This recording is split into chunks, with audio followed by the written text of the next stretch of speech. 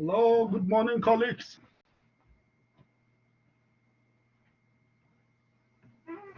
Good morning, sir. How are you doing? How are you all doing? Oh, not too bad in yourself. Fantastic, fantastic. I'm doing very great. Right. Okay.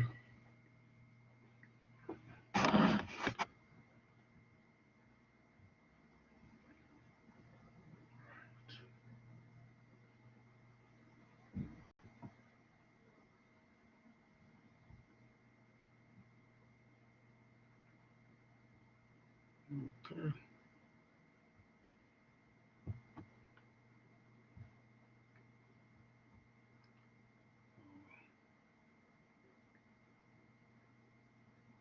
I'm just uploading some files.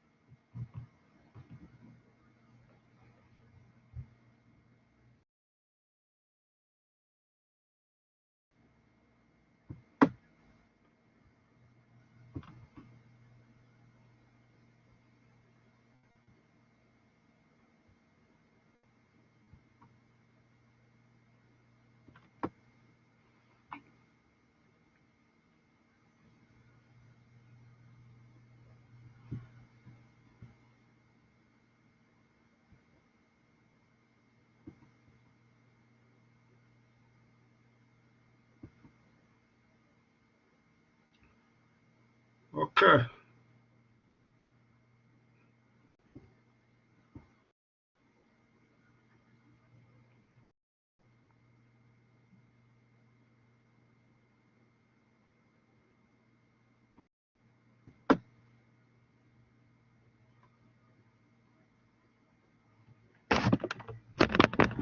Okay, colleagues, I think this was where we stopped the other day.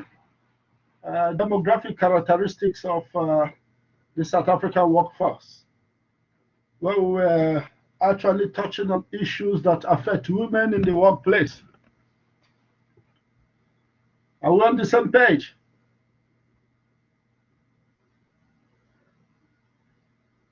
Yes, sir. I think Can I so. hear someone confirm?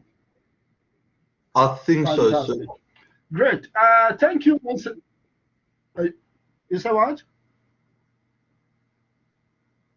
Hello? What did you say? Hello? Can I hear you? Sir, who you referring Is to? this where we stopped last? Yeah, yeah, yeah. I think you said something now. I just wanted to get what Uh, you said.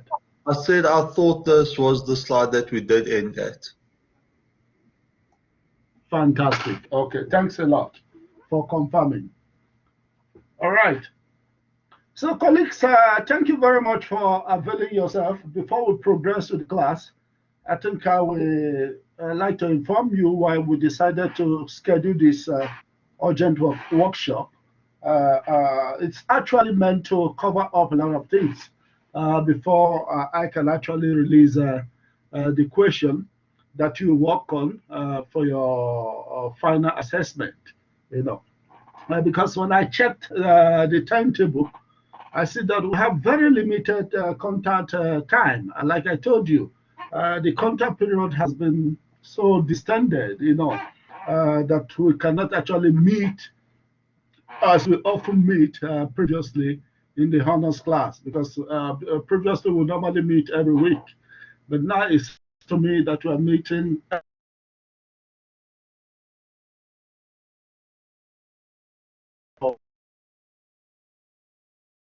take off my time, take off my weekend realization period to actually have some lecture with my or some class activity with my honor students in leadership.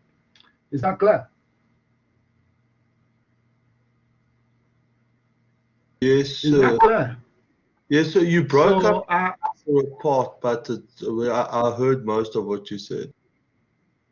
okay. So basically, it is a sacrifice between us, the lecturer and the student, for us to actually meet up with our study guide or our learner guide, in terms of some of the contents there. All right. Okay. Now we were speaking about women, issues that affect women with regards to demography, employment of women and people from disadvantaged background has increased. And I think I did mention to you also some of the reasons why, of course, the number of women have increased in the workplace. And some of them are, of course,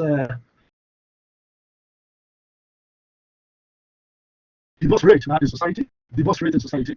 For instance, if a woman was formerly under a man, suddenly the marriage couldn't work or the partnership couldn't work, now the woman may decide to fetch for herself or to work for herself to earn a living. So that is bringing more women also to the workplace. And of course, I told you the changes in social convention also changes in stereotype towards women. Before I gave you instances that in a family, parent can say, let us train the men because the men remain in the family and the women will be going out to another family. But those things have changed. Even currently, people have realized that female children take care of their parents even more than the male. So things are changing. Social conventions are changing. Can you see? So that is another issue that is also bringing more women into the workplace. And of course, education of women. I gave you instances, the fact that even in the classroom now, we have more women, more females than males in the classroom. And of course, we have more females that are doing exceptionally well in their academic work. And after schooling, you don't expect her to be a full-time housewife. Definitely, she has to work to earn a living. So educational empowerment for women is also bringing them more into the workplace. And of course, also women also seeing other women that have succeeded. I think I gave instance of a person like Dr. Nkosazana Zuma, and of course, I gave instances of a person like Iron Margaret Thatcher, and I gave instances of the current German Chancellor that is doing exceptionally well in Germany. I gave instances of Indira Gandhi, the late Indira Gandhi of India. These are all women who have excelled in the workplace. In fact, recently now the president of Tanzania is a woman after the death of the president of Tanzania. So women are excelling, and of course, other women are looking at them and so if my fellow colleagues or fellow women can do this, definitely I can also succeed as a leader or succeed in the workplace. This is bringing more women also into corporate setting, of course. And when we talk about issues around disadvantaged background, of course, you know that, for instance, within South Africa, there were people that were disadvantaged during the apartheid days. Of course, this is also bringing more of those disadvantaged people back into the workplace based on affirmative action and employment equity acts that were enacted after the fall of apartheid in South Africa. You see? So employment of women and people from disadvantaged background has increased significantly. And of course, I remember while I was also giving you a lecture, I gave you an instance of also perception also that there is also a feeling of other women that when a woman is in key position, she tends to restrict other women from succeeding. That was something that came out from a PhD thesis that I supervised, which was coined or dubbed as queen bee syndrome. That is the bee, honey bee. Honey bee, bee has a queen, and they are of the view that once the queen succeeds, he tries to limit others. He tries to even gather men around him so that women cannot actually penetrate to succeed like her, because of course it's rational to think in that way. Because, for instance, South African law has special place for women in terms of the women empowerment. And of course, if another woman is also chasing you as a woman in terms of moving in the corporate ladder, you will know that all those avenues of empowering women can, of course, make your junior colleague to meet you up at the same top leadership hierarchy. It could be like that, but of course, there are still certain women that want more women to grow also. So we cannot generalize this, basically, of course, So also another thing that we must put into perspective is that workers over 55 years of age are retained for longer in the workforce. Those are the characteristics. Can you see? So as such, we have both older workers and younger workers. Can you see that? We have older workers and younger workers in the workplace. And of course, this dichotomy and or this disparity between the older workers and the younger workers, maybe workers, we have different generation of people in the workplace. We have the baby boomers, those born after the Second World War. And of course, we have the Y generation. And of course, we have the S generation. And of course, we have the millennial generation. And of course, recently now people are talking about possibility of COVID generation. Can you see? After the COVID years, maybe we will have our post-COVID generation. So these are all different generations in the workplace, and there are different characteristics of these different generations, as you can see. Some of the generations are very loyal; they prefer job security, and etc. But there are some generations that are quite independent, very arrogant, very carefree, and they want to enjoy and exploit the world, before they settle down. So these are different characteristics. And of course, there are generations that are a little bit not receptive to new technology or embrace new technology. Those are the older generation because they are used to manual related work activities. But of course, the millennial generation are computer savvy. They are technologically savvy. Can you see? They love technology. They play with technology. I tell you, most of the technological activities that I have actually learned in my work environment, I think I was taught by most of my student assistants. Can you see? Because when we were having a normal class, I have some student assistants that work with me. And when I struggle with technology, I will just go, please, come and show me this. I don't have,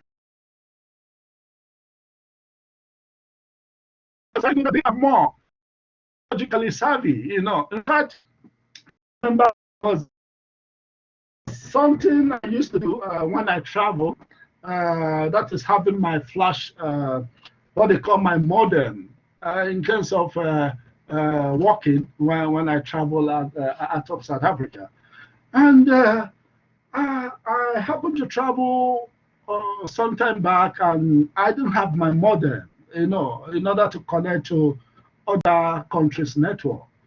And my son who is now currently doing electronic engineering, just told me, no, Daddy, there's a way they do it. You use your phone and you get connected, both internet and everything. And he took my phone, did one thing or the other, and before I knew it, I was in the internet of my computer. Can you see? So that, those are the millennial generation. They are computer savvy. They know everything. They experiment. They have time to enjoy themselves with technology. So for me, I'm every time reading and doing research, supervising, giving feedback.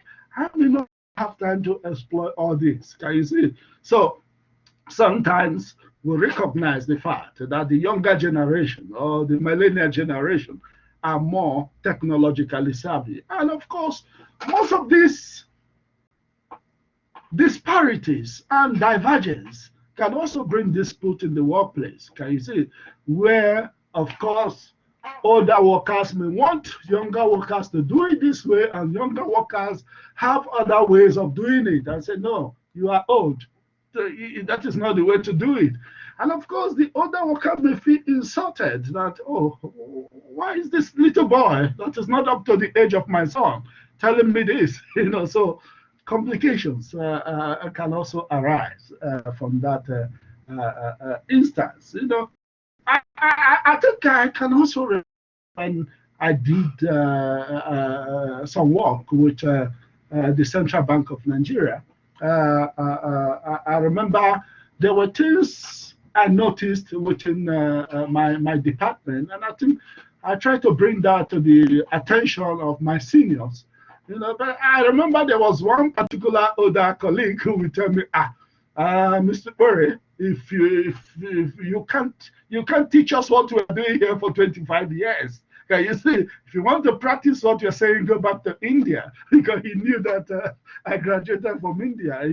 So these are different things. Even the older workers at times are scared that the younger ones want to now take over from them and teach them what. So those can also bring issues of dispute and affect performance and of course behavior of people, of course, in the workplace. So organizations need to make diversity management a central component of their policies and practices. Can you see? Organization needs to make diversity management a central component of their practices and policies. Can you see? Why? Because diversity management is now very, very important, critical for an organization to succeed. All this diversity, both gender diversity, both ethnic diversity, both age diversity, both, all these variant of diversities within the workplace must be properly managed by management. Can you see? It must even be properly managed by countries. Can you see? One of the challenges facing many countries today is the challenge of diversity. Can you see? People are not managing their diversities properly. That is why we see wars, we see killings, we see every time infighting among people living in a country. And also in the same way, we see that also happening in organizations. Can you see? So these are all things. That is why diversity management is now becoming a very critical course within universities. And if we know how to manage our diversity through compassion, through empathy, through understanding, through dialogue, through kind of patience, definitely we will get it right, and also create an environment that is harmonious, an environment that is peaceful for businesses to blossom. Is that clear?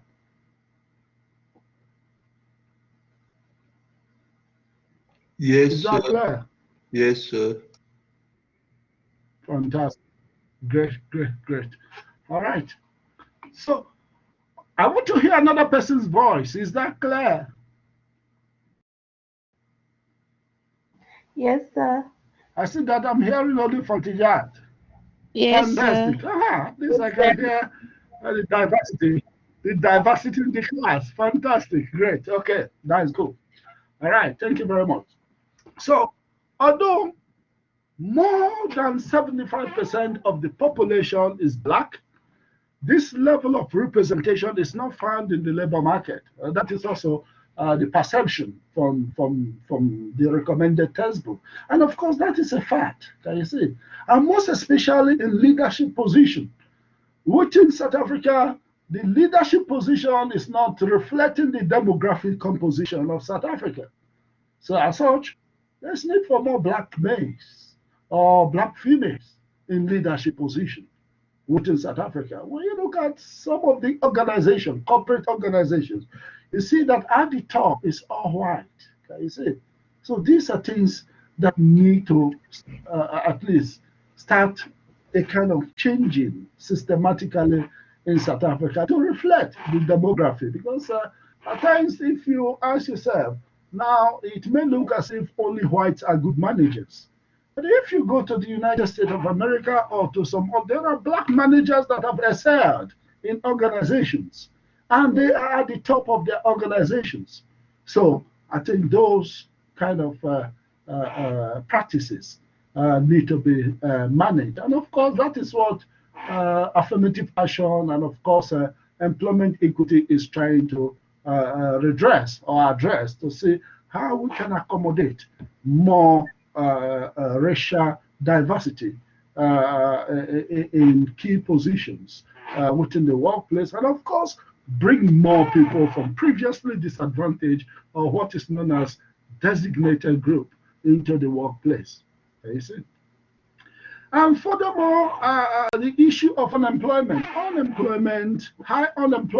at 25.5% in South African labor market is compounded by constant growth in South Africa is experiencing high unemployment. And of course, South Africa is not the only country that is experiencing high unemployment. Is experiencing almost 30% unemployment rate. That is the government official. It could be more than that in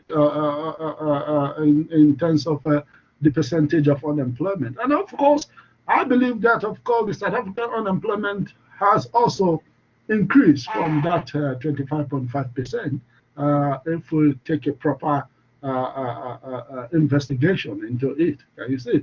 So unemployment, not just within the African region, is also affecting even advanced nations. Particularly, of course, the challenge has been exacerbated by, of course, the COVID-19 crisis, which is, of course, making so many organizations to close down and so many activities to be very redundant. See, for instance, some of the outsourcing activities by some Dubai firm from India have all stopped. Can you see? Because of the COVID-19. You see, so those are also challenges. And of course, the fourth industrial revolution also is bound to increase unemployment first for so many years before the new technology begin to accommodate people in other areas. You see that? The industrial revolution is definitely the fourth industrial revolution. We definitely destroy job first, whether we like it or not. You see, we destroy a lot of job first. Maybe other new areas that have been created will, of course, accommodate people that have been retrenched or dismissed from work as a result of or downsized from work as a result of new advanced sophisticated technologies. And I gave you instance of one of the banks in South Africa, and of course major banks in South Africa now, of course, embracing advanced sophisticated technologies, which of course, whether we like it or not, whether we are seeing it or not, will definitely impact on job creation and of course increase the number of the unemployed in South Africa. Is that clear? Yes, sir. Fantastic.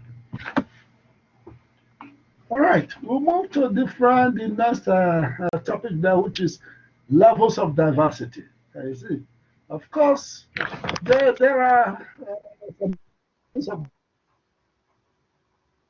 the first one is surface level diversity. Surface level diversity. Those are differences in easily perceived characteristics.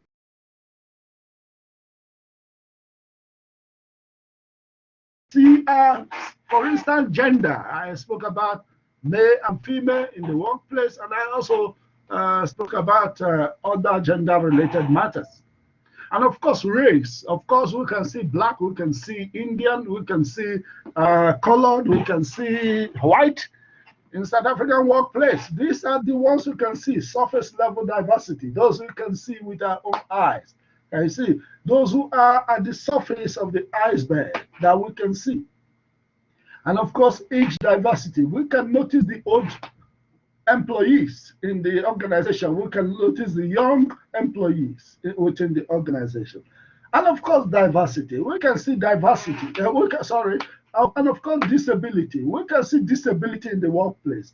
Those who are moving with a wheelchair, and those, of course, walking with a walking stick, and those, of course, blind within our workplaces.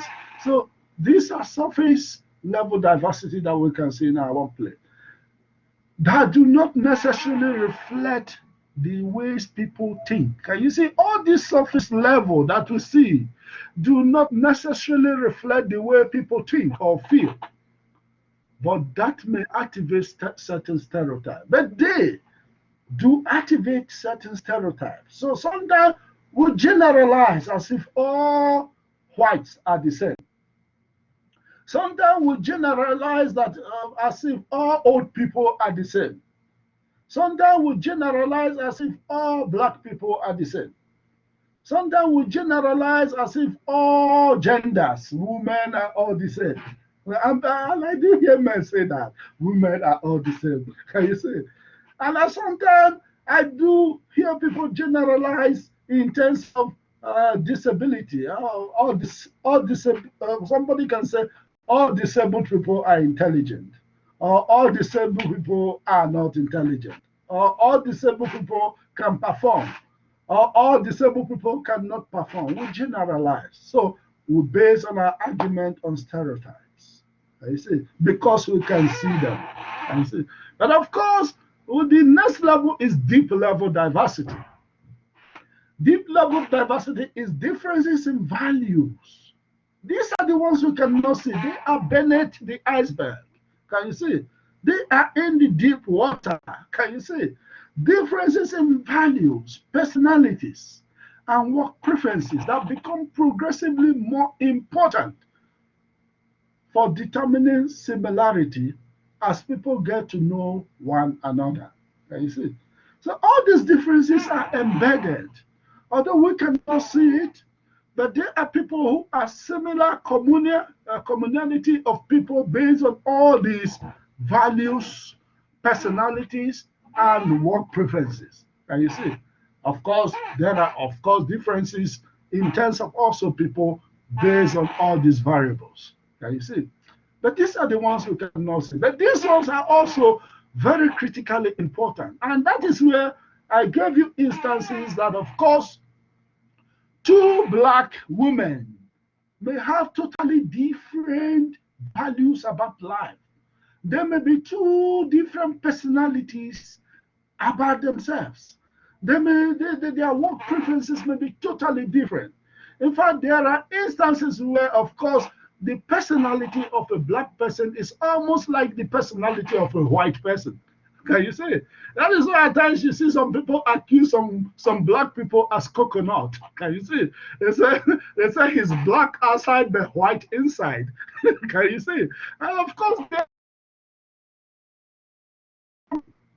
don't have personality of a black person. Okay. We are human beings. Can you see? So those are some of the in terms of embedded or diversity that are inward, intrinsic in every one of us. Is that clear? Yes, sir. Yes, Yes, sir. sir. Fantastic. Okay, cool. All right, we'll come to the topic of discrimination. Discrimination. Discrimination is a high level topic across the globe. In fact, the United Nations Convention has also addressed issues of discrimination in the sense that nobody should be discriminated upon based on certain values. And of course, religion is part of it. Can you see? Based on certain values. No person should be discriminated because he is a woman. No person should be discriminated because he's a Christian. Nobody should be discriminated because he's a Muslim. Nobody should be discriminated based on his sex or her sexual orientation. Can you see? So discrimination is nothing of difference between things. Nothing, just nothing that there's a difference between things. Can you see? Now, when we use the term discrimination, it doesn't.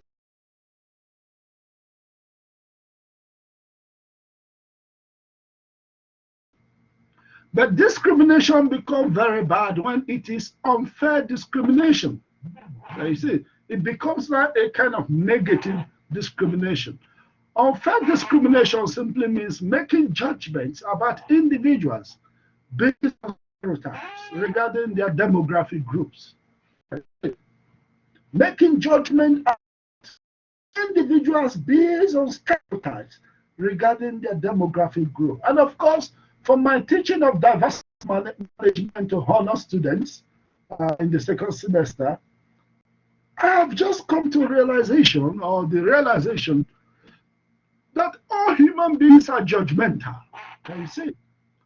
We judge on things we don't know, and we make conclusions based on our own stereotypical head view, either that has been shaped by our backgrounds or that have been taught to us by our parents. Can you see? Now, for instance, when you look at, for instance, the issue of discrimination between whites and black, if you look at two children, a black and a white children, they may play together, hug themselves, without their parents telling them that, no, don't associate with this one. Can you see? So they may hug themselves when you see a white and a black child. They can play. They don't even see the blackness. They don't even see the whiteness. But they can begin to see the whiteness and blackness when their parents inform them that, no, you can't play with a black child or you can play with a white child. And you see, it becomes a stereotype. And you grow believing in this negative stereotype. And that leads to issues of unfair discrimination. Can you see? Now we move further in terms of this. Equality before the law and freedom from discrimination are enshrined in the South African Constitution. Can you see? Equality before the law and freedom from discrimination are enshrined in the South African Constitution. That is to say that nobody should be discriminated on the basis of race, on the basis of gender, on the basis of religion, on the basis of sexual orientation, on the basis of age. Can you see? So effective diversity management is often necessary to eliminate unfair discrimination. Effective diversity management is often necessary to eliminate unfair discrimination. And of course, we have many forms of discrimination. Many forms of discrimination are prohibited by law, leading to decrease in overt form of discrimination and an increase in covert form of discrimination. So many discrimination are prohibited by law. And of course, because these are prohibited by law, it leads us to see a kind of decrease in those discrimination that are surface level discrimination or surface level diversity. Can you see? But of course, the overt form of discrimination, or that is, of course, the covert form of discrimination can of course increase. Can you see those who cannot see? Can you see embedded within us? Can you see those ones can of course increase. The law has taken care of the one we can see, but the law cannot take care of the ones we cannot see. Is that clear? Yes, sir. Fantastic. All right. Now, discrimination. Some of the discriminatory types are, of course, discussed here. Type of discrimination. The first one is discriminatory policies and practices. Okay, you see, which of course is action taken by the organization that deny equal opportunity to perform or unequal reward for performance. That is discriminatory policies and practices. You see?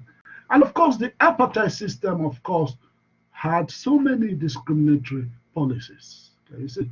So it was action taken by, of course, the government that deny equal opportunity to perform or unequal reward for performance. You see? Then, of course, and when we look at the unequal reward for performance, if you take by the memory lanes in terms of South Africa Industrial Cancellation Act and so many acts before the Industrial Cancellation Act, you can see that during the apartheid days in the 1909 to 1956, white and black workers were paid differently.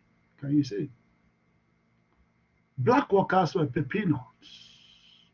That is why you saw a lot of protests, a lot of strikes during those heydays of apartheid in the mines. You see, so those are discriminatory policies and practices by the government, and of course, those things can also reflect within an organization, whereby organization take discriminatory policies that affect people within the workplace. All right.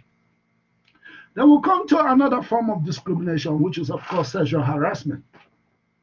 We'll deal with that if we have time, touch on sexual harassment and what it entails. But we'll leave that for now. But if we have more time within our space and curriculum, I may just address that a little bit.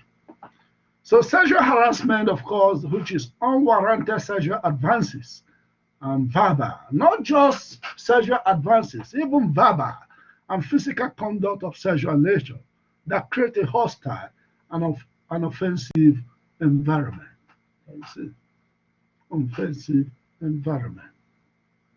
You see? So that is, of course, sexual harassment, which is also a form of discrimination. You see? And let me tell you one thing about sexual harassment. Don't think that sexual harassment is just only from a man to a woman. Get it right. A woman can harass a man in the workplace.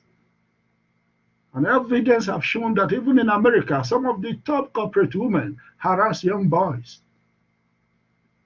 So keep it at the back of your mind, because when we talk about sexual harassment, it looks as if it is only the men harassing women in the workplace. That is not the fact. You see? So that is that. And of course, with regards to sexual harassment, we have what we call pro quo harassment, which is asking for sexual favors directly from the opposite sex. And of course, we have hostile or offensive work environment, where you create a kind of hostility to the opposite sex. Can you see? Even showing some nude pictures in the office or showing certain pictures that are offensive to the opposite sex that you share the same office with could be considered as sexual harassment. So we must keep it in mind. Now, when we talk about sexual harassment is part of discrimination. And of course, another aspect of discrimination is intimidation in the workplace, which is, of course, overt threat or bullying directed at members of specific group of employees. You see, directed at the members of specific group of employees. It's intimidation. And of course, I think recently my one of my PhD students from the United States of America, currently working on a Black Lives Matters movement, civil rights and Black Lives Matters movement in the United States of America, spoke about issues of intimidation in the workplace. And of course, the American society today is filled with intimidation, police brutality on people, bullying of black bodies in America. Can you see? These are all intimidation. And in fact, I started interrogating my students. You are talking about corporate. How does police brutality in the street affect the black man in the corporate world? And he gave me a clear answer.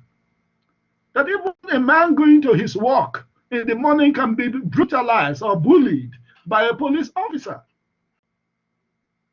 And of course, the management or the corporate may not even know why the man was late to work, or why the man was so much emotionally drained at the workplace. Can you see? So he is on point. He's given the picture of the United States of America when it comes to white police killing black souls, or white policemen killing black souls. Even now, it's not just policemen, policewomen. Recently, a policewoman shot a 15-year-old black child. And she's claiming that she thought it was a teaser. These are some of the issues we have. And other people from different demographic groups will certainly be intimidated. And this also comes also into corporate environment, where you have certain individuals that will begin to also intimidate their fellow colleagues based on their perception of the groups that those people belong to. So this intimidation can come, of course, from any race, it can come from any gender, and it can come from any age group within the organization.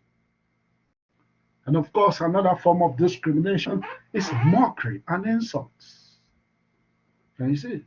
Which is, of course, jokes or negative stereotypes. Sometimes the result of jokes that are taken too far. Can you see? Remember, I told you, of course, people can joke in an organization, create a fun environment, but don't take it too far.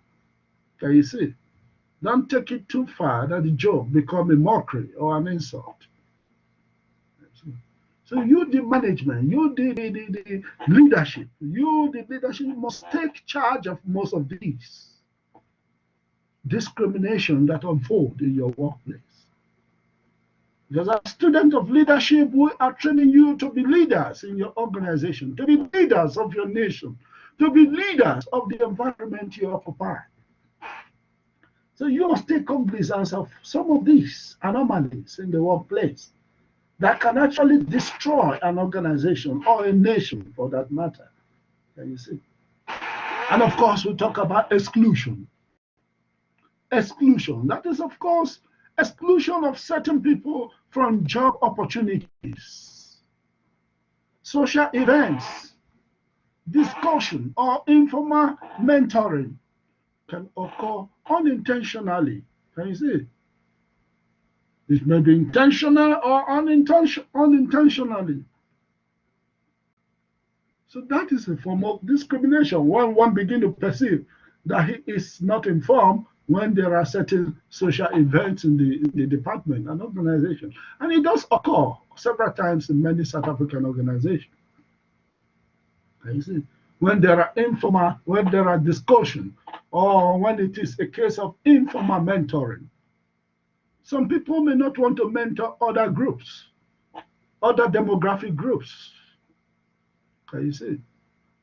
It may not be intentional, but of course sometimes it can be. Can you see? So that is a form of discrimination in the workplace. And of course, incivility. Incivility in the workplace is a form of discrimination. Disrespectful treatment, including behaving in an aggressive manner, Can you see? Disrespectful treatment is incivil, including behaving in an aggressive manner, interrupting the person, or ignoring his or her opinions. Can you see?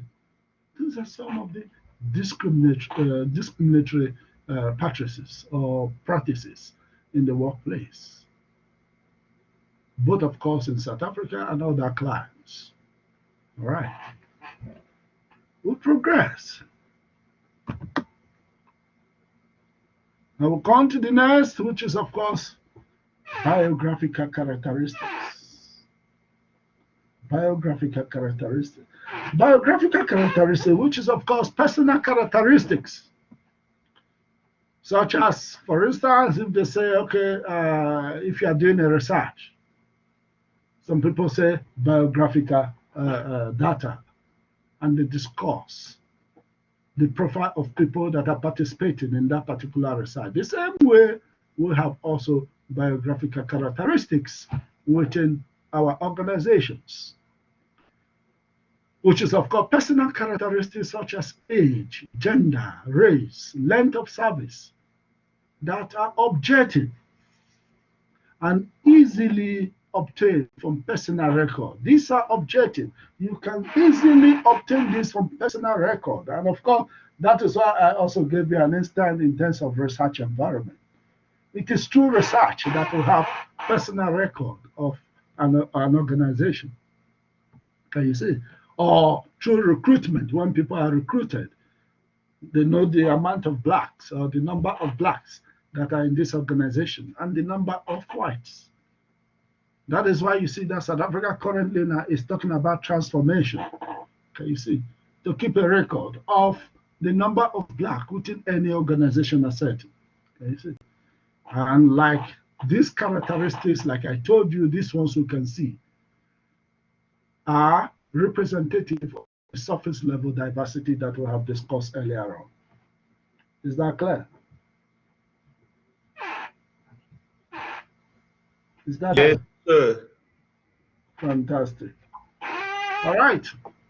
So biographical characteristics are easily identifiable and readily available to an organization.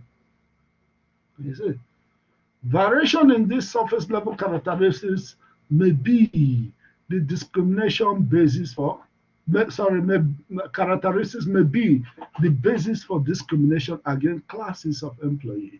You see, variation, different variation in these surface level characteristics may be the basis for discrimination against classes of employees.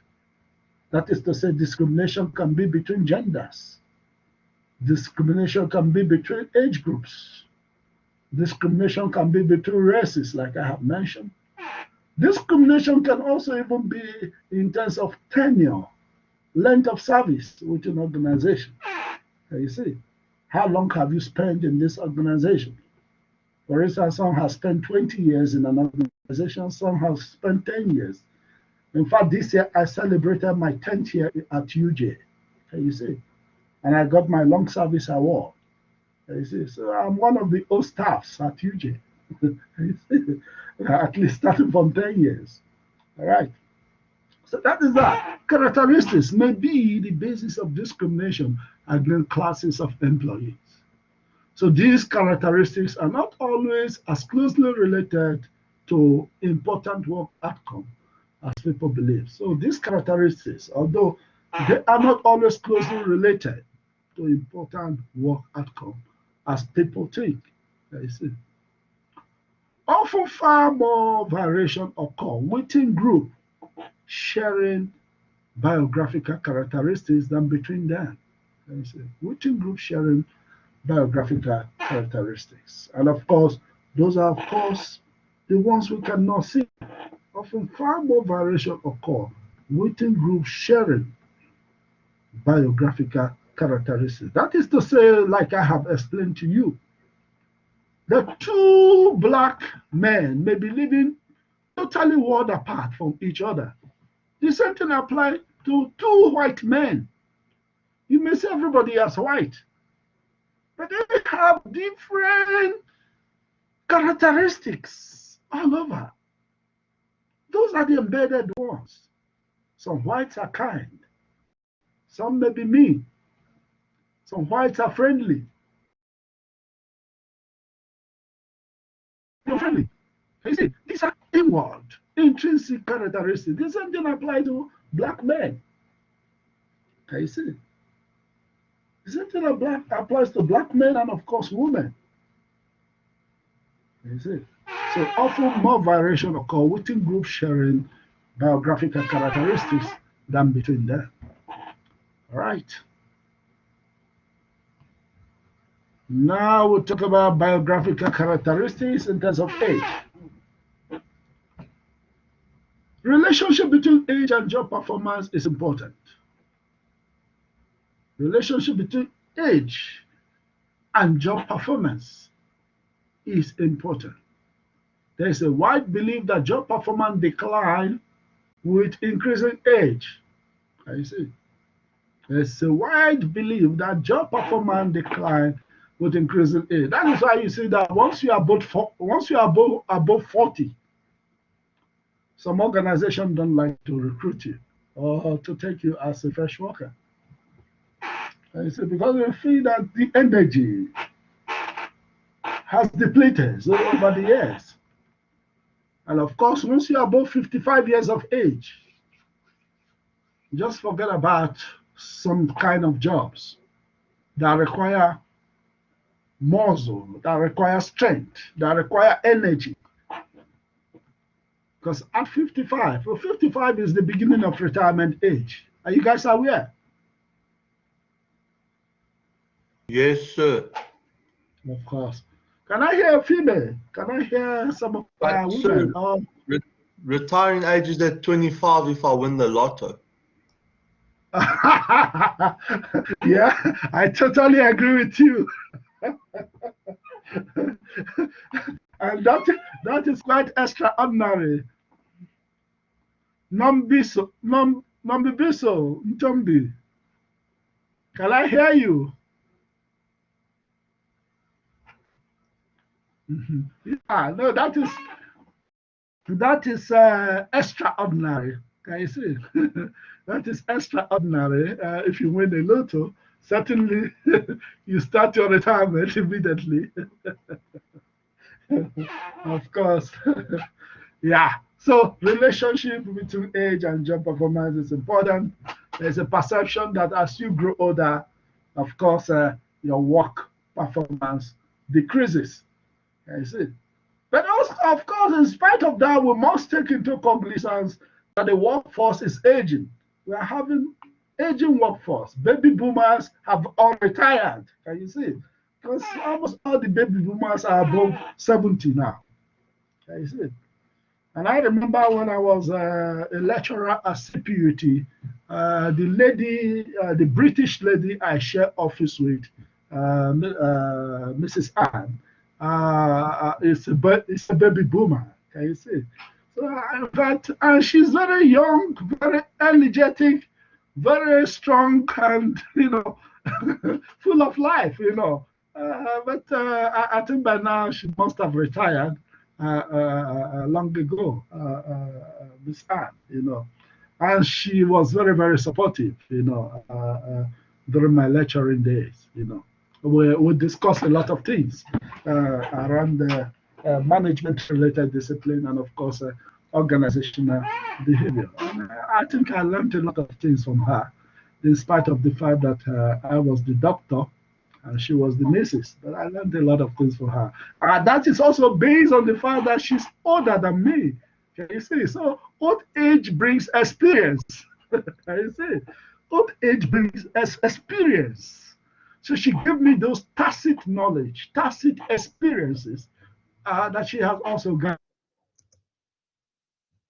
Can you see? Sorry, sir.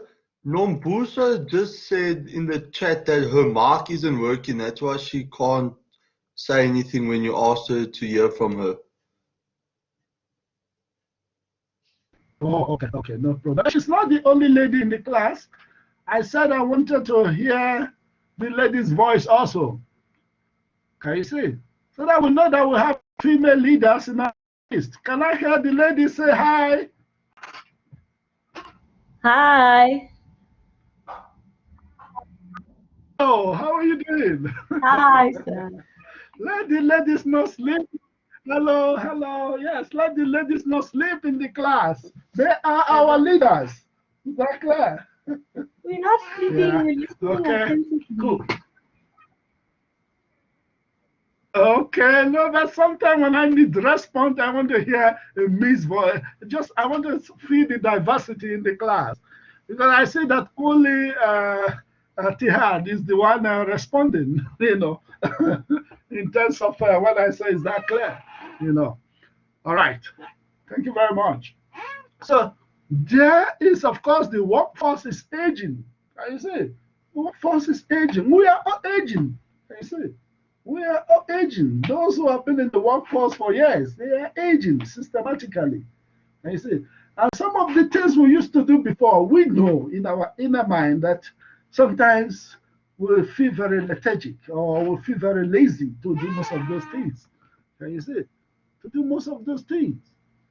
I can remember in those days after my PhD, I can work throughout the night, wake up again, go to the class, come back again, working. And I remember my supervisor then, Professor Slobert, used to tell me, Wilfred, no, reduce the level of working. Because sometimes at CPUT, I was the second top researcher in terms of research outputs. So someday I can write, and publish. And if you go to Google Scholar, you can see the credence of those, my research outputs. So when there's an announcement, the university will mention me as the second researcher. The top was another guy, Professor Makinde, who is now with Stellenbosch University. So the energy, the drive, the force was there because of that youthful age. You see. And of course, there are certain jumps you can do as a youth, as a young man, in your 20s to maybe middle of 30 years. But those things, you cannot do them. Otherwise, after doing that, you will receive some signal from your waist that something is not getting right there. Can you see?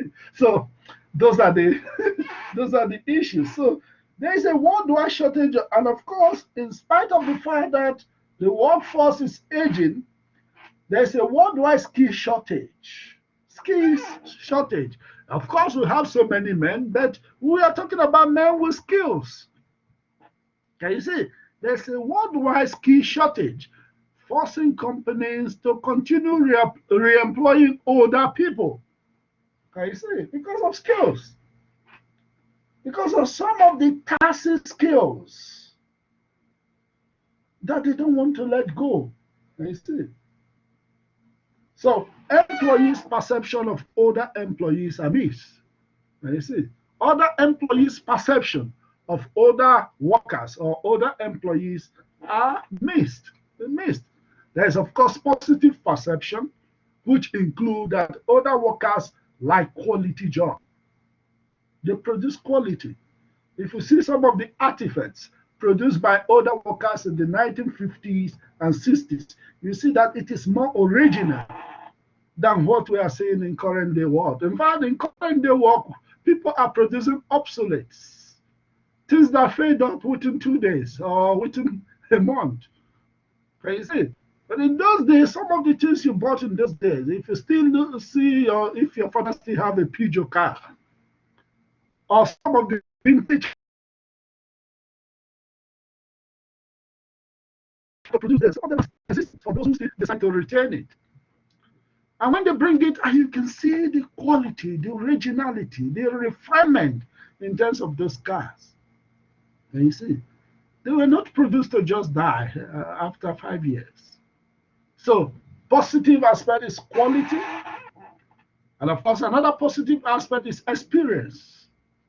And you see, positive qualities such as experience, judgment. There is always a belief that older workers have perfect judgment. They consider things before they jump into conclusion.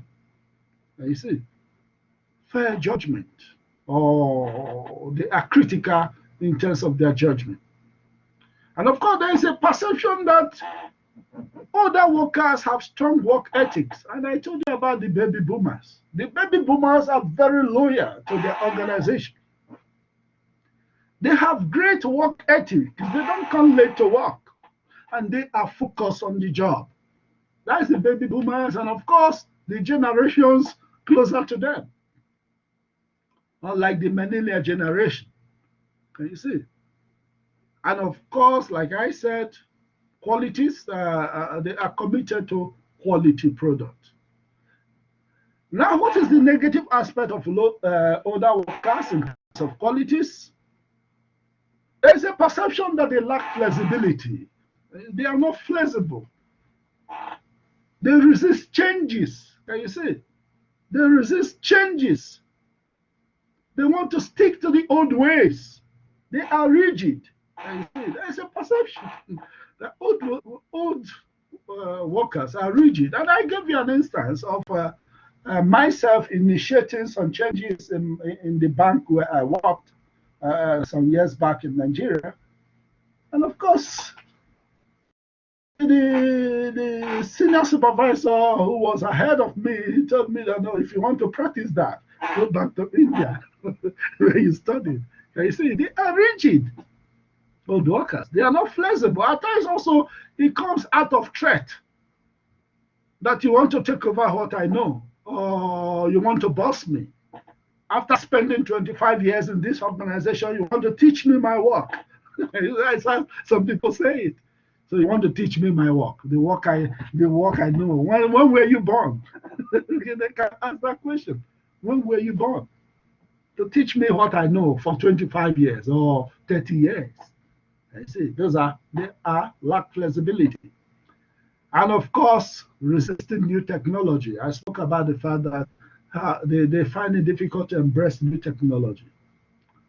And also sometimes also, not just them, in fact, let me put myself that I'm becoming part of those, systematically becoming part of those old workers. And I think that is why I also mentioned to you that the millennial generation are more technologically savvy. I remember now in terms of technology, this year, the University of Johannesburg, because of course, our Vice Chancellor is one of the drivers of the fourth industrial revolution, and of course, technology everywhere. And this year, I think they told us that our performance appraisal will be electronically manipulated, which is, of course, technology. And we were not asked to input all our performance related KPIs and all the rest, KPI, in the system. I tell you, that was another work for me, and of course for many colleagues. Can you say it was bringing a kind of laziness, it was bringing a kind of reluctance, it was bringing a kind of resistance that we have to do it at the end of the day. Can you see? But you can be, but of course, for the younger generation workers, this is something they will even enjoy. Jump into it, and before you know it, they have set the system going. And of course, after that, of course, we were also told now that recently that apart from that, there's another aspect that okay, recently now. The Zoom, the new ways we lecture. I remember I was taking you guys on, and I think that was what I used throughout last year. And all of a sudden in your class, I think some people told me, sir, please, let's go to the blackboard, that it is more reasonable. To be frank with you, okay, it took me almost 2 days trying to maneuver around the blackboard. In fact, I have to call another younger staff who is already using blackboard to tell you, okay, my students like they lack blackboard, because the university gave us a kind of option that we can either use Zoom or blackboard. So I have to start learning how to use blackboard, and here we are using blackboard. But to be frank with you, it was a difficult exercise for me, but I said, no, I have to please my students, to to make sure that the next class we must be on blackboard. Can you see? So these are challenges in terms of old workers. Once we are good at one, like me, I was already good with Zoom and I was enjoying the Zoom environment. Can you see? Then I have to move back to now use the blackboard that I was actually reluctant to use throughout since the COVID-19 started. Can you see? So those are issues in terms of negative qualities such as lacking flexibility and, of course, resisting change or new technology. All right. Now we move to the next one, which is, of course, biographical characteristics. That is, of course, gender. Issues of gender. There are few, if any, important differences between men and women that affect job performance. Can you see? There are few. There are few things, if any, important differences between men and women that affect job performance. Just few. Of course, there are differences, but there are few. Can you see? So there are no consistent male stroke female differences in problem solving. Keep it in mind. There are no consistent male stroke female differences in problem solving ability. Because of course, there are some women that can solve problem more than men. Are you aware of that?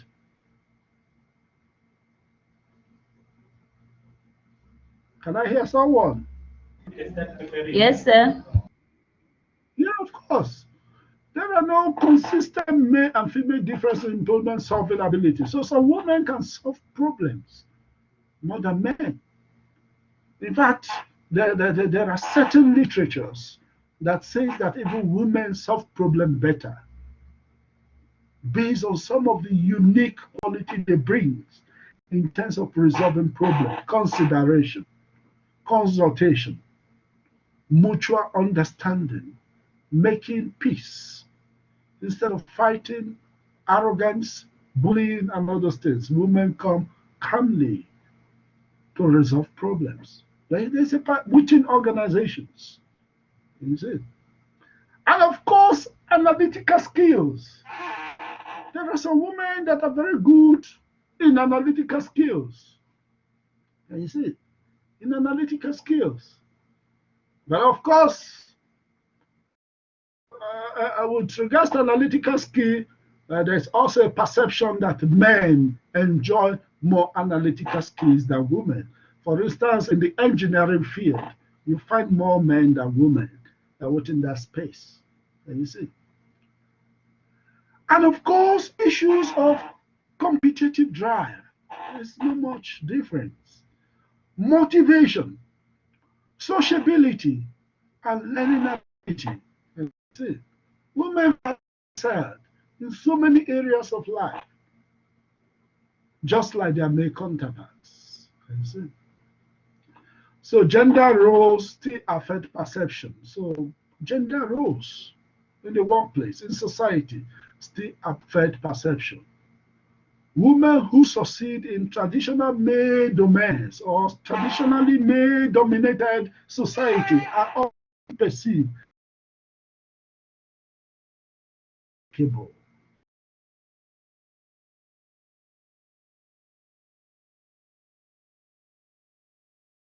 Likable.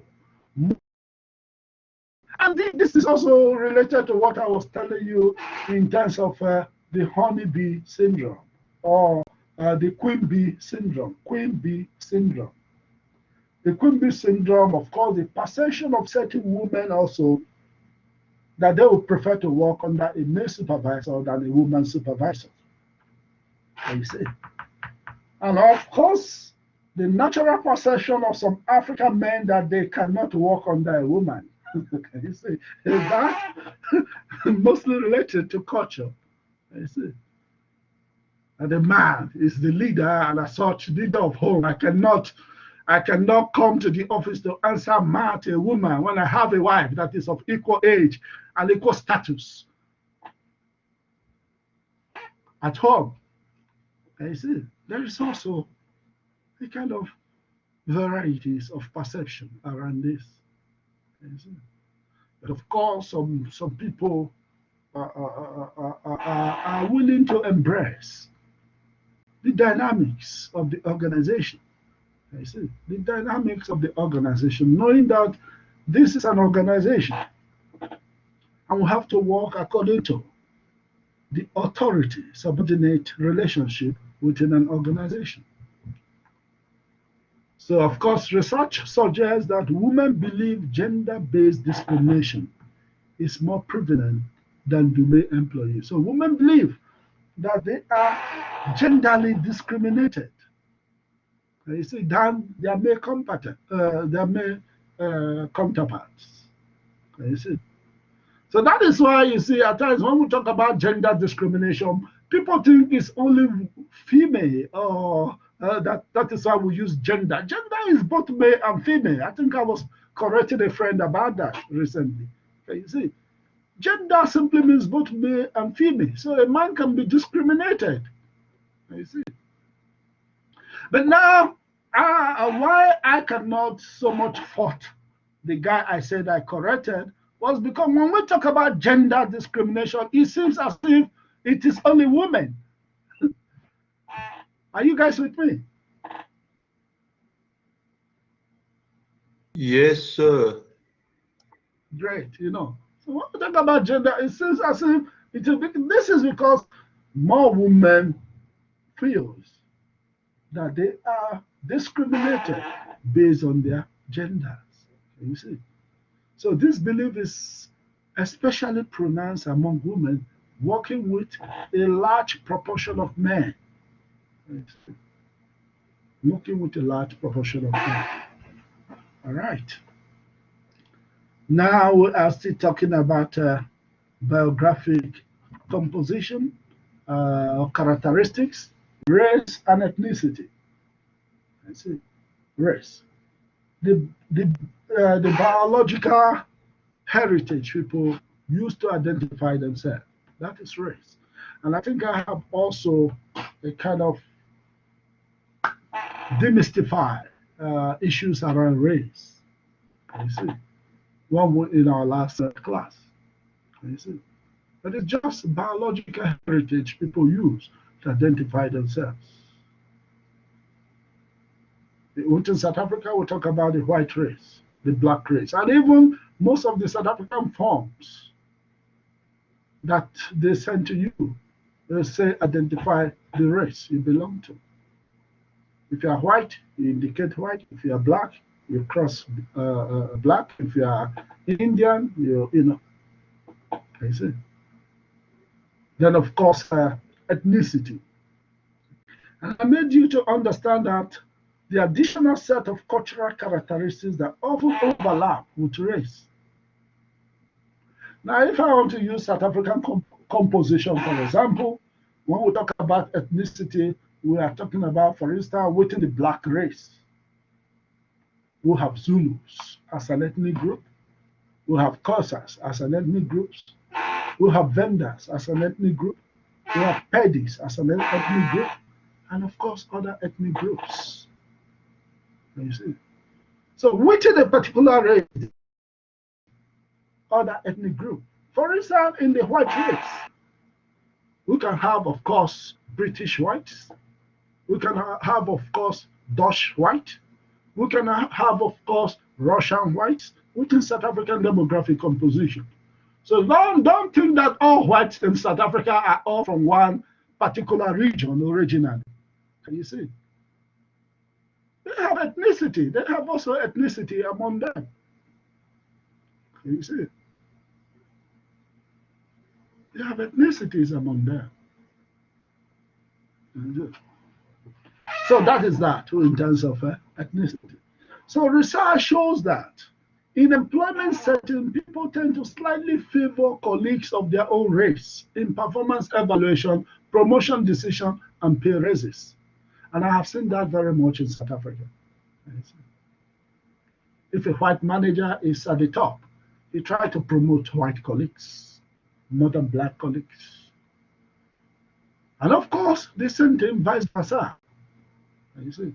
But because we have more white managers in South African organization. It seems as if it only plays out among the whites. And you see, and of course, when you go to also the public sector environment, you notice that blacks are also doing that in terms of promoting their own fellow blacks, which of course have reinforced issues of favoritism, cronyism, tribalism, or ethnicism, and all the rest. Indeed. And of course, that is also bringing up problem of its kind. Can you see? Problem of its kind.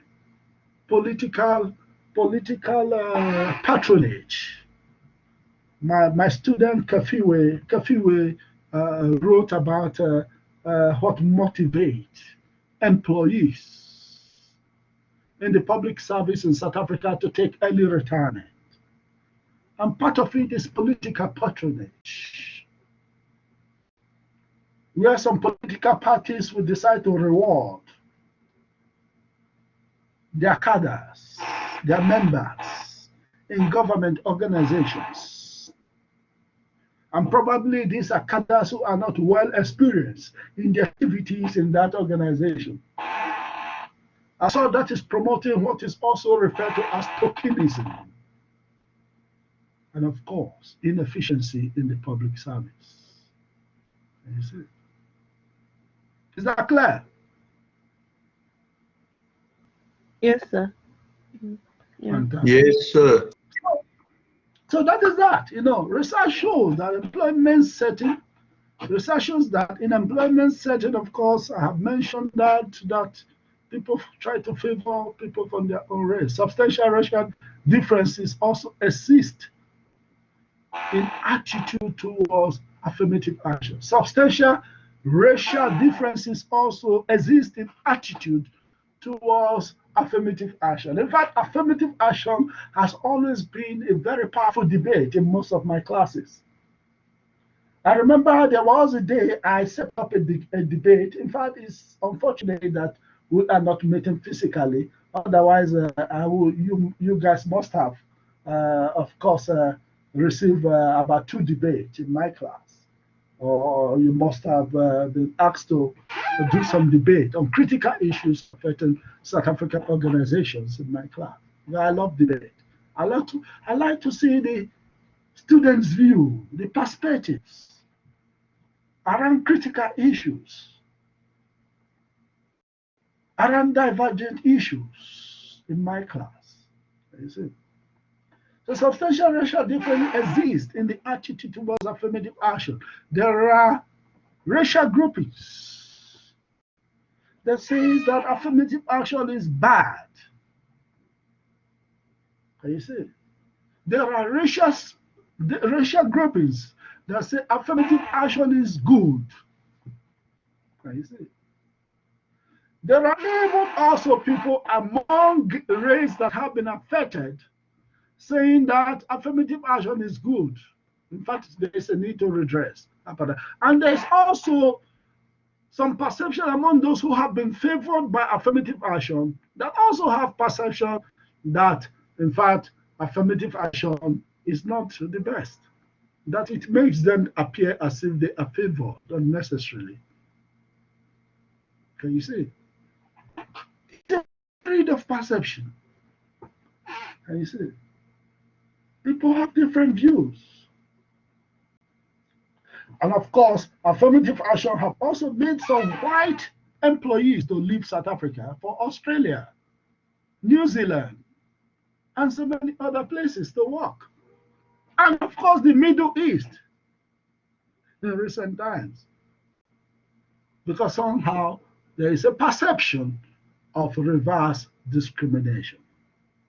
That's it. Some perceive affirmative action as reverse discrimination as such. Instead of continuous receiving of this reverse discrimination, they felt it is better to be a second-class citizen in another man's land than to be a second-class citizen in their own country. So these are perceptions. So evidence suggests that despite group differences in main test performance, there is little convincing evidence that well-constructed test sets are more predictive of educational, training, and occupational performance for members of one group versus another. Can you see? Can you see? There are people who believe in terms of most of these tests that some racial group perform more than other racial group, or some genders perform more than some other genders with regards to diversity. But when you look critically, this may not hold true. I say this may not hold true. Everybody is endowed. Everybody is equipped with different kind of skills and knowledge. You see, with different kind of skills and knowledge. So if everybody received the same training, definitely they may perform as well equally.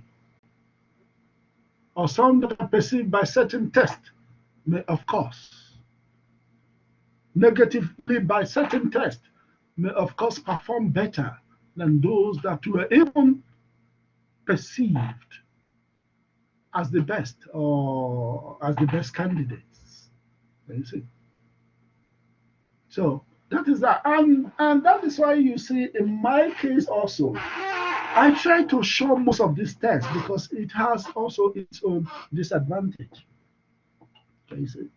Sometimes I feel that some of these tests can be biased. And I have experienced some of these tests basically relating to my own children also. You see? So tests can be biased. You see? For instance, when a white assesses a black child, the black child may have entirely a different world or background. And the white person taking some of the tests, because you ask somebody a question and they may totally misconstrue the psychology of the black child.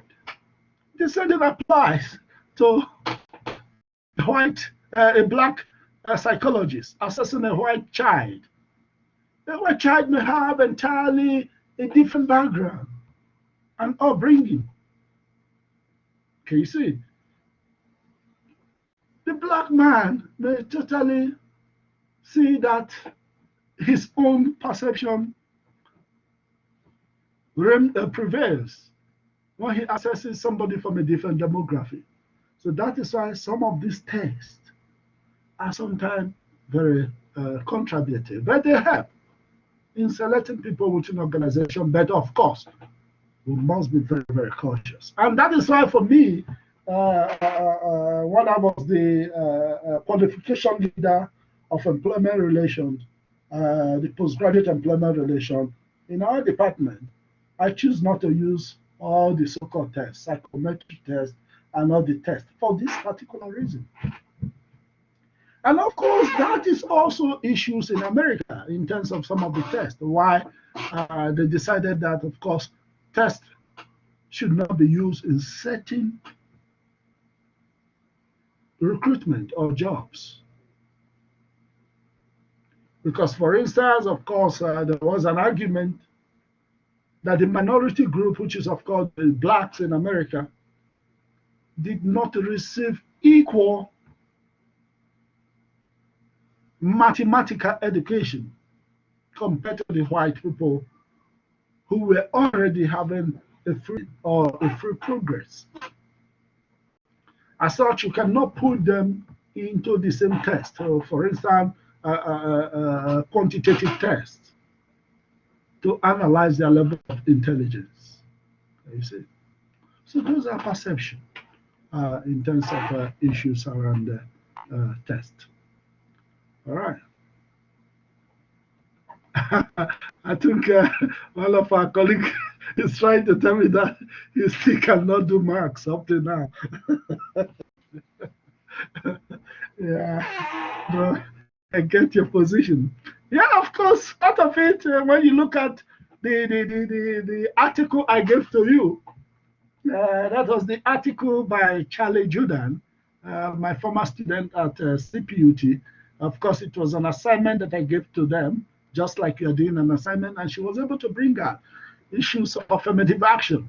South Africa Industrial Council, comparing South Africa Industrial Cancellation Act and the current affirmative action.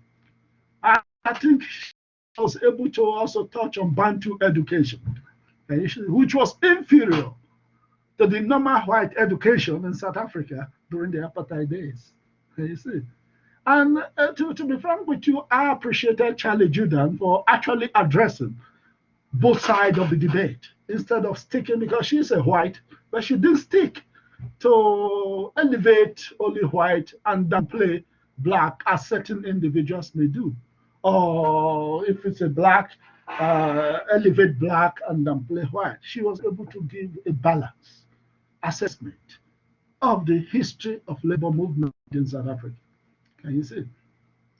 So that is that, with regards to issues of equal treatment in terms of adopting people or recruiting people into the workplace. If you tell people from diverse grouping, if you use the same yardstick for them, there could be some challenges, of course. All right. Then we'll come to issues of disability in the workplace. Disability. Generally, a person is disabled if he or she has any physical, mental impairment that substantially limit one or more major life activities. The person is disabled if he or she has any physical or mental impairment that substantially limit one or more major life activities. You see? And of course, disabilities share almost no common feature. So no generalization is possible about how each condition relates to employment. Can you see? Some may be blind, some may be dumb, some may be deaf. Can you see? So disabilities share almost no common feature. So no generalization is possible about how each condition relates to employment. However, some jobs cannot be accommodated. There is this emphasis that we should reasonably accommodate people that are disabled, particularly in the South African Constitution. And of course, that we should also reasonably accommodate also people also based on religion. Can you see? However, some jobs cannot be accommodated to some disabilities. However, computer technology and other adaptive devices have increasingly allowed disabled people to be employed more often. Can you see? New technologies have enabled people to employ more disabled people. And of course, disabled people also, there are kind of jobs that they can fit into, particularly jobs that warrant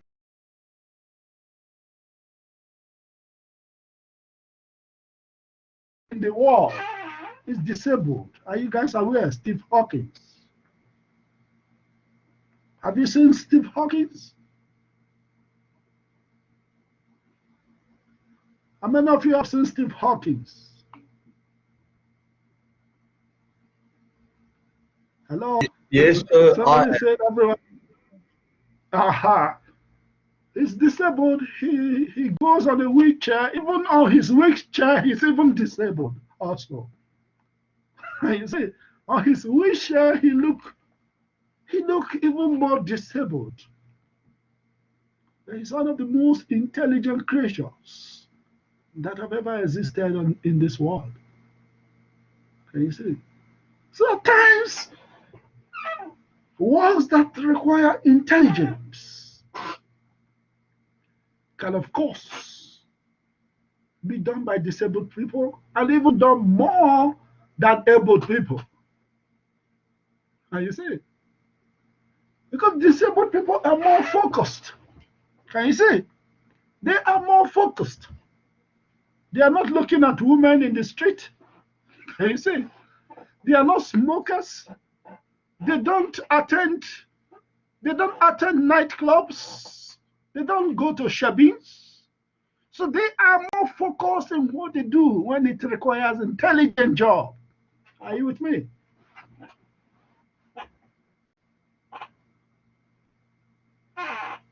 Are you with me? Yes, sir. That is it. So most of the disabled people that I've said, you will see that they live impeccable performances. Can you see? They live impeccable performances. Take, for instance, Stevie Wonder, who is disabled, who is blind. Have you listened to his music, his voice? Can you see? His composition of music. That is a good example of disability. Someone that, yeah, thank you very much for loving his music. Not be so. Yeah, you know. So you can say he is disabled. And when he sings, the whole world is moved. And you see, and I have seen instances where disabled people excel in their workplaces. Even Canada now is absorbing most of those disabled people that have high quality intelligence. They have set up a project for them to motivate them, to encourage them. All right. So that is that with issues around disability. And of course, in spite of that, there are certain things we must put into perspective with regards to disability. Negative biases and perception of how employability of disabled person remains. Can you see? There are, of course, negative biases and perception of low employability of disabled persons. Can you see? Especially with regards to mental disability. Can you see? Especially with regards to mental disability, negative biases and perception of low employability of disabled persons remain, especially with regards to mental disabilities. And when we talk about mental disabilities, of course, issues like madness, somebody who was mad and later recovered. Certainly, if an organization knows that, they may be reluctant to employ such kind of a person. And that reminds me, during my secondary school, all of a sudden we had a math teacher. You see, of course, he was normal previously, but after some time, we started witnessing some strange behaviors as students. And of course, maybe the university, maybe the school authority was not really aware. You know, I think I can remember in those days, the teacher would come into the class, he would criticize everybody in the school. He said the principal is counterfeit, the teachers are counterfeit, the students are counterfeit. So as students, we used to hear him. We thought, okay, this guy is shaking the grounds. Until one day, this guy started performing more than the issue of protest. So such kind of teacher can one day take a knife and stab a student. Can you see? So those are things organizations also watch when they discriminate in terms of disability based on mental disability. Can you see? Or those who have low IQ also. Can you see? Now, of course, evidence suggests that disabled persons receive higher performance evaluation. There is evidence who suggests that disabled people receive higher performance evaluation. Okay, this may be stemming from a manager or a supervisor trying to also encourage them. But in actual sense, in terms of work that requires intelligence, well, it could be a fact that they can get higher performance evaluation, although they tend to encounter lower performance expectation and are less likely to be hired.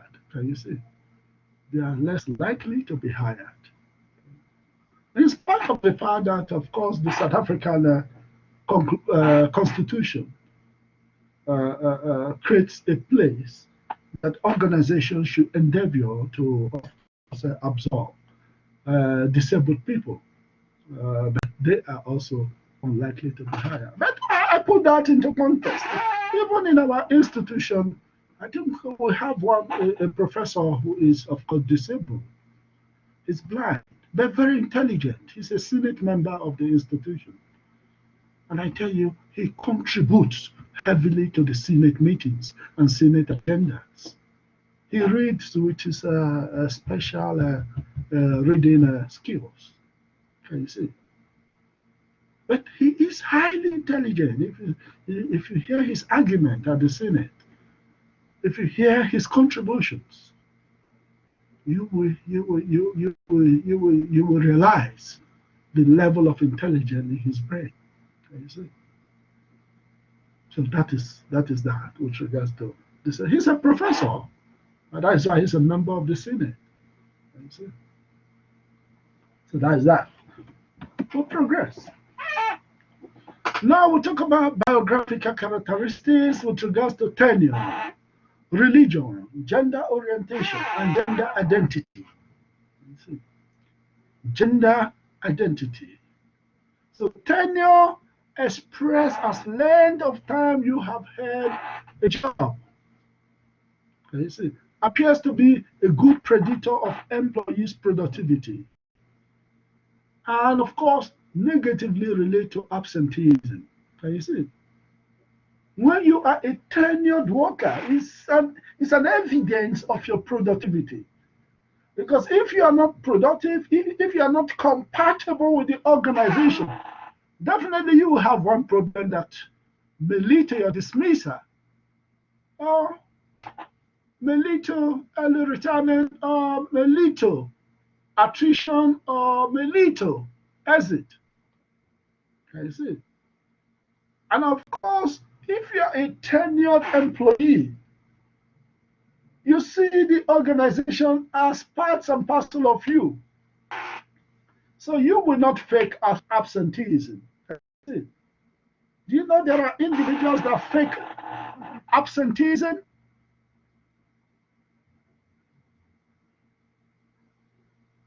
Are you with me? Yes, sir. Yes, of course.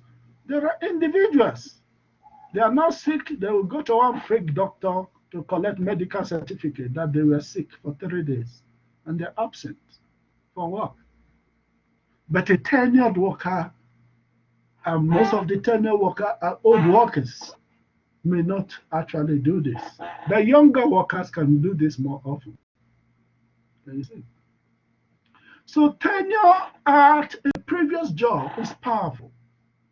Tenure at your previous job, how long you spent in a particular previous job, gives you some credit.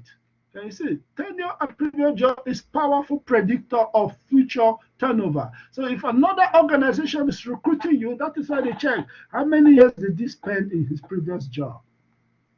If it is 1 year, just you may not be recruited. Can you see? Except you have exceptional skills that they are looking for. And of course, how can they see that exceptional skill if you have just spent 1 year with your previous organization? Can you see? So tenure is very important when they are recruiting you. If you are moving to another organization, at least you should stay in a particular organization for at least 5 years. You see, 5 years. For them to know that, oh, this guy will not also run away from our organization to another organization, jumping from one job to the other. And I also uploaded the research in terms of job hopping in South Africa, an article on job hopping, which was written by Nseba Ndwayaba and co-authored by myself and Professor Stein from Vils University. Can you see? So that paper is talking about job hopping. That is also the perception of some other researchers. Although my paper with Nduyaba was to demystify and, of course, counteract those previous views. the fact that there is a perception that black workers, black professionals, hop from one job to the other in search of new pay. And of course, there is an argument that even 100 rand or 500 rand can make a black worker to move from one job to the other. But myself, Professor Stens, and of course, the first author, Ndayaba, were of the view that this is wrong. This is not true. That sometimes black workers jump from one job to the other based on their experiences in a particular job. Some feel intimidated, some feel being bullied, some feel the sense of course, stereotype. Some feel victimized within certain workplaces that they cannot continue to stay. And as well, they move from one job to the other. You see. So that is a perception. Exploited, of course. Thank you very much. Even exploited. I say that can make one to move from one job to the other. You see, not just the issue of pay. If you stay in an environment and you feel you are not promoted, certainly you will run away. Certainly you will run away. Now, I'll give you a story in terms of my experience with my former place of work, CPUT. And I say this without mincing words. And in fact, they were also aware. Like I told you, I was the second top publisher at CPUT, top researcher. I was releasing my outputs. But when it comes to promotion, I was always denied. You see, when it comes to promotion, I was delayed. But that did not stop me from doing the good job I was doing. I continued working. You see, I continued working. So that made me to remain a lecturer, not even a lecturer at CPUT. But of course, recognizing the fact that I am equal to a senior lecturer, I was made the head of department. But that did not stop me from working until all of a sudden, University of Johannesburg spotted me. You see, and I applied for the job. From a mere lecturer, I applied for an associate professor, and I got that. No, I did not feel discouraged, my dear. I say, a colleague saying, don't be discouraged. Can you see? If certain people decide to frustrate you in a job, somebody will recognize you one day, like the biblical Joseph. Can you see? Like the biblical Joseph. You see? They say somebody, a prisoner, remembered Joseph. Can you see? In the prison in Egypt. And Joseph was elevated from just a prisoner to the prime minister of Egypt. So I was there. It did not touch me. Whenever they disappoint me, I will air my voice and view and go back to my work.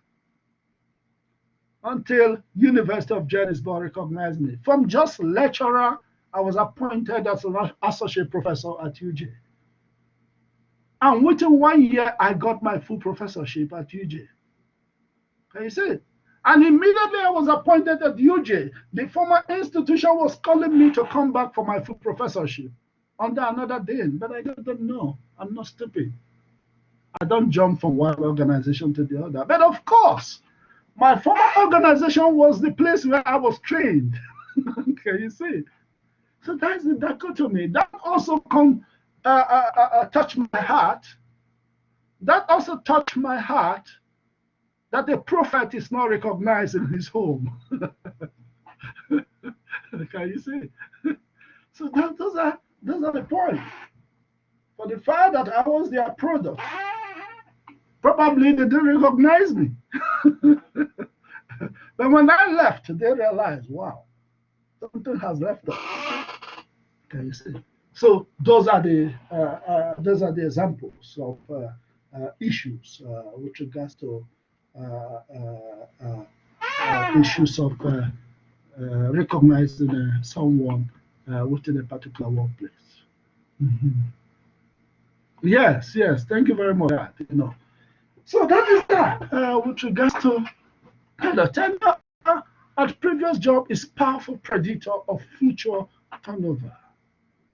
Evidence also suggests that tenure and job satisfaction are positively related. You see, evidence also suggests that tenure and job satisfaction are positively related. You see, so if you have stayed in a job for a long time, it brings satisfaction. You see, if you have stayed in a job for a long time, it brings satisfaction. You see, for instance, I've been at UJ for 10 years, and in fact, I don't see the difference between myself and UJ any longer. And I may not feel even very satisfied in another university than UJ.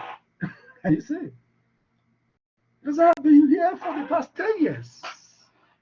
I've understood the culture. I've understood the people. I'm a Senate member of UJ. I discuss in all their forum.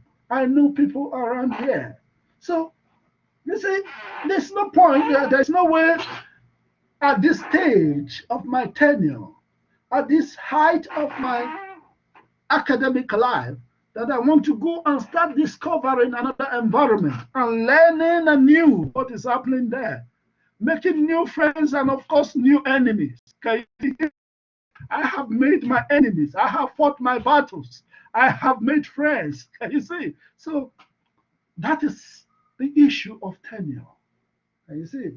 The issues about tenure. Evidence also suggests that tenure and job satisfaction are positively related. Can you see? And we come to issues of religion. People's belief system or lack thereof are often in conflict. You see, religion is very critical issue, very sensitive issue to handle. Can you see? You may handle other aspects of diversity, but when it comes to what somebody holds there and believe, one have to handle it with proper care. Many of the wars that have been fought in this world since man's existence are based on religion. We have heard of crusade from the Christians. We have heard of the jihad from the Muslims. We have heard of religious conflict of different nature, the Hindus killing Muslims in India, and etc. You see, religion, a critical issue. So people's belief system or lack thereof are often in conflict. The Constitution gives equal status to all religions. The Constitution of South Africa gives equal status to all religions. Christianity, Muslim, pagan, Sangoma is also given equal status. You cannot criticize someone on the basis of Sangoma. But in some countries, they may see Sangoma as a pagan and an idol worshipper. Even in some countries, some can even perceive a Hindu as a pagan and an idol worshipper. But these are people's belief. These are people's religion. You see? So by treating them as such, maybe undermining their belief system, their value system, what they are born into. So that is why the Constitution has come to protect that particular segment of human coexistence. You see? So it is a challenge for employer to treat employees equally, of course, while maintaining sustainable business practices. So it is a challenge. Sometimes employers to treat employees equally while maintaining sustainable business practices. So it's a challenge, but a challenge that we have to find a way to manage or to handle. Otherwise, it will lead to crisis, just like it has resulted to crisis within societies. It can also lead to crisis within organizations. Can you see? So religion is a powerful thing. And you hear some people when you tell them something, no, it's against my religion. And once somebody says that it's against my religion, there's nothing you can do about it. You see, you try your possible best to work within that religion, not to offend him based on encroaching on his religion. You see? So that is that. All right. Then, of course, biographical characteristics was spoken about, tenure, religion. Now we are going into gender orientation and gender identity. And you see, gender orientation and gender identity, with regards to that, South African law does not allow discrimination against employees based on gender orientation. And when we talk about gender orientation, maybe people who emphasize feminism, or people who are even transgender. South African law does not discriminate. Or those who have particular sexual orientation, which is of course under the gender orientation. Some are gay, some are lesbian. And you see, some are transgender. You don't need to discriminate. You see, as a lecturer, I have met colleagues that are lesbians. I've met colleagues that are gays. I've met students that are gays. I've met students that are lesbian. I respect the gender profiles. You see, because that is what the law says. That is what South African law says. And you see, you have to respect it. You see, many organizations have implemented policies and procedures to protect employees against discrimination based on gender orientation.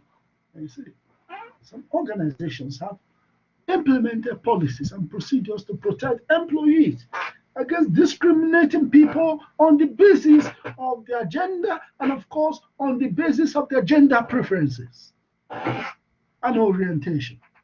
Is that clear? So many lesbian, gays, biogender employees, sometimes in spite of all this protection by institution and, of course, policies, many lesbian, gays, bigender employees hide their identities from co-workers for fear of discrimination. And you see, for fear of discrimination. And even at times, fear of being harmed. Recently, a gay person was killed in the location in South Africa because he is a gay. Was murdered in broad daylight. You see. So many lesbian, gay, and bigender employees sometimes hide their identity from co-workers for fear of discrimination or for fear of even being harmed. I know that South Africa has done a very good work in terms of managing that aspect, but also in many African countries, they don't tolerate that. We're not talking about international environment. For instance, if in Uganda, if you are found to be of any of the issues related to gay or, of course, lesbian and all those things, in Uganda, they beat it out of you. They tell you, no, you must show the gender you belong to. You see, and also to a certain extent also in Zimbabwe. I think they're shown against issues of gender and issues related to sexual orientation. I remember there was a time Mugabe was really out for them until one of Mugabe's sons told his dad, I am also a gay. You see, so those are the dynamics around most of these topics. And of course, even there is also a kind of renewed tendency by the West to push most of these sexual-oriented issues to Africa. But some African countries are of the view that that is not the key important thing for them for now. You see. And of course, they are also sticking to their culture. You see. Which is that a man should be a man and a woman should be a woman. And they also shown in terms of issues around transgender and all the rest. So this is, of course, the position of some of the African countries. But of course, because that has been protected by law also in South Africa, certainly any person within the South African environment must respect and accommodate that. Because if you don't respect and accommodate that, you may wake up one day to realize that your boss is a gay. Can you see? Or your boss is a lesbian.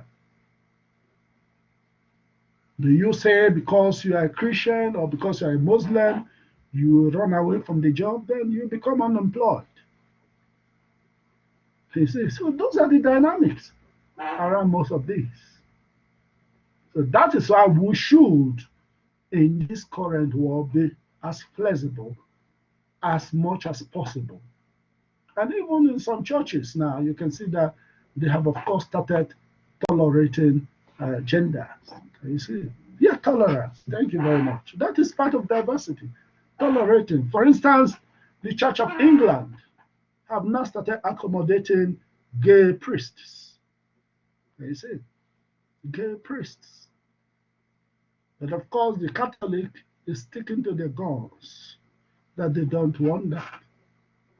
But even among the Church of England, which is, of course, the Anglican Church, some African Anglican Church are breaking away from the Church of England as a result of Church of England's tolerance to issues of gays and lesbians. For instance, the Nigerian Church has broken away. The Anglican Church in Nigeria is now Church of Nigeria. Previously, all of them were Church of England. All of them are, of course, tied to the Church of England. That is all the Anglican churches. And of course, they have, of course, now Church of Uganda, Church of Kenya. You see? So these are contextual issues. Contextual issues that needs to be managed in societies and, of course, within the workplace. Is that clear?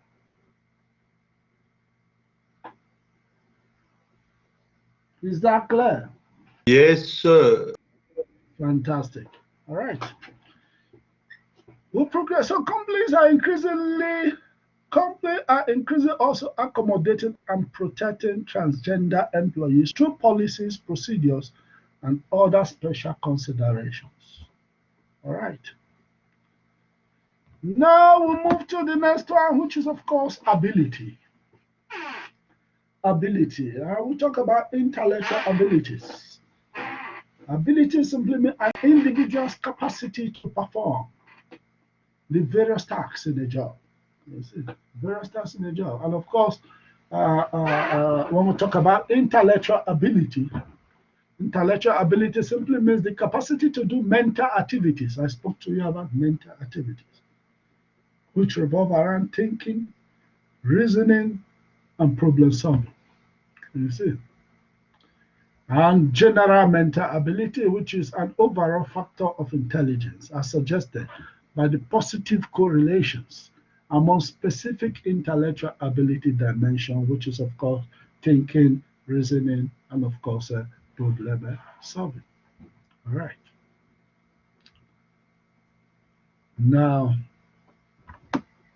let's look at a little bit intellectual abilities, dimensions of intellectual abilities. The first dimension, there's a number aptitude, which is of course described as ability to do speedy and accurate arithmetic or calculation or mathematics. I think one of our colleagues is saying he's not good at maths up to now. You see, ability to do speedy and accurate arithmetic. You see. And of course, a good example of job that one can feature when you have a kind of number aptitude or ability to do speedy and accurate arithmetic is accounting job, accountants. Computing the sales tax on a set of items. You see? Now, of course, the next one is verbal comprehension. Verbalize, being able to understand what someone said to you as quick as possible. That is ability to understand what is read or heard and the relationship of word to each other. You see? Now, a good example of what that you can feature in if you have a good verbal comprehension is as a plant manager, following corporate policies on hiring. You see, following, you are able to comprehend what you read, you're able to comprehend what you heard. You will fit in more into plant manager, following corporate policies on hiring. Then another dimension is perceptual speed. Perceptual speed. And of course, description is ability to identify virtual similarities and differences quickly and accurately. A good place where you can actually function or work is as a fire investigator, identifying clues to support a change, clues to support a charge of arson. You see, arson. When they destroy, like for instance, 3 years ago, our auditorium was burned down through arson. You see, so somebody who has perceptual speed will be, in fact, the top investigator of such kind of occurrence. And the next one is inductive reasoning, ability to identify a logical sequence in a problem and then solve the problem. You see. So a good example of somebody who can use or who is good, where a person with inductive reasoning can function is as a market researcher, forecasting demand for a product in the next period. You see. Then, of course, we have deductive reasoning as a dimension. Deductive reasoning is the ability to use logic and assess the implication of an argument. Logical reasoning, logic. And a good example of somebody that has a strong deductive reasoning, can function or work is supervisor, choosing between two different suggestions offered by employees. You see, you can deduct which one is better and which one is fairer based on what you have heard. Then, of course, another ability is spatial visualization. That is, of course, ability to imagine how an object could look if its position in space were changed. And a good example of somebody who have, of course, spatial visualization is, of course, interior decorator, where he can function very well. Redecorating an office. You see? Last dimension there is memory, which is ability to retain and record past experiences. And of course, the job that somebody with strong memory can function in or work is a salesperson. That is remembering the name of customers. And you see, salesperson, remembering the name of customers. Do you know if you call your customers by name, they will like you? And you see, they will always want to return. The familiarity is built, the friendship is built. Can you see? So if you call people at times by their name, knowing them by their name, they feel a part of you. Can you see? So those are issues around the intellectual abilities. All right. We move to the next one, which is, of course, how to do with physical abilities. Physical ability is the capacity to do tasks that demand stamina, dexterity, strength, and other similar characteristics. Dexterity being able to endure continuous effort. And you see, physical ability includes physical abilities. One, there's strength factors. Strength factor, dynamic strength. The dynamic strength simply means ability to exert muscular force repeatedly or continuously over time. You see. Then number two, there's a trunk strength. Trunk strength is ability to exert muscular strength using the trunk, particularly abdominal muscles.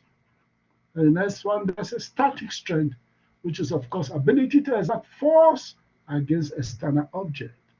And, of course, explosive strength, ability to expend a maximum of energy in one or series of explosive acts. You see? So these are all different abilities. The second one there is flexibility factor. Extent of flexibility, ability to move the trunk and back muscles as far as possible. Can you see? Then number C is dynamic flexibility. That is ability to make rapid, repeated, flexible movement in terms of physical ability. And of course, other factors, body coordination, ability to coordinate the simultaneous actions of different parts of the body. And of course, number 8, in terms of physical ability, that is balance, ability to maintain equilibrium despite forces pulling you off balance. You see? Then, of course, we have stamina, ability to continue maximum efforts requiring prolonged effort over time. So these are different physical abilities. You can, of course, go through them also when I send the slide. All right. They'll move implementing diversity.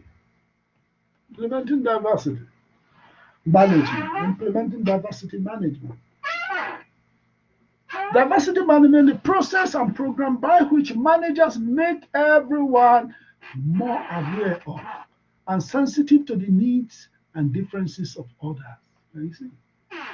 And we must be sensitive to the needs and differences of others. But be sensitive. You see?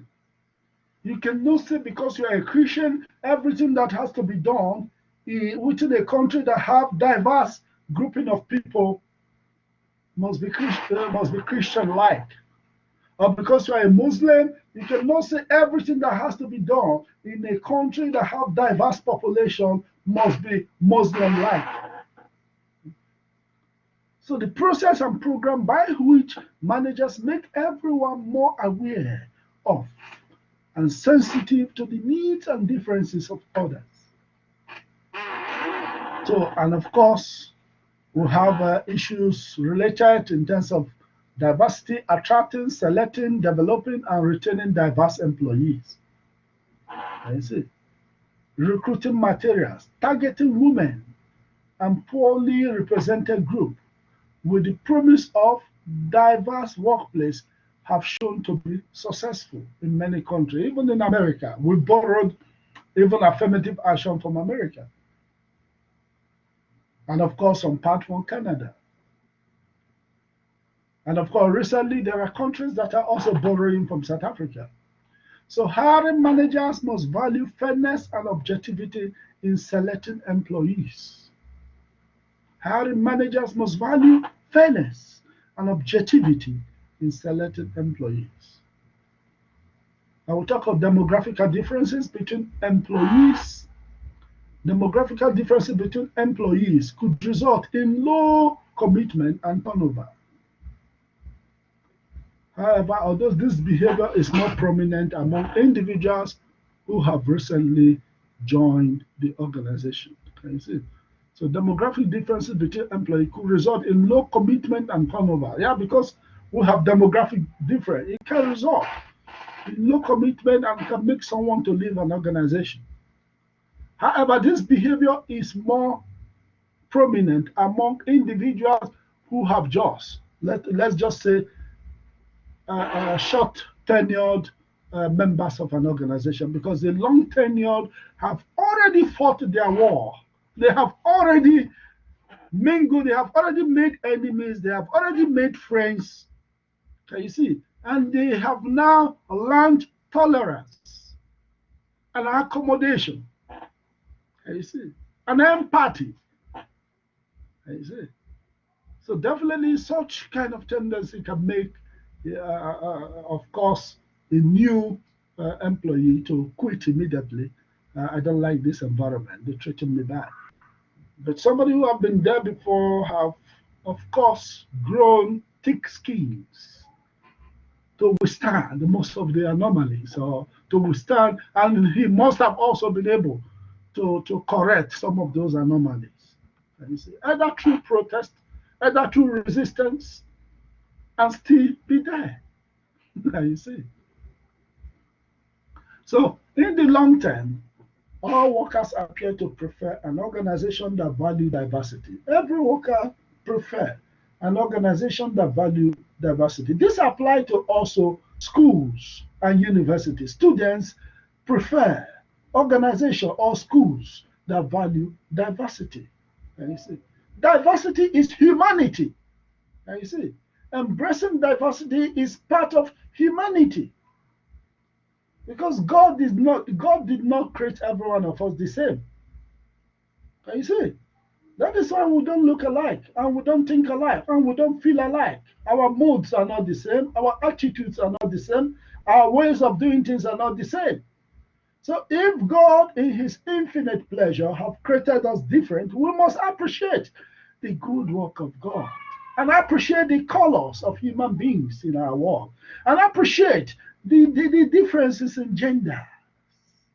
Can you see? The differences among genders. And I used to tell people that if women are not in existence, I think men will look like madmen. Can you see? If females are not in existence, men will look at madmen. Some may not dress up, some may not brush their teeth. Some will not care because they're talking to their fellow men. You see? And of course, if we try to joke with the Bible, they say Adam and Eve. Adam was behaving like a madman in the Garden of Eden, playing with monkeys, playing with snakes, playing with giraffes, playing with all kind of things, until a woman came into the show and he realized that he was naked. You see? So those are just part of the jokes. All right. Are we together?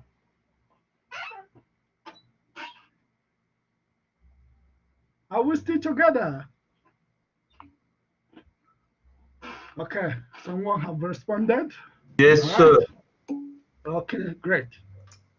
So in the long term, yeah, okay. So in the long run, all workers appear to prefer an organization that value diversity. You see, organization that value diversity. I'll talk about implementing diversity management, diversity in group. Diversity in group can either help or hinder group performance. Can you see? It can either help. Because we have diversity in group, it can spur us to do some good work. People coming with different ideas, cross-pollination of ideas, but also it can create some complication in terms of understanding, in terms of communication, how different people communicate from gender perspective, from cultural perspective, from racial perspective. You see? And of course, demographic diversity does not seem to either help or hinder things. These are all research outcomes. Demographic diversity does not seem to either help or hinder team performance in general. So diversity in respect of intelligence, conscientiousness, that is meticulousness, and of course commitment to teamwork is likely to have negative consequences for team performance. Diversity with respect in respect of intelligence, meticulousness, and commitment to teamwork is likely to have negative consequences for team performance. So group of individuals with different type of expertise and education are more effective than homogeneous group when it comes to working in team. I see. Group of people with different expertise and education bring different thoughts, different ideas, different skills will be more effective in terms of performance, are more effective than homogeneous people who have only one skill as team members. I see. As team members. So group with a mix of leaders and followers are more effective than group consisting only of leader and followers. So with a mixture of leaders and mixture of followers are more effective than group consisting of just leaders, not mixture, and followers. You see. So group of diverse individuals are more effective when higher level similarities among members and their common interests are emphasized. You see. So these are things you must put in your mind, at the back of your mind, when you are implementing diversity management in your organizations. All right. We'll progress. And we are almost finishing the slides. Now, implementing diversity management. Effective diversity management.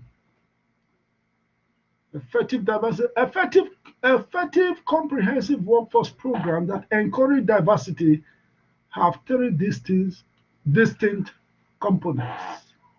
One, they teach managers about the legal framework for equal employment opportunity and encourage fair treatment of all people regardless of their demographic characteristics. That is it. Effective comprehensive workforce program that encourage diversity. So there must be effective comprehensive workforce program that encourage diversity. And it will go a long way to help teach managers about the legal framework for equal employment opportunity and encourage fair treatment of all members of the organization, regardless of their demographic characteristics. And of course, they teach managers how a diverse workforce will be better able to serve a diverse market of customers and clients. Can you see? Customers and clients. For instance, if we have like a manufacturing firm that have only whites as employees and managers working in South Africa, how would you understand what blacks need in the market? Can you see? How would you understand, how would the black feel to know that your organization has only one racial profile? Certainly knowing that may also make them not to patronize you. But if they have also diverse blacks also within that organization, those blacks can even convince their fellow blacks that these are the products we have, and this product can go a long way in doing this and that. And it expands the market of the supposed white company. Can you see? It expands the market. If you consider now how South African retail organizations, and of course, majority of the retail organizations are owned by whites, are now moving into other parts of Africa. Can you see? Into other parts of Africa, ShopRite, Pick n Pay, Even some of the mining organizations in South Africa are moving now. But think about how narrow the market was under apartheid system. Can you see? Where most of the South African organizations were sanctioned because of the apartheid policy. You see that there will be a narrow market. Can you see? For most of those retail organizations. That is why you see, you can notice that even during the period of apartheid, there are certain whites that were not happy about the apartheid policy. Because it is also affecting their business negatively and affecting them also as individuals. You see, as individuals. So that is part of it. So of course, teach managers how a diverse workforce will be better able to serve a diverse market of customers and clients. They foster personal development practices that bring out the skills and ability of all workers. Can you see it? They foster development practices, effective diversity management, personal development practices that bring out the skills and abilities of every worker. Can you see it? Because if certain workers are intimidated, if certain workers are discriminated upon, whenever they come with a suggestion, you shun them down because of the gender group they belong or because of their racial profile, then definitely they may not even bring initiative in the organization because they know that their initiative will always be castigated as inferior initiative. So some of the things they know, they may allow it to die in them because sharing it will bring trouble. Can you see it? So they foster personal development practices that bring out the skills and ability of every members of the organization, of all workers. So once of diversity training section are not likely to be effective. So it must be continuous effort, not just once of diversity section. Diversity issue should be something that should be continuous, reinforced all the time. All right. Because at times, if we do once off, everybody relapse after some days to old ways. So it should be something that should be reinforced. And of course, it also needs diversity committee to monitor diversity issues within organizations. Is that clear?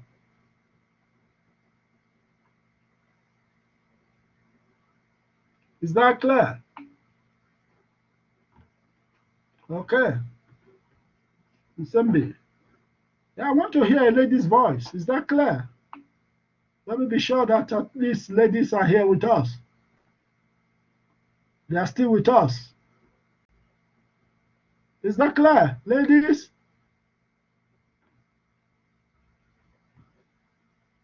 I think all the ladies have left, I guess. Is that clear? Yeah, Caribon, I hear you. Can I hear your voice? Chamin, can I hear your voice?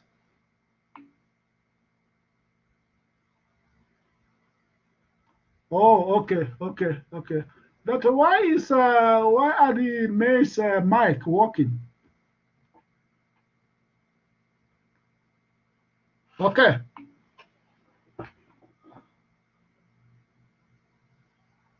Okay. When was that done? Because I can hear that Tehad was responding to all information.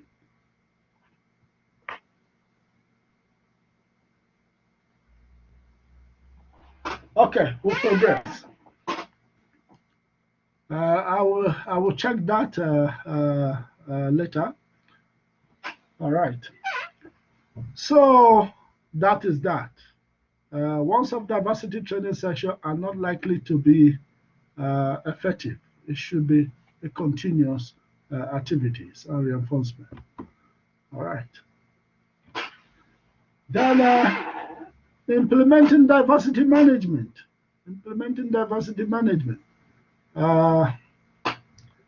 Researchers have suggested that diversity experiences are more likely to lead to positive adaptation for all parties if the diversity experience undermines stereotypical attitudes. Can you see? The perceiver is motivated and able to consider a new perspective on others. Can you see? If the perceiver is motivated and able to consider a new perspective on others, and this is where sensitivity training comes into play. And of course, the perceiver engages in stereotype repression and generative thoughts in response to the diversity experience. And the positive experience of stereotype undermining is repeated frequently. All right. So basically, organizational leaders should examine their workforce to determine whether target groups have been underutilized. If group of employees are not proportionally represented in top management also, we'll have to look into that. Managers should look for any hidden any hidden barriers. Of course, barriers could also be bacteria, any hidden barrier to advancement. Anything that is hindering people, things like glass ceilings in organizations. All right. So we'll move to the final aspect in terms of this slide. Summary and implication for managers. Biographical characteristics are easily observed. Biographical characteristics are easily observed, but they have fairly minimal effect on job performance. Managers should be aware of implicit biases they might have, the inner one, the ones that are not seen. An effective selection process will improve the fit between employees and job requirements.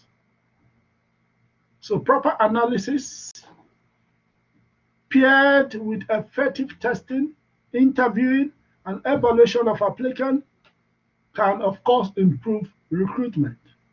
Effective. The testing must be effective.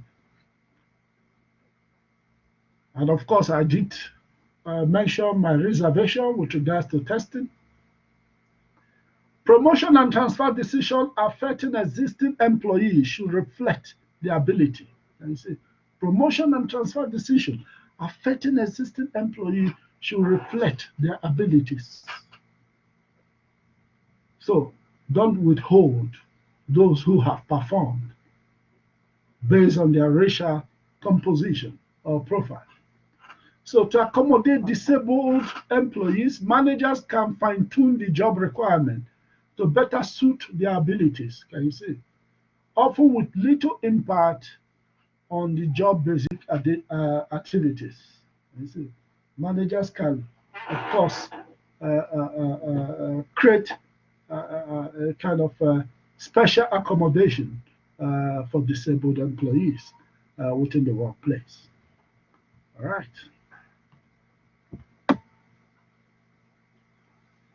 That is the summary and implication. Diversity management should be an ongoing commitment throughout the whole organization. I spoke about commitment.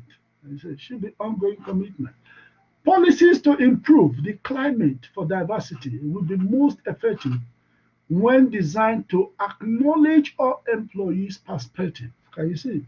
When designed to acknowledge all employees' stereotype, all employees' way of thinking, all employees' background, cultural background, religious background, and all the different diversity composition within that particular organization. Thank you, colleagues. I think that ends the slides with regards to diversity. And of course, I believe we have touched it also somehow in brief in our previous lectures. Is that clear?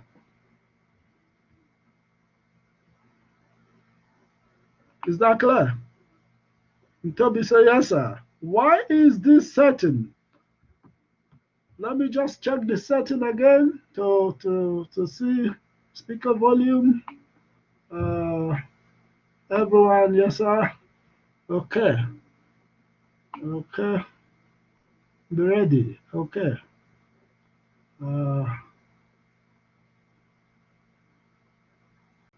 section setting.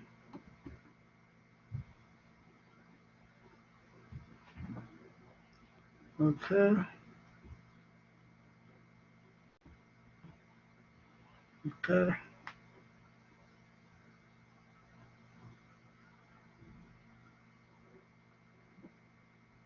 Okay.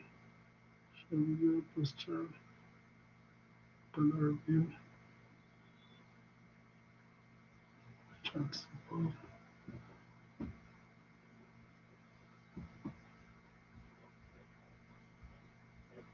Okay. Physical permission. Okay. Video.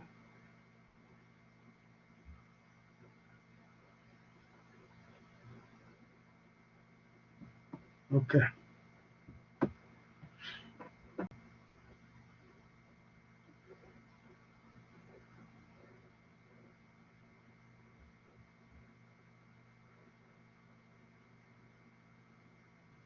Okay. Thank you very much. We will move to the other aspects.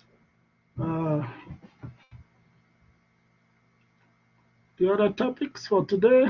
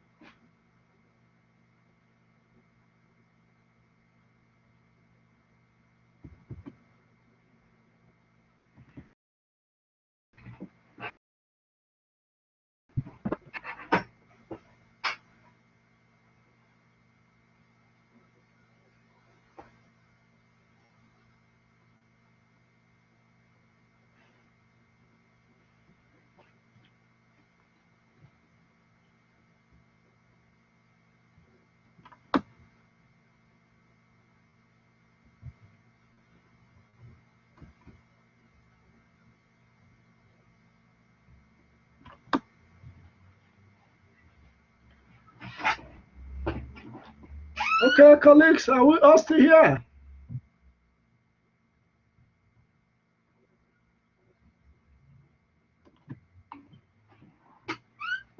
Great, great. We'll move now to foundation of group behavior.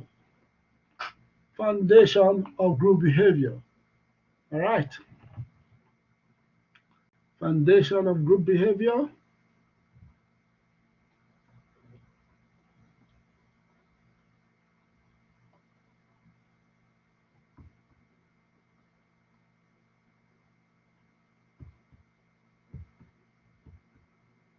All right.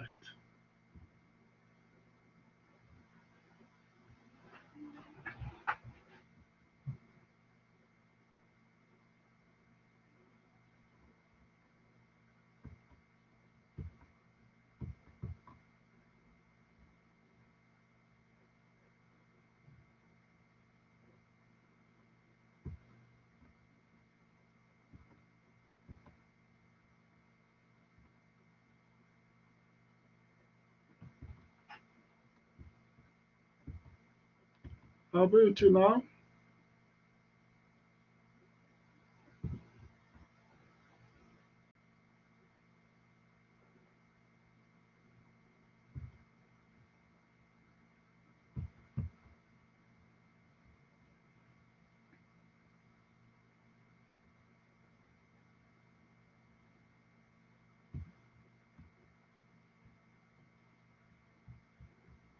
All right.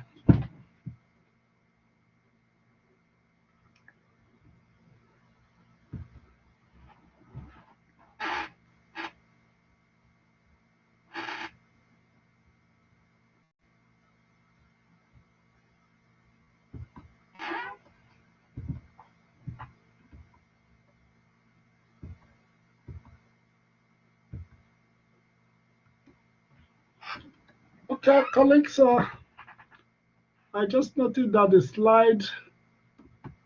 Okay.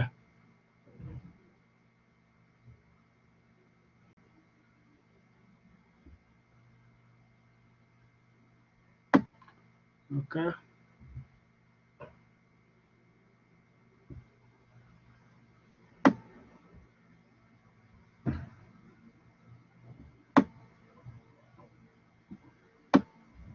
Okay. Good. Yeah, we're back. I just something just appeared on the screen, which I was trying to control. All right. So this has to do with group, and some of the objective of course, that chapter is enumerated here. Now let us define and classify groups. You see, when we talk about group, what are we talking about? Group simply means two or more individuals interacting. Can you see? Two or more individuals interacting and interdependent who have come together to achieve particular objectives. Can you see? And of course, in terms of group, we have, of course, formal group.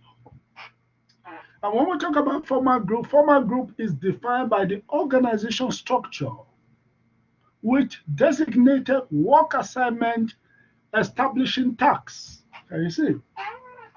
So that is formal. This is the one created by the organization itself that follows the rule of command or the line of command within an authoritative organization. And of course, the authority-subordinate relationship between an organization. That is formalized grouping.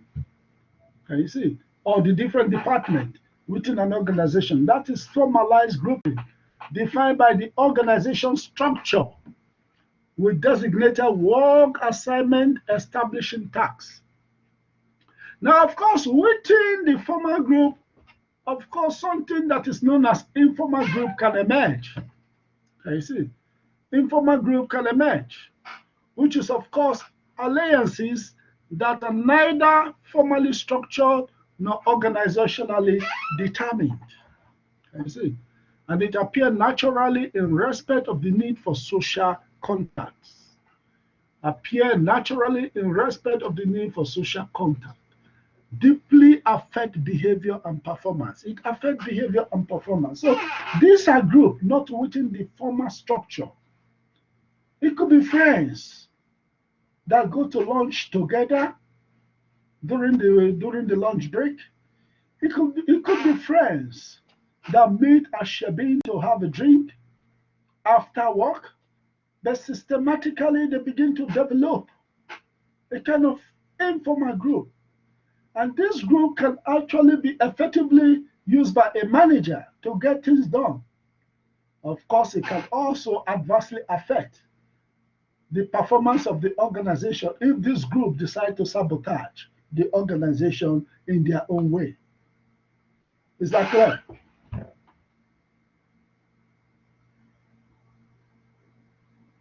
Is that clear?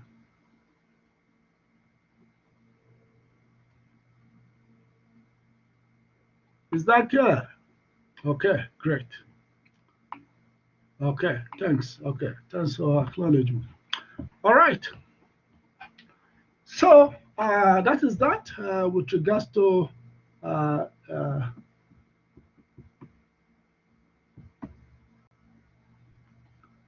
issues around group. Sub-classification of group. Like I told you, we have formal group and of course informal group. When we talk about formal group, what do we see there? I told you about chain of command. Command group, that is a group composed of the individual who report directly to a given manager. Then of course, within the informal group, we have of course task group.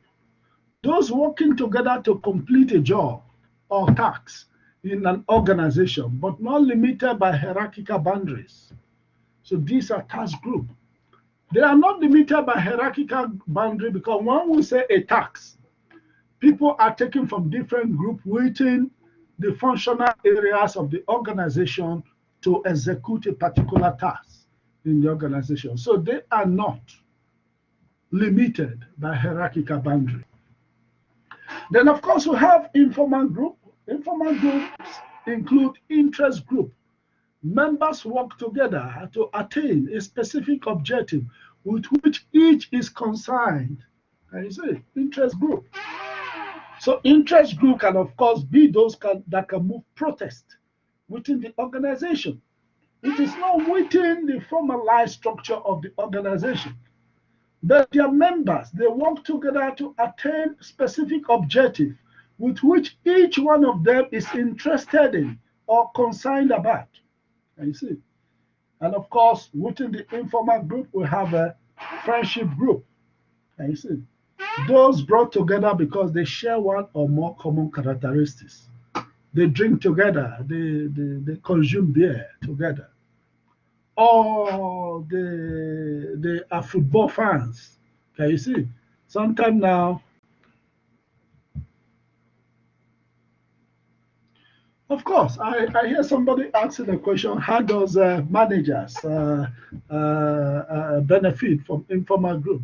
Yeah, managers can benefit from informal group, identifying that this group exists and using them towards positive ends. Can you see within the workplace? Can you see? Using them towards positive ends, knowing that there are certain cliques. And of course, if you're able to handle this clique, you can use them to achieve higher work performance. Can you see? By attending to, of course, their needs. Can you see? And meeting, of course, in a symbiotic order. Is that clear?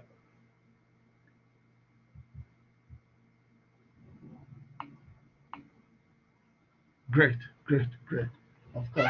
And let me just find out from our administrator what is making you guys not to be able to respond, because I want also sometime to hear a kind of verbal comment. And I was hearing one of your colleagues respond, but although the colleague have also advised me that he will be heading to do something for his sick relatives, So let me just give me a minute.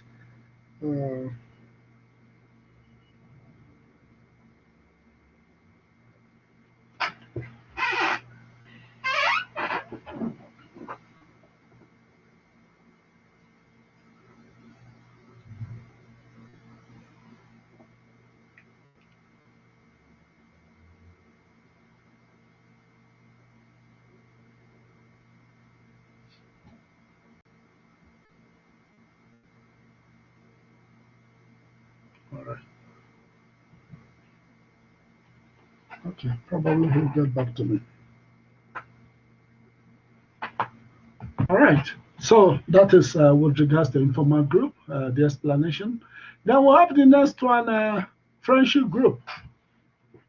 Friendship group are those brought together because they share one or more common characteristics, just like I mentioned. Now the question is, why do people join groups? Why do people become group members? That's another question.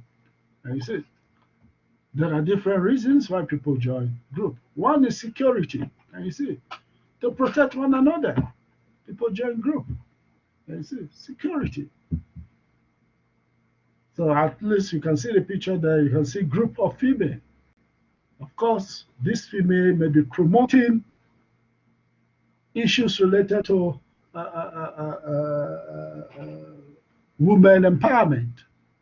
You see, or issues relating to protecting women from victimization or women from abuse. It gives them a sense of security. And you see, when they think of things that are of common interest to them, then of course people join group because of status. And you see, because of status. For instance, there are certain clubs you will join because you want to elevate your status. And you see, there are clubs like, of course, clubs that are called Lions Club. Can you see? And because of the great name, Lions, you want to be there because of statue. Because you want to be identified also as a lion. There are also organizations like Rotary clubs. Can you see? Yeah, there are organizations that are also Rotary, like Rotary clubs. Can you see? Contributing to charity in society. You want to use that also to boost your stature in society. Can you see? And most of those in Rotary Club identifies themselves as Rotarians. Can you see? Then, of course, also we have, of course, self-esteem. People also join club because of self-esteem. Can you see? Self-esteem. That is to feel appreciated, to feel valued. Can you see? So it gives you a kind of esteem. Can you see?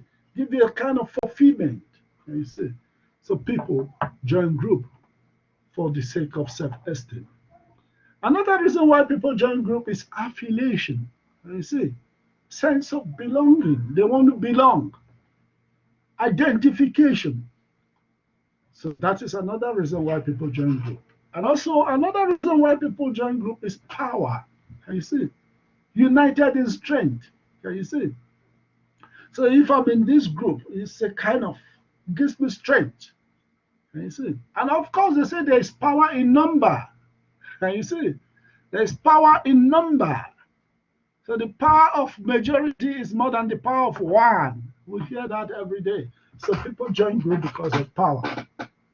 And of course, people also join group because of goal achievement. Can you see? They say the effort of a single person cannot be compared with the effort of, say, 5 people. Can you see? Solving a problem. So people join group in order to achieve goals. Is that clear? Is that clear?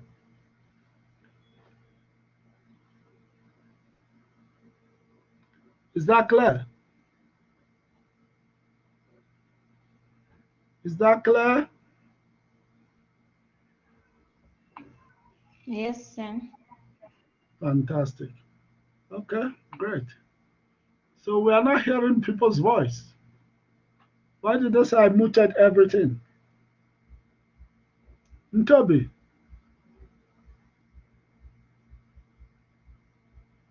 did you hear me now?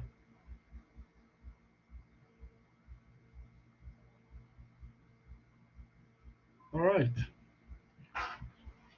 Okay.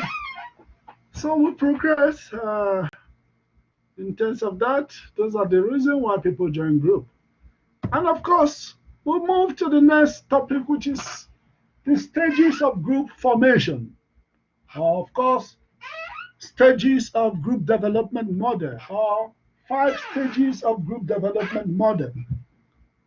Now, in terms of group, initially, before the formation of a group, we have what they call prestige, which is the stage 1. Can you see? Or prestige, that is prestige. Prestige is the stage where there was no even thought of starting a group. You can see everybody is on their own, facing different direction. And of course, the next stage in terms of the group formation, which is of course recognized as the first stage, is of course stage of forming. And you see, group development, stage of forming. Then gradually now you can see that all the individuals that were formerly in isolated without something covering them as a group or identifying. If you look at the first arrows there, there's no circle showing that they belong to a system. Then if you look at the second diagram, which is of course, okay, I understand. Okay, yeah.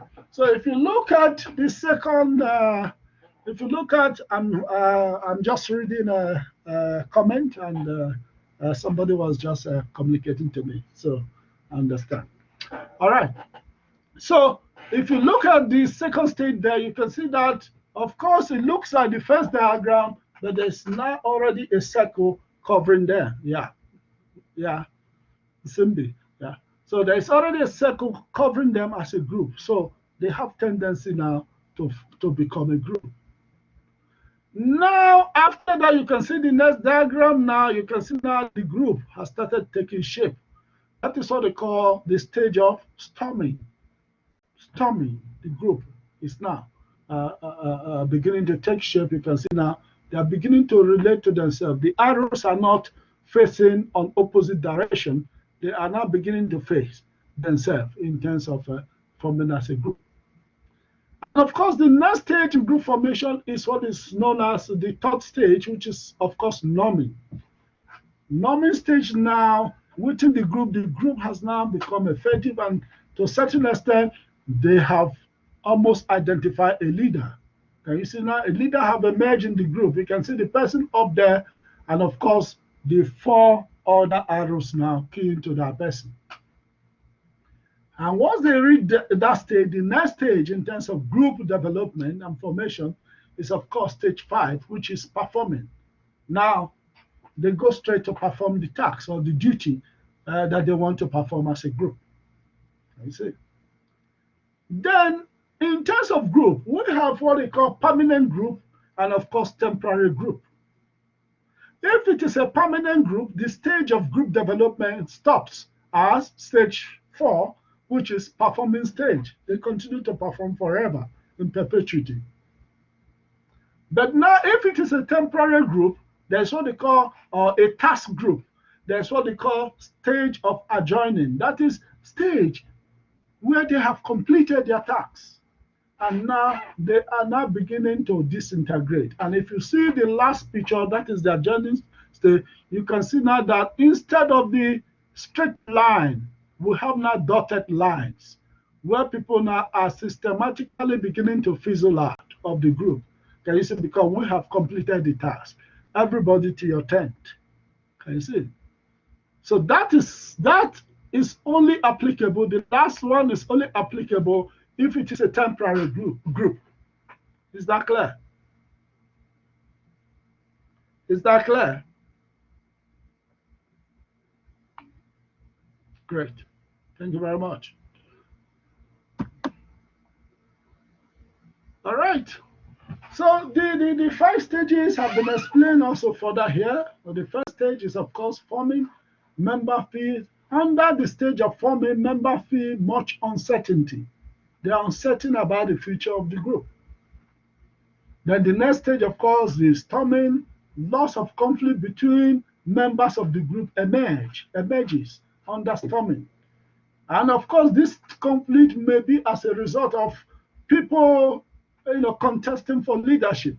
Who will be the leader? Can you see?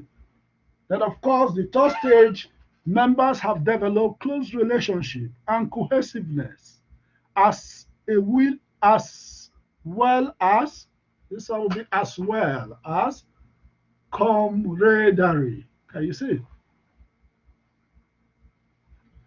Come again with your question. I can see your question. Come again with your question. I was about to read it when you left. Nsimbi, come again with the question.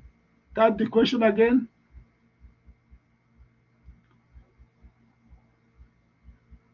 Okay, I will respond when you type. All right. Okay, so an example of this can be unions. Yeah, of course, certainly. Certainly, I agree with you. So, members have developed. He's suggesting an example is the union. Yeah, a very good example. So, members have developed close relationship and cohesiveness, as well as camaraderie, camaraderie, sorry. So, and of course, the next stage is performing stage. In terms of performing stage, the group is finally fully functional and performing their tasks. You see? So, and of course, the last stage, which I told you, is for temporary group. In temporary group, characterized by concern with wrapping up activities rather than performance, then they can disband the group after they have achieved their tasks. Can you see? So these are the 5 stages of group development, or of course, some textbook user of group formation. All right. Now we have what we call group properties. Group property within a group, we have what we call norm. We have what we call status in a group. We have what we call size in a group. And we have what we call roles, the roles played by members of that group. And of course, we have what we call cohesiveness, how the group is closely glued together, how the group are fused together. And you see, so those are what we refer to as group properties. And group properties either enhances or mal performance. Can you see? It can improve as well as hinder performance in organization. Let's progress to discuss each of these group properties. Now we'll talk to roles. When we speak about roles within a group, it's a set of expected behavior patterns or behavioral patterns attributed to someone occupying a given position in a social unit. Can you see? A manager will perform the managerial role. Can you see? Within that particular setting. A supervisor has his role. Can you see? So a set of expectation or a set of expected behavior patterns attributed to someone occupying a position in a social unit. And of course, in terms of role, we have, of course, what is also referred to as role identity. Certain attitude and behavior consistent with a particular role. So there are certain expectations about somebody occupying a particular role. Can you see? And if that expectation and attitude is not reflected in that person, people can conclude that he is not fit for that role. Can you see? And of course, another aspect in terms of role, some of the issues around role is role perception. Role perception, an individual's view of how he or she is supposed to act in a given situation. We get role perception from stimuli all around us. For instance, a female manager thinking that when you think manager, you think man, may end up beginning to act like a man, masculine. Can you see? Masculine behavior. And we have also certain women manager that exhibit most of those masculine behavior instead of tuning the line of feminine behavior. But because they have that perception that when you think manager, you think man, then they want to exhibit that manly or masculine behavior within the workplace. And you see, which of course at times is not really the best. Come as natural as you are. So an individual's view of how he or she is supposed to act in a given situation will get role perception from stimuli around us. And of course, role expectation. There's another term there which is of course role expectation. How others believe a person should act in a given situation. And so that is in different situation within the organization. And that ties with the discussion I had with you on psychological contract. Can you see? Which is not written. Can you see? But an unwritten agreement that set out mutual expectation of management and employees. Can you see? So it is your role as a manager. What is expected of you? Because manager represents the organization. And of course, your role as an employee, what is expected of you? Can you see? And of course, we have also another terminology there or another variable there, which is of course role conflict. Role conflict is a situation in which an individual is confronted by divergent role expectations. You see, divergent role expectation. That is why we warned initially in terms of unity of command, unity of direction. That sometimes when an employee is reporting or answerable to two boss, he may end up also having issue in terms of role conflict. Can you see? Within a given organization setting. All right. Then we're still talking about, of course, group properties. The second one is norms. Norms. Norms simply mean acceptable standard of behavior within a group that are shared by the group members or members of that group. Classes of norms. We have the first norm, performance norm. That is the level of work acceptable by an individual within a work group. Then, of course, we have appearance norm, which is what to wear. And I remember in my last discussion, I gave you the difference between a Nigerian bank and a South African bank, where a South African bank believes in flexibility, that you can wear a jean and a t-shirt as a banking officer. Whereas in Nigeria, they prefer wearing a suit to look gentle. Can you see?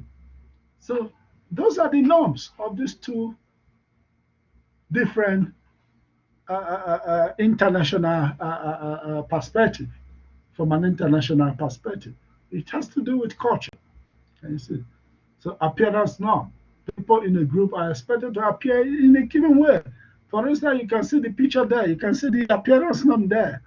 Those guys are having wigs around their waist, wearing tie, and of course wearing white, probably long sleeve and black pants or black trousers or black pant. You see. So those are, of course, appearance norm, so that they appear the same. All right. And of course, we have social arrangement norms. Social arrangement norm has to do with who do you mingle and tangle with. Can you see? Both in your workplace and outside your workplace. Who to eat lunch with. Can you see?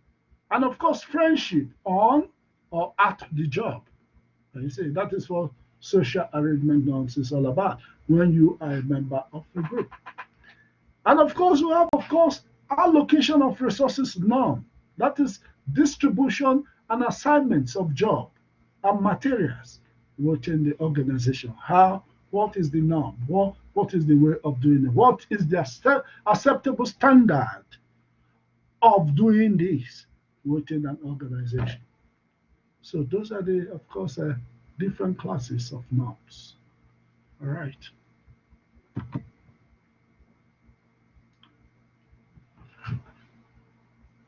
So, and of course, define norms. Some people define norms of a group. Can you see? And when you defy the norms of a group, it is referred to as defiant behavior. Can you see? Defiant behavior. And in fact, I think I came across defiant behavior very much from the PhD thesis of one of my students, who is, of course, currently my postdoctoral fellow, Dr. Philip Adekambi, who brought out a lot of issues around defiant behavior in most of his published work. Can you see?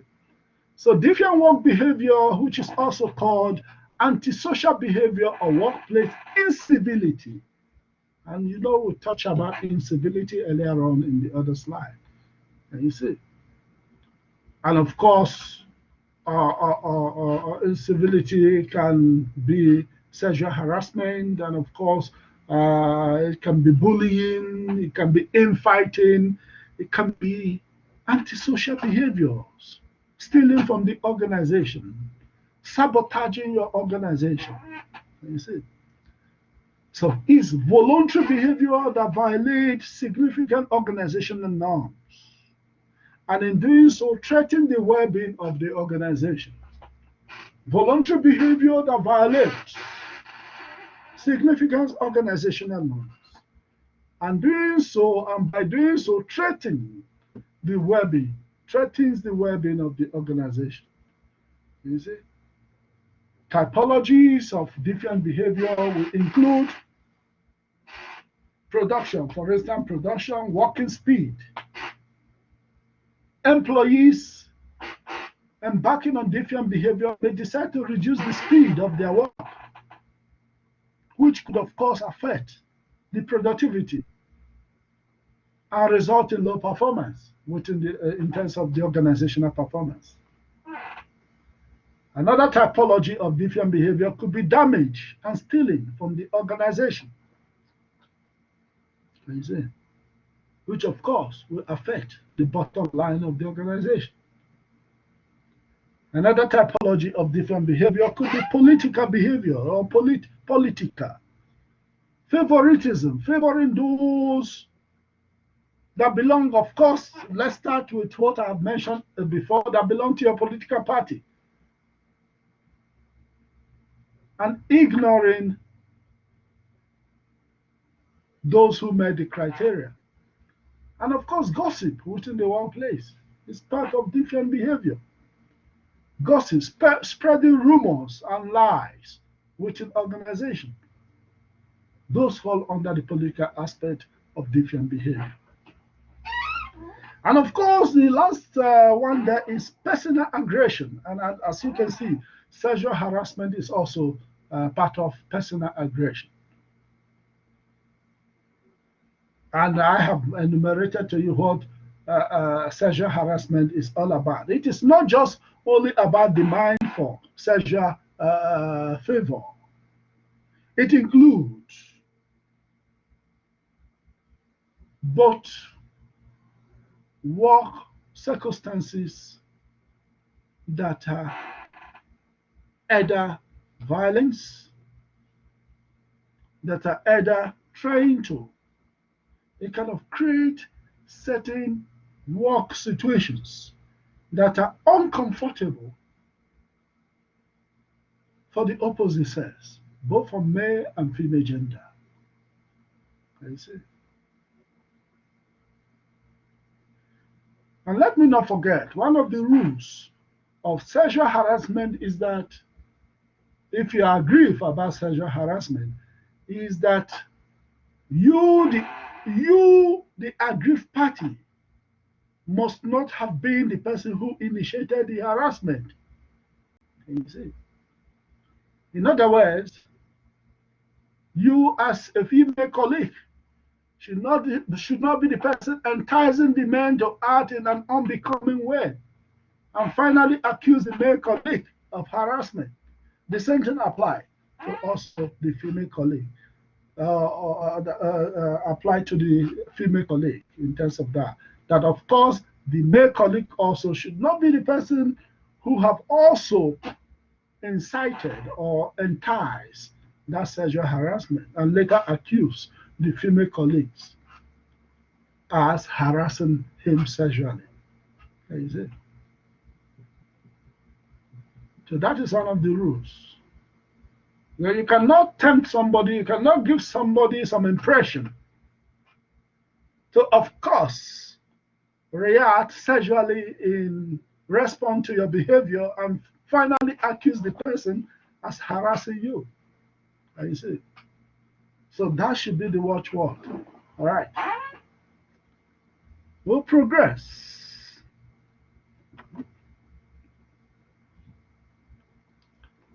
Group influence on defiant behaviors. Group influence on defiant behavior. Group norms can influence the presence of defiant behaviors.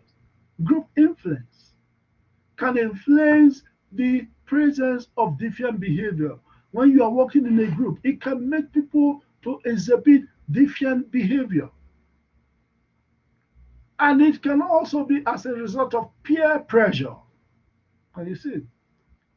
And why is this so? Simply belonging to a group increases the likelihood of defiance.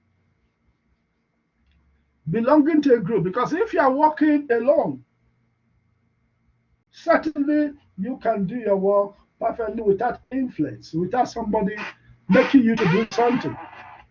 But belonging to a group increases your likelihood of defiance.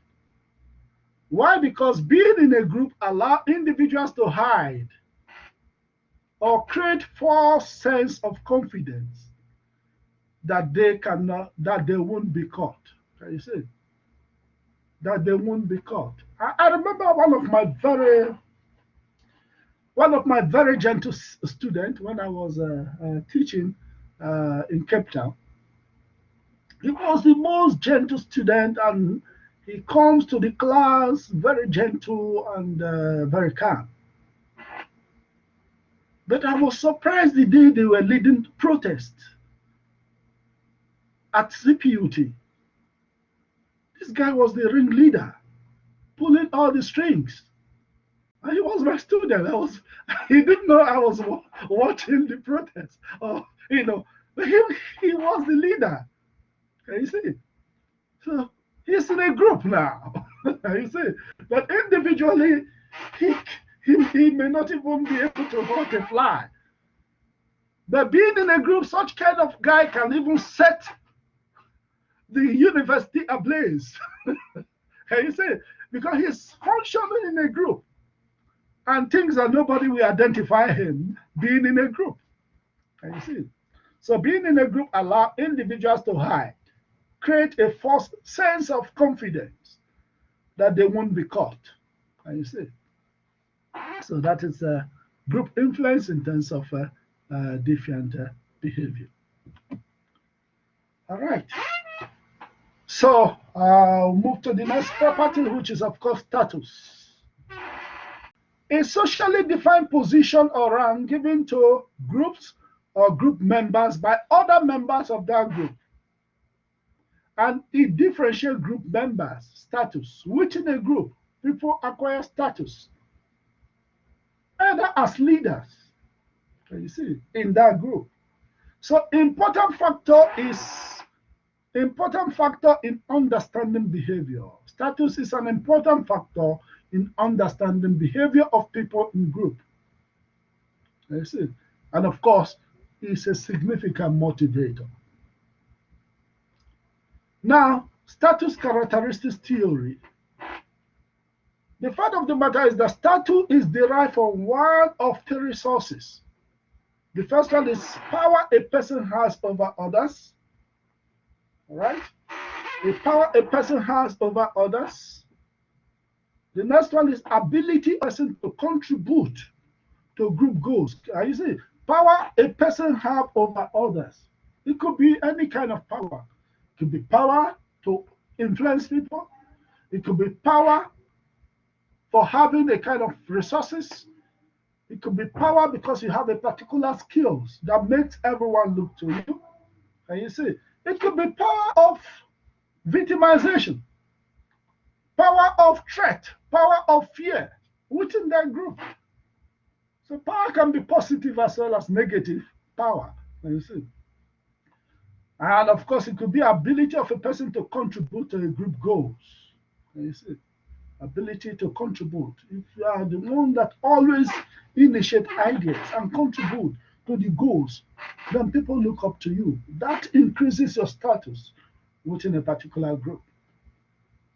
So, and of course, an individual's personal characteristics can give you status.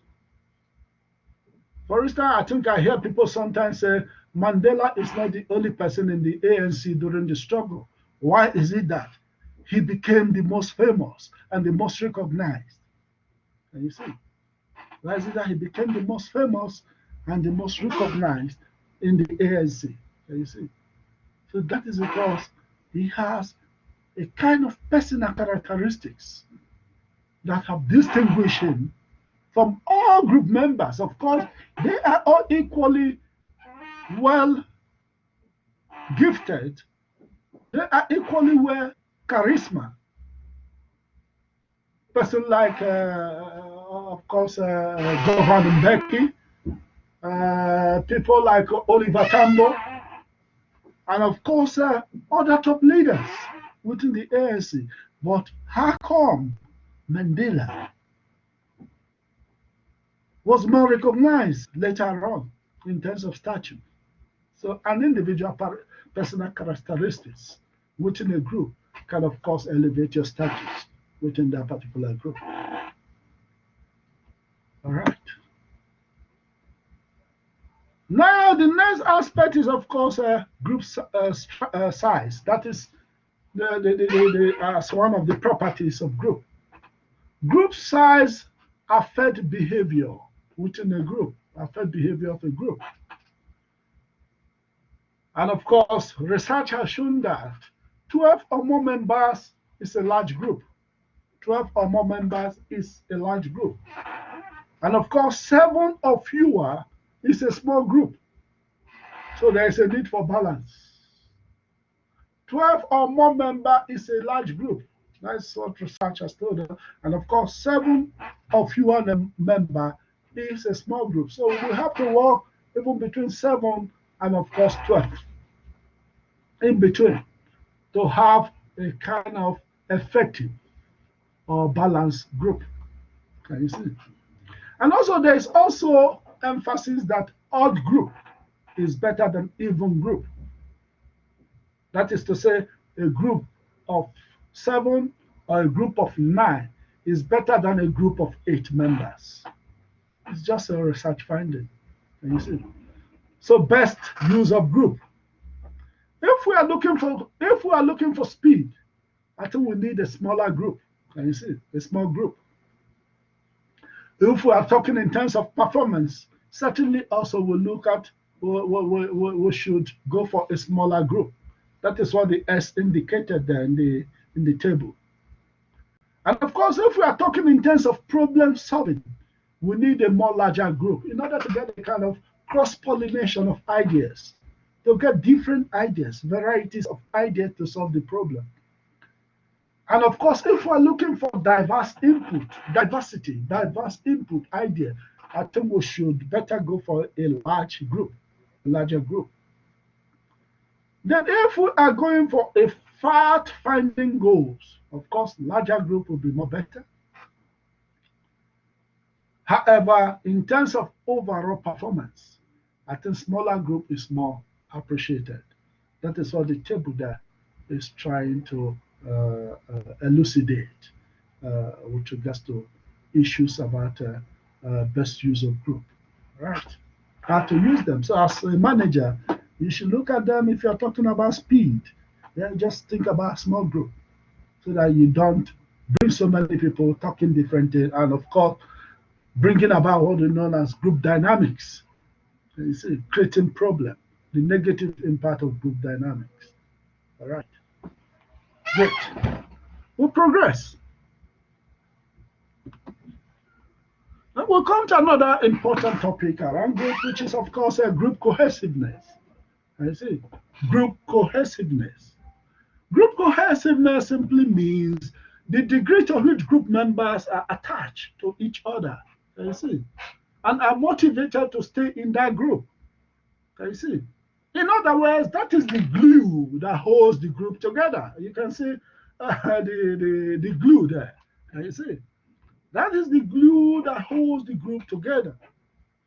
So managerial implication for group cohesiveness. To increase cohesiveness, there are things that you have to do as a manager. Make the group smaller. Smaller group are more cohesive than larger group. Another issue is that encourage agreement within group goals. Can you see? As a manager, you must encourage that group agree on their goal, on the goals they want to attain. Then, of course, to increase cohesiveness, the manager should increase the time members spend together. You see, the more we spend time together, the more we become more cohesive. The more we get to know each other, the more we have to know about our cultural sensitivities. Can you see? Another aspect of group cohesiveness is increase group status and admission difficulty. Can you see? When you increase the status of the group, and of course, reduce admission, that is create difficulty in terms of taking anybody into the group. Can you see? That will, of course, bring cohesiveness to a particular group. Another way of improving or increasing group cohesiveness is stimulate competition with other groups. Can you see? When you create a sense of competition between a group and other groups, definitely they will like to be together because they have seen a common enemy. And you see, They have seen a common enemy. So that will be glue, that to keep them together in their own group so that they can counteract this common enemy. Can you see? So they can counteract this common enemy. And those happen even among our demographic grouping. Can you see? Even among race. Some race voting then to be divided. But when they see another person from a different race that is counteracting their own race, they unite. You see unity coming. Or even ethnic nationalities. Some ethnic group may be divided among themselves, fighting themselves. But when they see another ethnic group fighting one of them, they unite. They forget about their fight. You see? Have you noticed that? I want to hear somebody. Have you noticed that? Either in society, in the workplace. Of course. So, stimulate competition with other groups. Then another thing that can increase group cohesiveness is give reward to the group. Can you see? Give reward to the group, not individuals. So when you reward group, people as a group, they become more cohesive in that group. But when you reward them individually, they become divided. They look at equity. This one will feel, oh, he was more rewarded than myself. That creates confusion and division among the group. But when you reward them as a group, certainly they will become more cohesive. They will be glued together as a team. You see? Now, another aspect that improves group cohesiveness is physically isolate the group. Can you see? Physically isolate them. That's isolate them in one confinement. Then they will be very much cohesive. They will be very much together. Can you see? That is why sometimes with regard to physical isolation, sometimes you see that group goes on what they call team building. Can you see? When they leave the work environment to a strange place. Can you see?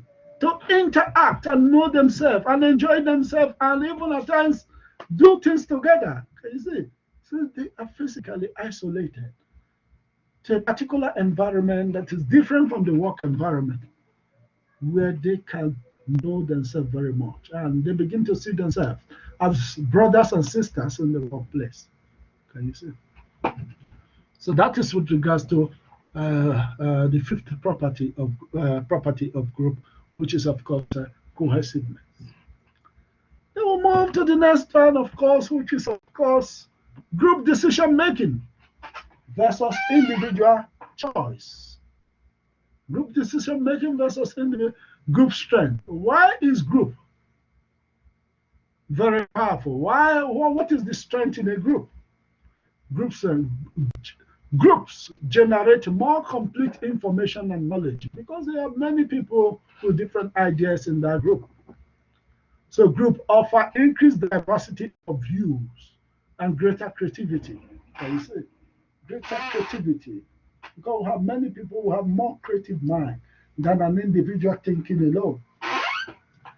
Then of course, another aspect is increased acceptance of decision. Because this decision was made by a group of people, there is more consensus than one person taking a decision and people feel that he's autocratic or he's imposing.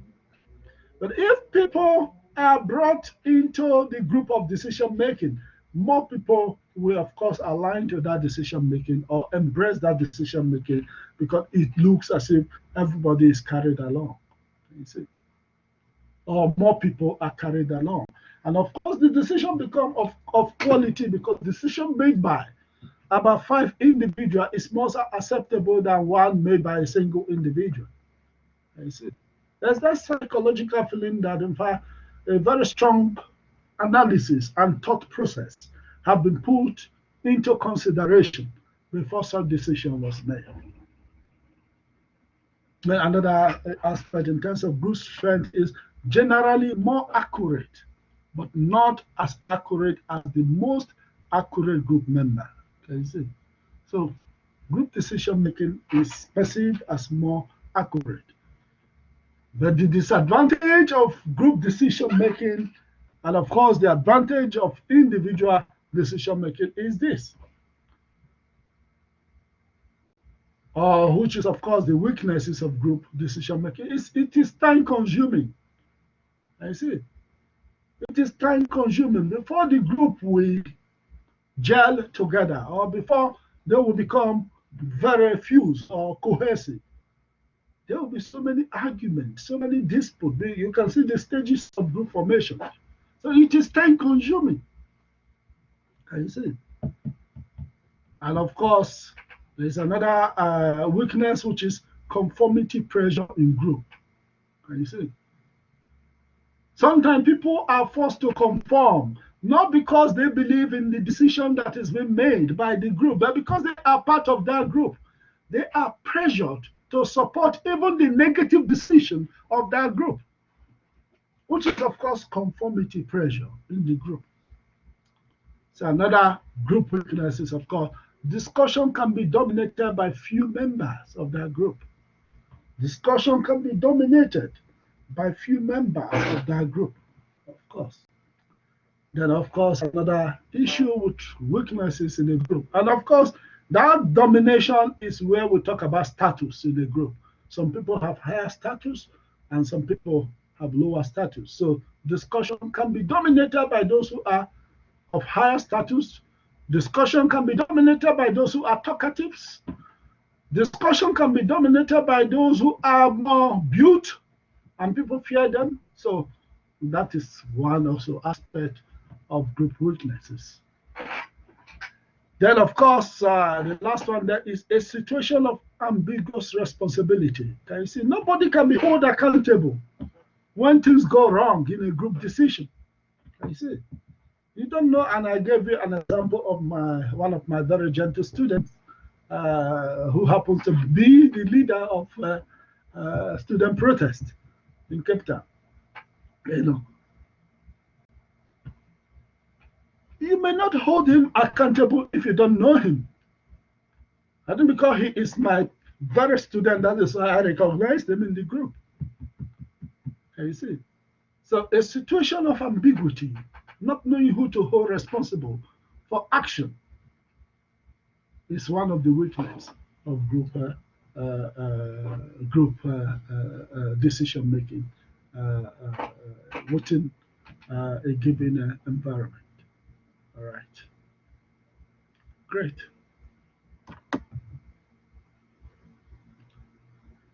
Now, there is also group decision-making techniques with regards to group decision-making techniques.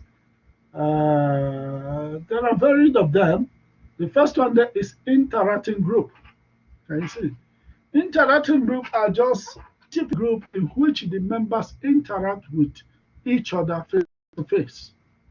These are the different forms of group technique and how they operate. So they come together, they interact face to face, and of course resolve issues. And of course, with regard to group, we have also nominal group techniques in terms of techniques. Nominal group, a group decision-making method in which individual members meet face to face to pool judgment on a systematic but independent fashion. So in a nominal group, people come together and they are given a kind of questions or tasks. And everybody goes to his own area within the environment and jot out his own opinions. And later they are asked to bring out their own views. We have done that several times also in our departmental endeavors, you know. Then later on they will start asking each person to bring to explain what he has jotted down and use that to add value to the organization. So out of all those views, we will select the best perspective after ranking each of the perspectives that was, of course, expressed by members of that group. All right. Then the next one is brainstorming. Brainstorming simply means an idea generation process. Can you see? An idea generation process that specially encourages any and all alternatives. It is open. We are brainstorming an idea, how to solve. Brainstorming is also even more innovative. An idea generation process that specifically encourages any or all alternative while withholding any criticism of those alternatives. So you don't criticize whatever, even whatever anybody want to suggest. Let them suggest. Create a free atmosphere where people can suggest. Even sometimes a useless idea can become something that an organization can use to solve certain problems. And you see, you can ask yourself, for instance, most of these inventions that we have today in the world, before they came into being, it was considered as, in fact, useless ideas.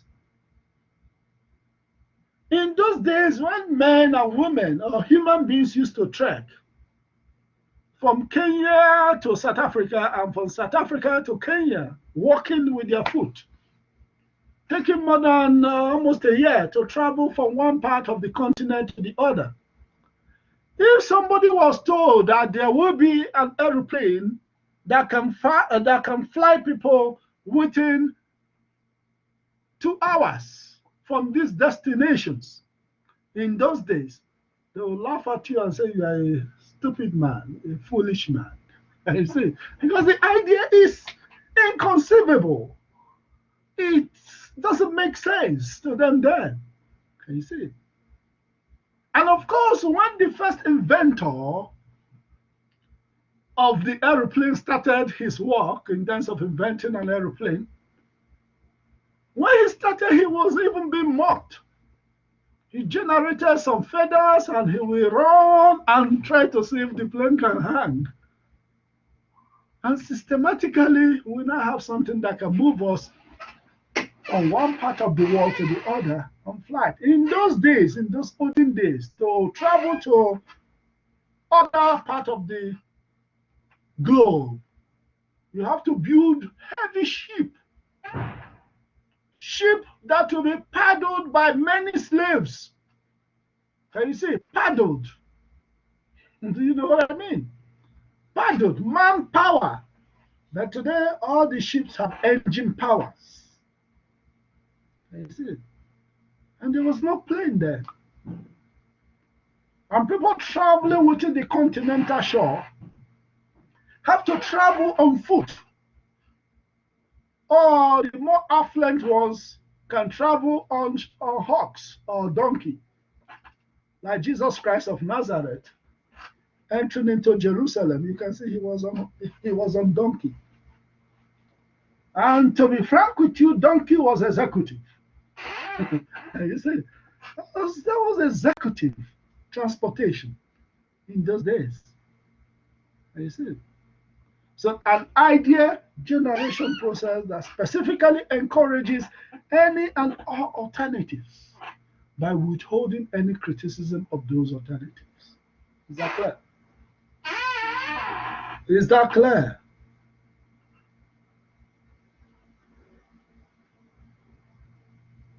Is that clear? I want to say respond.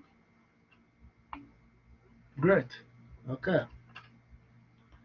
So that is that. So progressing further, we'll see, of course, in terms of group decision making, we'll see electronic meetings. People can gather also electronically and meet. A meeting in which members interact on computer, allowing for anonymity of comments and aggregation of votes. And you see, that is, of course, electronic meeting. People can, of course, make decision through that process as a technique of group decision-making techniques. Is that clear? Great. We'll progress.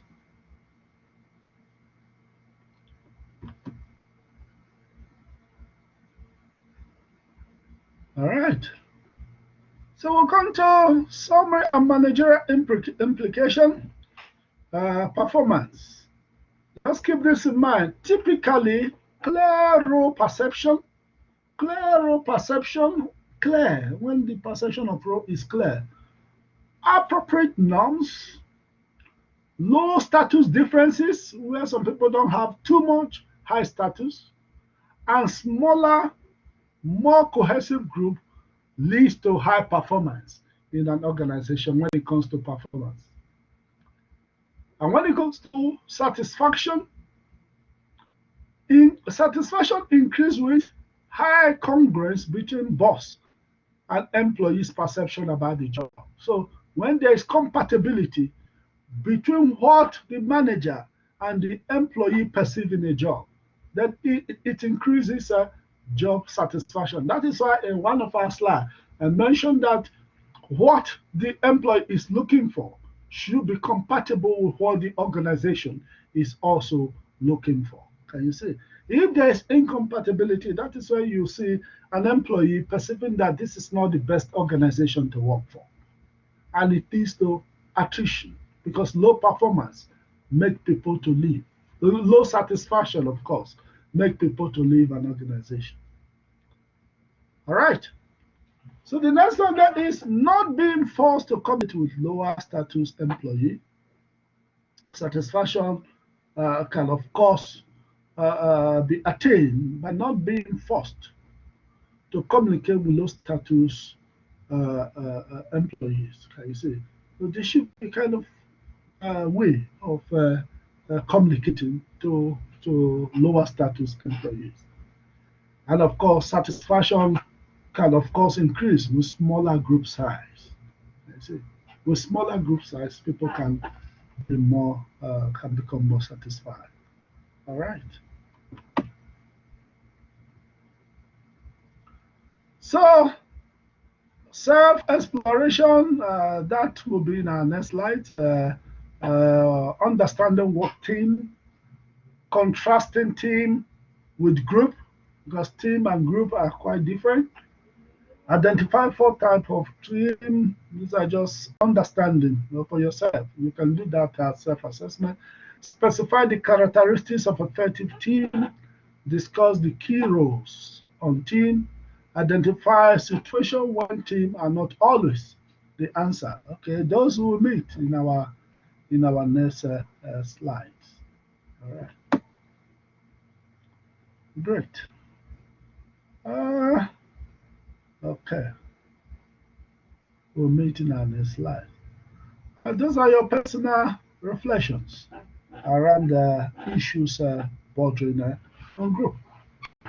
All right, now let us move to another discussion in terms of your work activity. And of course, probably that may be our last discussion for the day, I believe.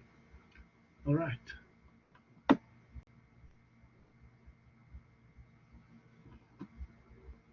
Hmm.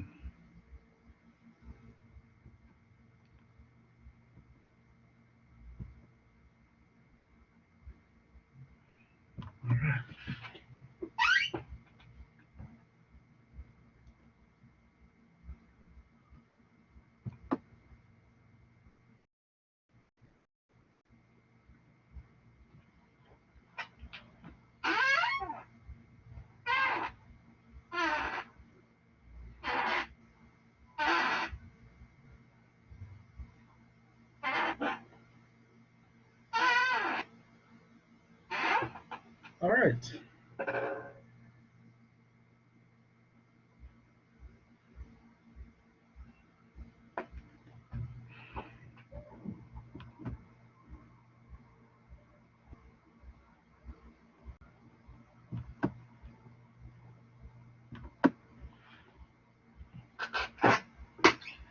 All right, we move to the next topic, which is, of course, work team. Understanding work team. Understanding work team. All right. And colleagues, just bear one thing in mind. I know that, of course, the chapters may be different with regards to the slides and, of course, the new textbook Like I told you, the new textbook has also come with new slides. So what you will use in identifying the slides and the topic also can be, if you are using the new textbook, can be the topics.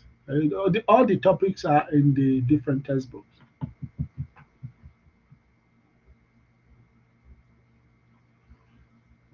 Come again with your question. That your question left immediately. Come again with your question. Let me read it. One more. I know you were asking me if there was a slight difference between a group and team, but I just want to get the end of that question. Come again with that question, please. All right.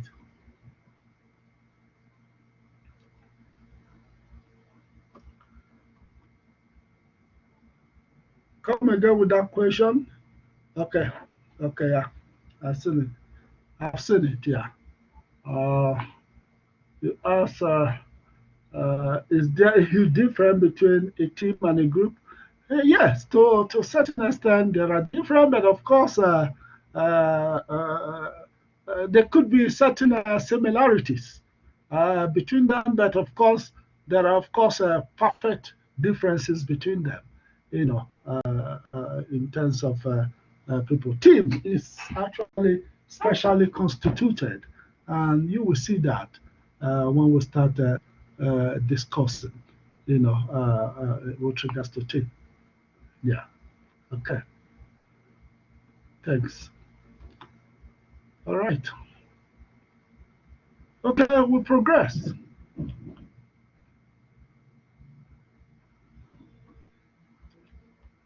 Mm,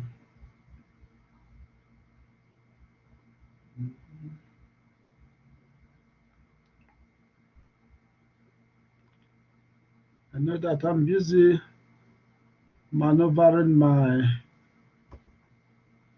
All right.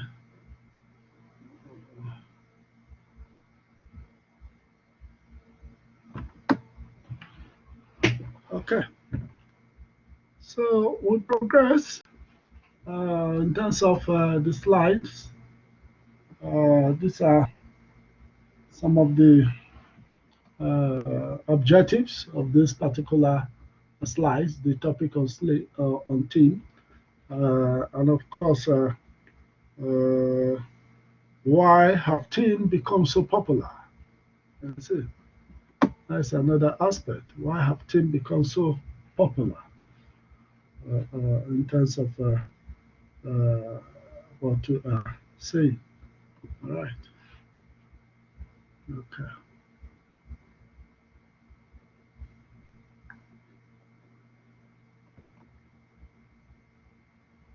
Why have team becomes popular? Right. Uh,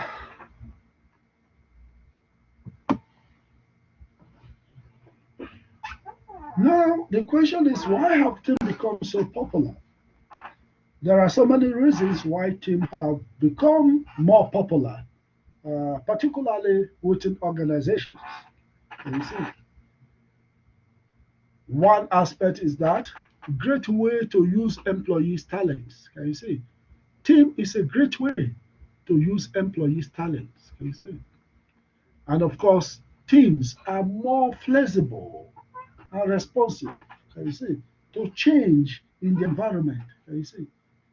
Teams are more flexible because they are constituted to address an issue. Can you see? And of course, another reason why teams have become popular is that can quickly assemble. Team can quickly assemble because they are small group, deploy, refocus, and disband. You see, that is why another reason why teams have become so popular. Another reason why teams have become so popular is, of course, facilitate employee involvement. Can you see? It facilitates employee involvement. You see? And another reason why teams have become popular is it increases employee participation in decision making. And of course, another reason why teams have become popular is, of course, democratize. and organization and increases motivation, which also is tied to issues of participation in the work environment. Of course, another reason why another thing you have to also bear in mind is that teams are not always effective. You see, despite the huge claim that we can do a lot of things with teams may not always be effective. You see, but they are quite very, very useful within the current world of work or within the current dispensation. All right, difference between groups and teams. Okay, let's see now the difference. I think you have asked me that, Sibi, Ntebi, the difference. Numbeso, you have asked me the difference. You can see the difference here. One group. One group, a group that interact primarily to share information. Yes, of course. I will recommend team in organization. Yes, yes. Team, like I told you, is not the main team. Can you see? In terms of how people work, people now are encouraged to work in team. Can you see? So let's see now why people are encouraged to work in team. But you see, like if we highlight advantage, we must also keep a caveat emptor. That is why I told you that not all teams are effective, but teams are effective. But not all teams. There are principles that a team of people working together must observe for it to be effective. You see? So, in terms of one group, a group that interact primarily to share information and to make decisions to help each group member perform within his or her area of responsibility. You see? So in this case, they are not working together to execute a task, but they share information that enable them to perform in each area of their own responsibilities. Now, when we talk about work team, what is work team? Work team generates positive synergy through coordinated effort. Can you see? Synergy through coordinated effort. The individual effort result in the performance that is greater than the sum of the individual's inputs. So if you look at the diagram there, you can see a good example or a perfect example of a work team. The three members carrying a big arrow. Can you see? Probably if one of them is out there, the arrow will become heavy, or let's say the cross will become heavy. And you see, and if another person lives there, definitely the cross will fall, like we witnessed in Jesus of Nazareth carrying the cross alone. And of course, somebody was asked to help him to carry the cross also. Can you see? That is issues. I'm just giving you an eulogy or an illustration, So that is team. Can you see? The three of them carrying it is better than one person carrying the heavy load. So it leads to synergy. Can you see? And certainly comparing work group and work team. In terms of work group, you can see the diagram there. The work group, everybody is working individually. That is why you see there's no connection between those dots. Everybody is working individually. Only what they do is share information. Can you see? Then in terms of work team, you can see now that those dots there have a lot of link inside, almost like star. And apart from star, almost like arrow connecting every members. So in other words, every members can relate to one another within that team. And the work assigned to them is one task that they are doing together. You see? So the difference between team in terms of performance is when we talk about goals of team and group. In terms of group, They just share information on how they will respectively do their job. But in terms of team is based on collective performance. Can you see? They join together to perform collectively. Can you see? Now, of course, in terms of synergy, you know, when we talk about synergy is 1 + 1 is equals to 3, not 2. Can you see? That is to say, the addition that we derive, the additional efficiency that we derive for working together. Can you see?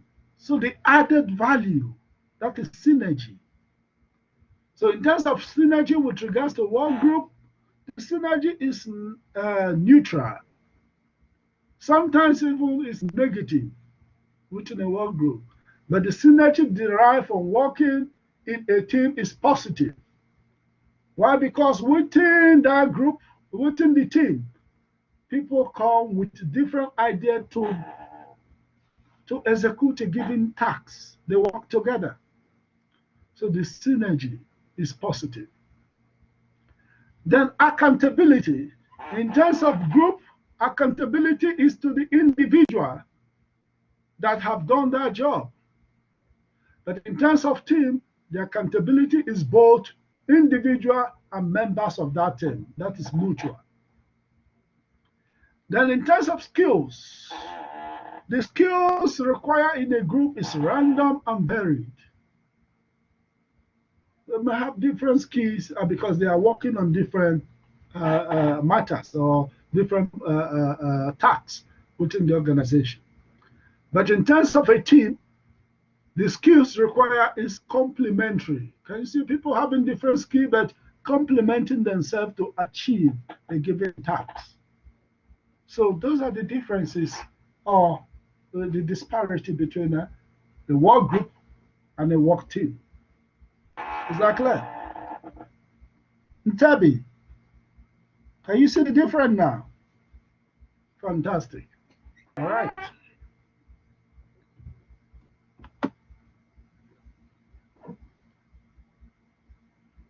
All right. Okay. We'll progress. Then types of team.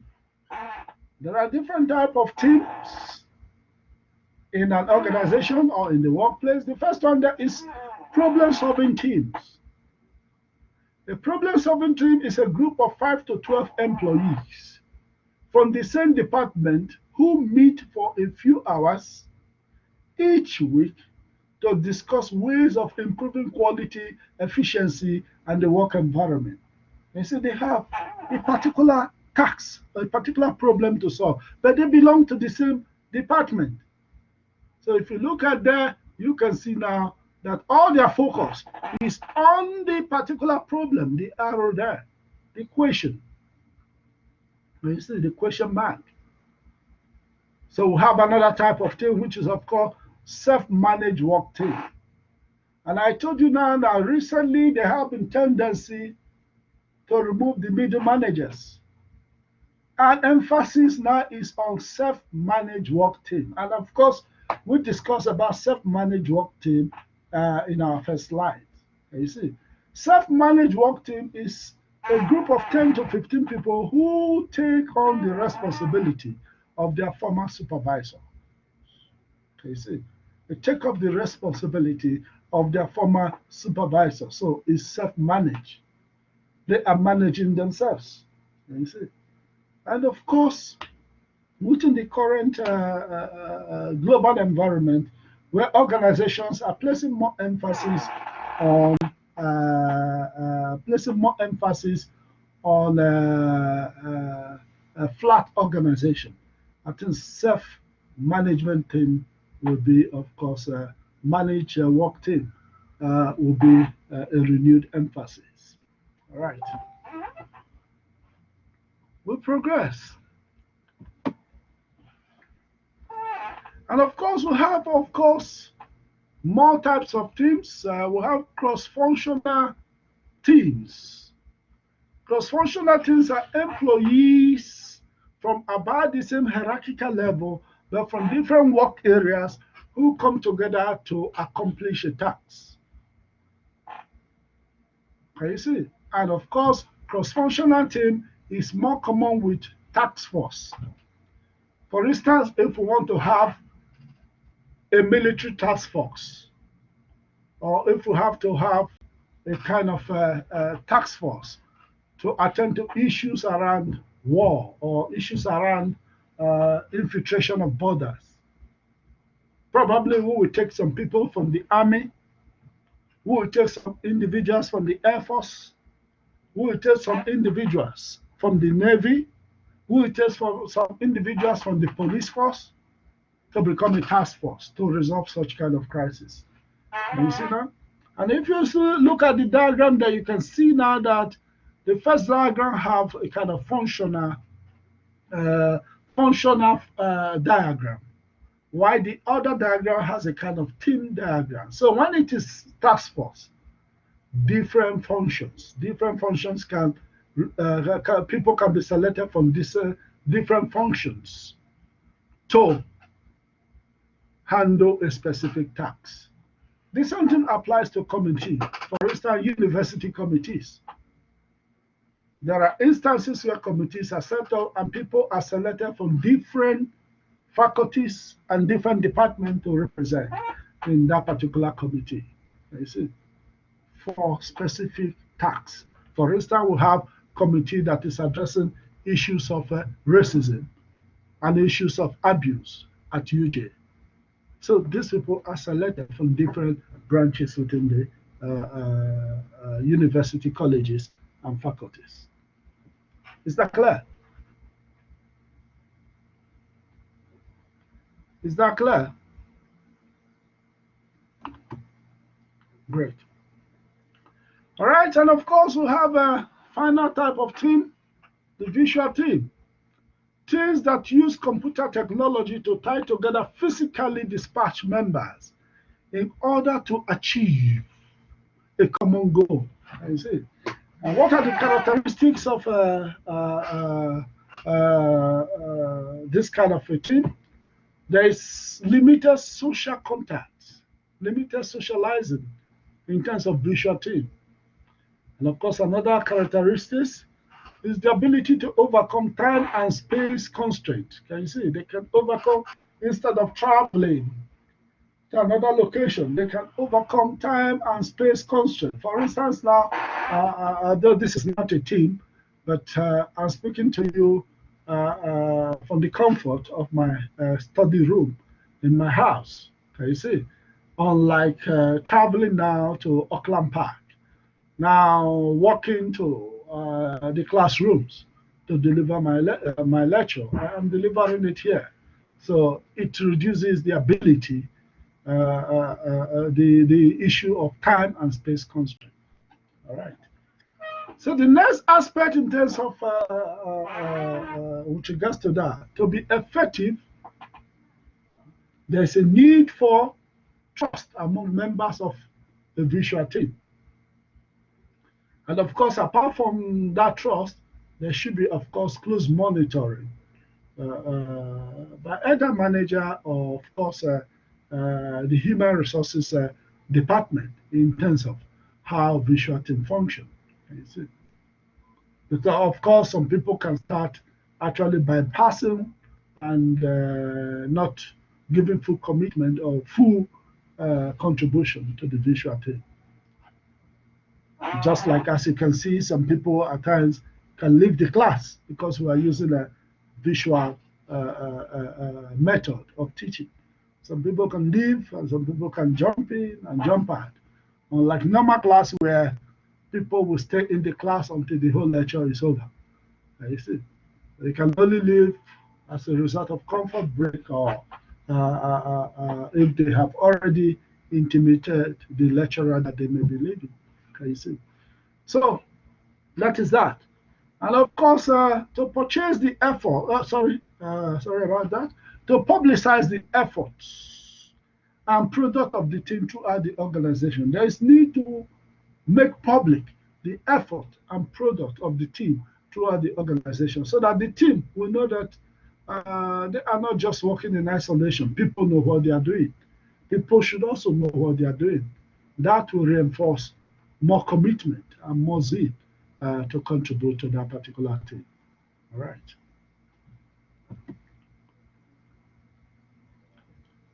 All right. Team effectiveness model.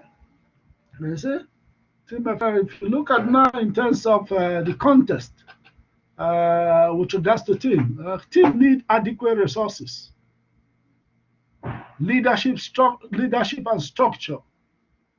A team need climate of trust. Team need performance evaluation and reward system that is effective. Then, of course, in terms of composition, a team need ability of members, and of course, the personality of members must be in sync or harmonious to one another. Of course, in terms of composition, allocating roles. Teams should be able allocating roles. Of course, for effective team need, of course, diversity of members, both in terms of background and in terms of skills.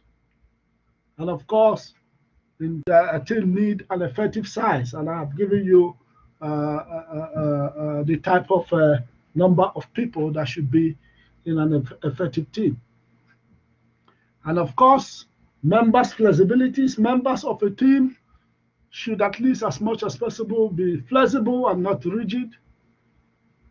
And of course, members' preferences. You see, there should be preferences in terms of the members, people that will belong to a particular team for the team to be effective. Now we move to the next one, which is in terms of work design for team. There should be a need to accommodate what is known as work characteristics model, propounded by Oldman.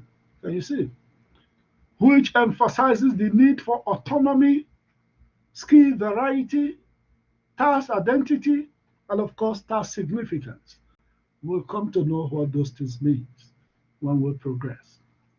And of course, another issue that can, of course, increase team effectiveness is common purpose. Common purpose. Team members must have common goal that is driving them. Another thing that is, of course, that can enhance team effectiveness is the goals must be specific. You see, the goal must be specific. If it is ambiguous goal, if it is a goal that is not clear, there will certainly be a problem. You see, another thing that can, of course, increase team effectiveness is team efficacy. You see, the team must be efficient. You see, to do their goal, they must have the requisite knowledge and skills. You see, and experience to undertake the tasks before them. And of course, another issue that will increase team effectiveness is, of course, managing the conflict level in the workplace. We'll talk about conflict later if we have more chance, because it's part of the third unit of your learner guide. Conflict level, managing that conflict level. And another aspect in terms of course, team effectiveness is being able to manage social loafings. Social loafings. We'll talk about social loafing later and you'll get clarity around that. All right. So we need to actually keep something in mind, which is, of course, CAVIT, MTOR. All these things we have mentioned these are not general guide. Can you see?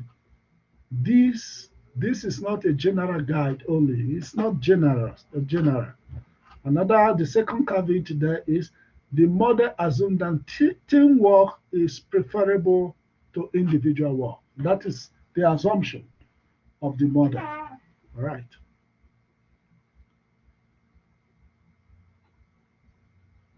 Go progress. Key component of effective team. What are the key components of effective team? The first one has to do with context. The context with which they function as a team. What is bringing them together? The second one has to do with composition. The composition of the team members. You see, are they people who can work in compatibility with one another? Are they people with complementary skills related to the tasks before them? And of course, another key component of effective team is work design. How the work is designed. I have also provided a hint around the work design. And of course, another aspect another key component of effective team is process variables. Variability in terms of the process. And we will discuss those in details as we progress. All right. Now, creating an effective team in terms of contents. In terms of contents, the team need adequate resources. That's the contents with which they work. Need the tool to complete the job. You see, if you give me a job, you must give me the tools and the resources to complete the job. Without the tools, the requisite tools and the resources, a team cannot be effective. You see, without the required tools and resources, a team cannot be effective. Another aspect is effective leadership and structure. Can you see? Teams cannot function if they can't agree who is to do what. Can you see? So teams must agree on the leadership of their team. So, and of course, agreeing to the specific of work and how the team fit together to integrate individual skills require leadership and of course structure. So with still leadership and structure, even self-managed team somehow or sometimes need leadership, despite the fact that they are self-managed team. But they can be somebody they look towards to within that self-managed team. So leadership is especially important in multi-team systems. Can you see? Leadership is very, very important. So effective leadership and structure is very, very important to create effective team.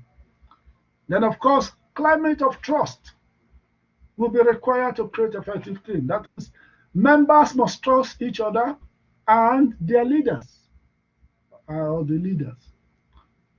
So performance and reward system that reflect team contribution. So there should be performance and reward system that reflect team contribution. Can you see? It must not just be based on individual effort. While we reward individuals within the team, we should also combine it with rewarding people as a team. Can you see? So performance and reward system that reflect team contribution. That is why you see that sometimes when we give you a group assignment, recently we have started demanding that you as group or you as team members in that group should be able to should be able to report to us the contribution of each members when you give us your own when you respond to the assignment. You see, so we want to use that to assess the different members within a particular team. Is that clear?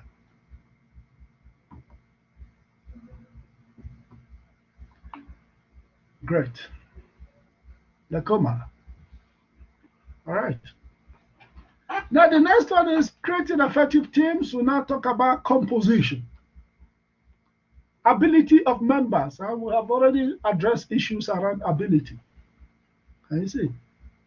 Need technical expertise, problem solving, decision making, and good interpersonal skills. So the ability of members to have the requisite expertise, have the problem-solving skills, and of course decision-making and good interpersonal skills. If you have all these other expertise, all these other problem-solving skills, and you don't know how to relate to your fellow colleague, then definitely all those expertise will be just a wasted ability or a wasted ingredients among the team. So you must have both the problem solving expertise or skills, decision making skills, technical expertise, knowing your job, knowing having qualification to be in a job, having the skill to be, as well as good interpersonal skills. Creating effective team with regards to composition, personality of members. Personality of member is very important to creating effective team. Conscientiousness. Can you see? Conscientiousness. That is being meticulous in terms of what you are, being thorough. Can you see? In terms of the work that is before you. Can you see? So those are personalities of members that can, of course, help to create effective team. And of course, openness to experience, being open to experience new things. Can you see? That can, of course, help in creating effective team. And agreeableness. Can you see? All relate to team's performance. Can you see?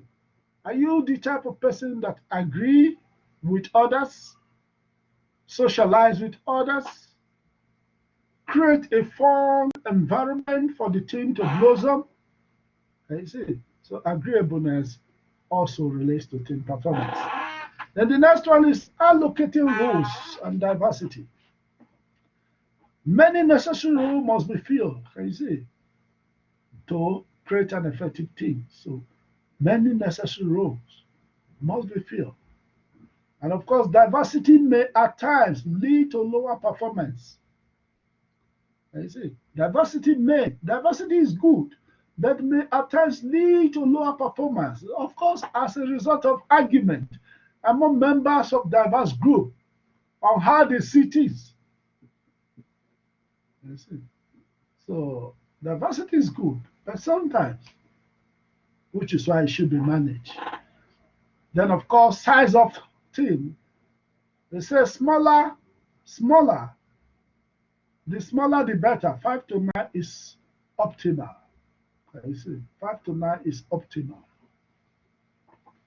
Then, of course, members' preference for teamwork. Do the member want to be in a team? You can't force people to work as team. You see. So if members are not willing to be members of team, and you tell them you must be in team, then definitely that will create an ineffective team. But if you can persuade them, if you can convince them that working in team will actually promote or will actually enhance performance in the organization, of course, certainly that is the best practices or the best way to go about it. All right. Great. We'll progress. We're still talking about creating an effective team. You can see key roles of a team. You can see the different roles within a team. We have people who are considered as the linkers. The linkers within the team are those who coordinate and integrate activities and, of course, people within a particular team. And, of course, we have the creators or the creator. Somebody who is creative, initiate creative ideas, innovative people within the team. And, of course, we have the promoter. The promoter is, of course, idea champion. I see. I see. And the champion ideas after they are initiated. Can you see? The champion ideas, they are promoters because they champion idea after those ideas have been initiated. Can you see? So they promote it. I think there's another term we have used for them also previously, as people who promote the idea of the organization. Then, of course, we have, of course, assessors. Assessors offer insightful analysis of options within the team. These are different roles, okay, key roles within a team or in a team. Then we have people who are organizers within a team, provide structure. The organizer provides structure for the team to function. And of course, we have producer. Producer provide direction and follow through that direction. And we have controller. Controller examines details and enforces rules. And of course, we have maintainers. They fight external battles for the organization or for the team. Can you see? And they maintain the cohesiveness and, of course, the existence of the team. Then we'll have, of course, advisors. Advisors encourages the search for more information and, of course, advise the team as their name implies. All right, as their name implies.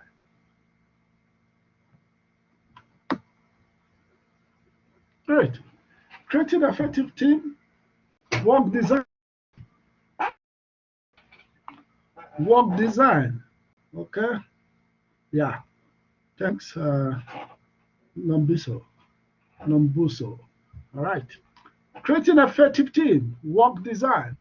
I have spoken to you about work design, and I tell you, for people to appreciate their work, for people to love their work, I think Oldman and Co. Came up with what they call job characteristics model. You know, and among those job characteristics model were the concept of autonomy, skill variety, task identity, and task significance. Now, when we talk about autonomy, that is the ability to work independently, the ability to be in charge of what you do. And remember, I told you that division of labor killed this autonomy. But in terms of division of labor, managers have to monitor the number of repetitive tasks that you do. So you lost autonomy altogether. So autonomy in terms of a work or design of work is the ability of the worker, the ability of the employee to work independently even within a team and of course achieve a result. Another issue with regards to work design. So how the work is designed can either boost a team or mar a team. Then of course another issue with regards to work design or creating with regards to creating effective team through work design is skill variety. Skill variety, ability to use different skills and talents to achieve result or to do the tasks you have been assigned to do. And of course, that is why I gave you an example, the fact that division of labor also killed skill variety. So most of the artisans in those days who can actually use different skills to develop a product now have been subjected to be doing one particular repetitive activities which doesn't need skills. You just come to work, you continue to do. If you're saying, I remember, in fact, that was why I actually ran away from the accounting field. Like I told you, I started my career as an accountant because I did BCom in finance, I did BCom in accountancy. My bachelor's was in accountancy and management. And when I was working with Central Bank of Nigeria, I remember all we do every day, at least for the staff member, is updating of ledgers in my own branch because I was working with Staff Credit Control Office. All we do is updating ledgers.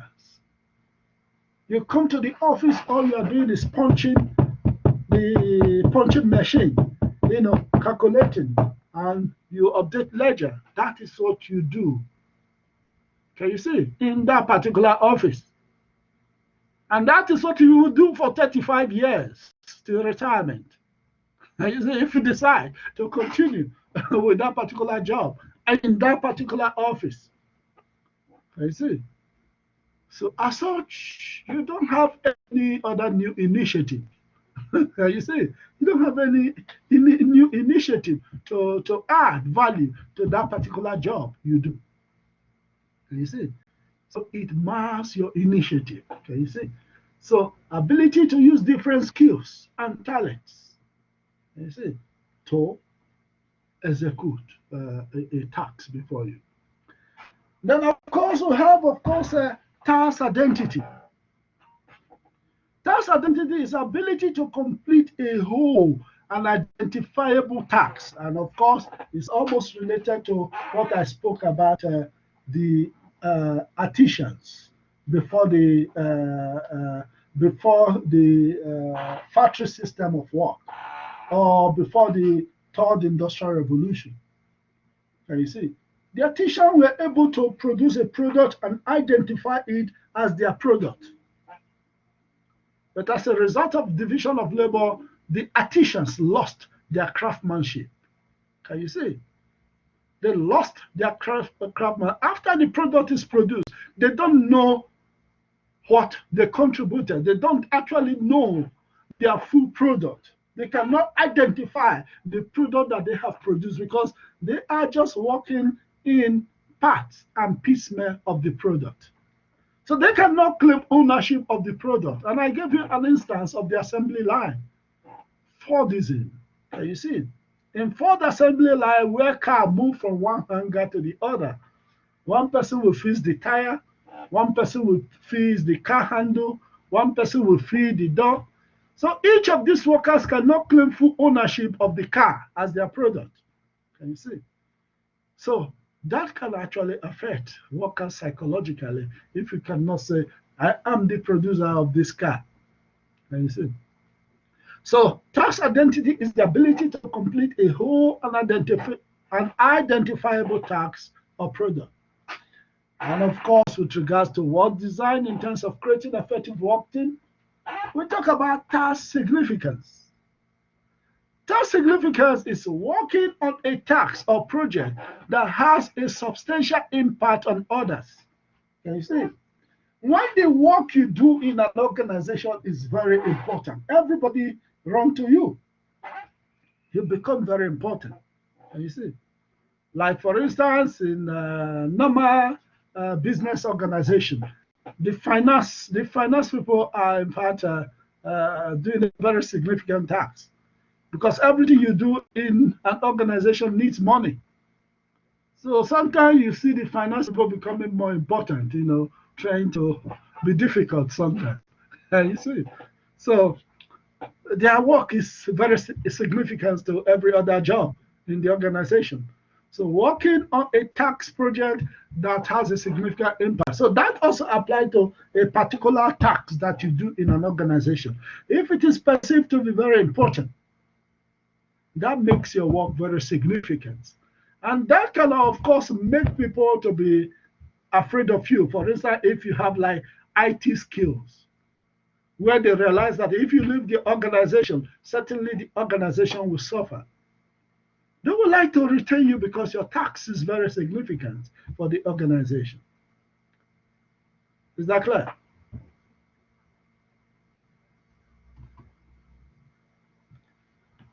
Is that clear?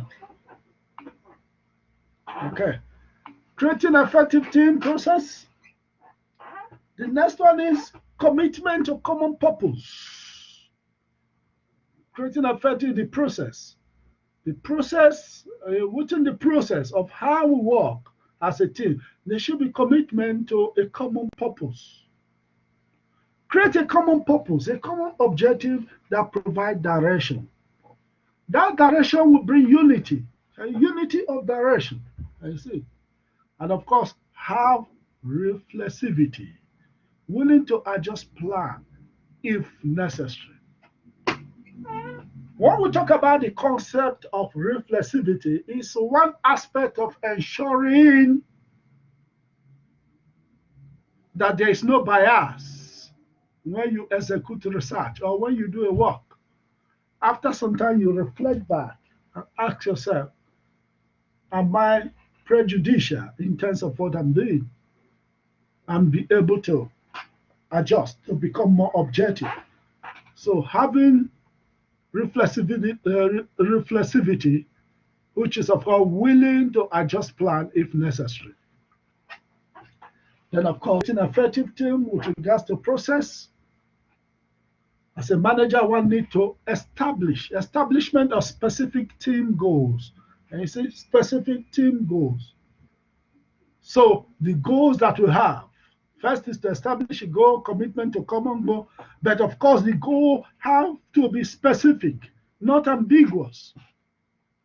And to be specific, the goal must be clear. And the goal must be measurable. It can be measured quantitatively. Can you see? The goals can be measured quantitatively in terms of time, in terms of monetary term, in terms of mathematics, in terms of statistics. And of course, the goal must be realistic. Can you see? The goal must be realistic, something that humans can undertake. Can you see? So that is it. The goal must be realistic. And of course, the goal should be challenging. Can you see? The goal should be challenging. I tell you, people become bored and fatiguous when the work they do in an organization is not challenging them. You hear people say that all the time. I am not challenged by the work I do. I do just monotonous jobs. I do just repetitive jobs. It's not challenging my intellect. Can you see? Not challenging. You see? And of course, in terms of process, we talk about team efficacy. You see?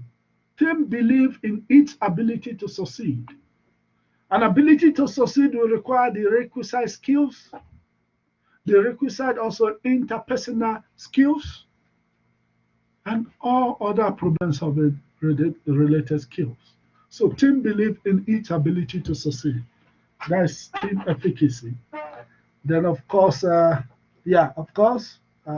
safe to say that in an interview. Okay.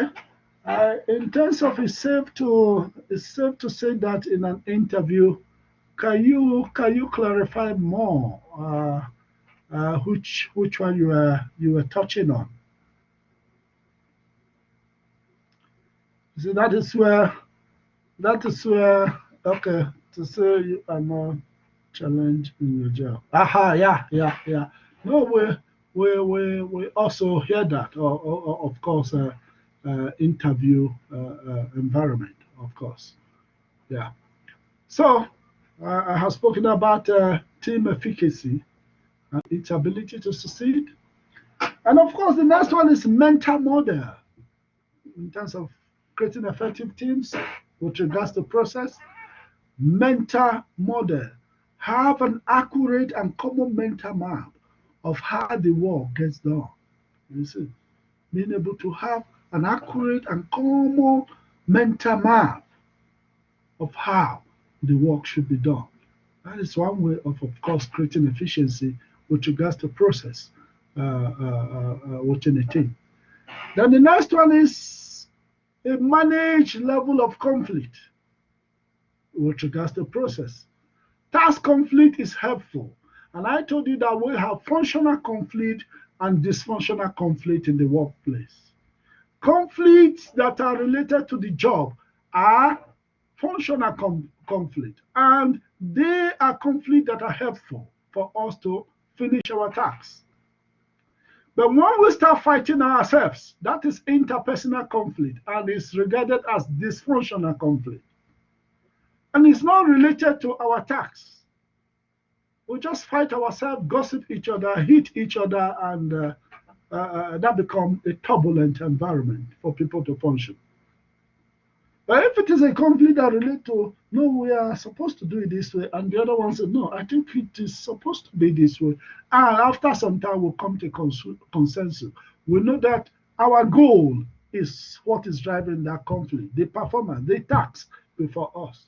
That is functional conflict. I see. And that is why sometimes we say, no, the argument, the conflict is not actually against you as a person. It relates to this work that has been assigned to us. You see? Yeah, you know. But that is that. Then, of course, minimize social loafing. Well, like I told you, we'll talk about social loafing as time goes on. Minimize social loafing. Who is a social loafer? Okay, I see somebody is absent. Uh,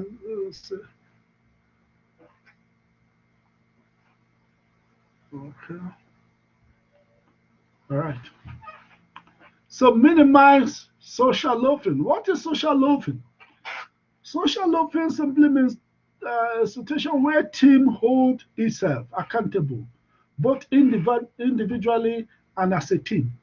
You see, minimize social loafing, and we'll talk about social loafing. We'll come across that. Let me not belabor myself. So minimize social loafing. Of course, social loafers are people who withdraw their work, their level of performance when they work in team or in a group. You see. So we'll progress. Almost there. Just about 4 slides to go now with regards to this topic. Then turning individuals into team players. How do we turn individuals into team players? We can turn individuals into team players during selection processes. Can you see? Selecting, recruiting our new members. Make team skills one of the interpersonal skills in the hiring. Look at applicants and new recruits and see who can actually work effectively among people or with people as a team. You see? So there's a way to get exactly somebody who is, of course, individualistic and somebody who is, of course, communitarian or who will be willing to work as a team or who is a team player. And of course, another way of turning individuals into team player is by training. You train people to know about team, just like what we are doing now in the class. When you get all this information, you educate yourself on how to be a team player, what you can do to become a team player. Can you see? So individualistic people can learn. You see, people who were previously individualistic can learn how to function in group or in a team, how to work with other people. You see. Then, of course, the next aspect is reward. You see, in order to improve or in order to turn individual into team player, reward the reward system to encourage cooperative efforts so people can work cooperatively rather than competitive, that is individual reward, rather than competitive, which is, of course, rewarding people individually. There's a need to, of course, reward people as a team or as a group. Then, of course, another aspect is continue to recognize individuals' contribution while still emphasizing the importance of teamwork. And I gave you an example of group of students working within an assignment. Recently, we have now, when we were working in group assignment pattern, we have started now trying to look at how individuals among the students contribute to the assignment and how the whole group contribute. So that is why within a particular team members doing an assignment, we later started scoring some people more than some others within the same assignment that they were given to do, their research assignment. So we realized that some are just social loafers, they are just in the team, not even expending any effort, but even at times slowing the process of the work. But there are some who carry the work, and I have seen that in several instances. And you see, where some come with so many complaints. My office is very busy. I work, and some students are not employed. That is why they are jealous and they are creating all kind of problem for me. We come across most things among students complaining. So that is why, in fact, the COVID-19 now has left us with no other alternative than to do individual assignment. And I know some are still calling me or sending me emails. "I can't you make it group assignment?" Can you see? So those are the issues, that we have to put into perspective. So continue to recognize individual contribution while still emphasizing the importance of teamwork. All right. So the next aspect is, of course, beware. Team aren't always the answer. Okay, those are the caveat. Like I told you, there could be other disadvantages of team. Team takes more time. Yeah, almost the disadvantage of a group can also be found in a team. Team takes more time and resources than does individual work. I see, comparing now individual and team. Three tests to see if a team fits the situation. What are the three things to consider to see whether a team is more appropriate to use in a work setting? One is that is the work complex, and is there a need for different perspectives? Can you see? Would it be better with the insight of more than one person? So if that is the case, then definitely we need a team. But if that is not the case, I think it's better to leave people to work individually. Can you see? The second one there, in terms of the third test to see if a team fits the situation is, does the work create a common purpose or set of goal for the group that is larger than the aggregate of the goal for an individual? If that is the case, then of course, work team will be the most appropriate. Then the third one is, are members of the team involved? Interdependent? Can you say, are members of the team involved? Involved. Interdependent tasks? Do they do interdependent tasks? I think that is what he's trying to ask there.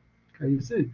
So if members of the team have interdependent tasks that relate to each other, yeah, it is more appropriate to work in team. But if they have different isolated tasks that are not related, I think it's better to work individually. All right. Okay, we're almost there. 18th of the 20th slide. Global implication. Global implication. Extent of teamwork. Other countries use team more often than does the US. Why is this so? Okay, because of course the textbook we're using, like I told you, was originally from the United States of America.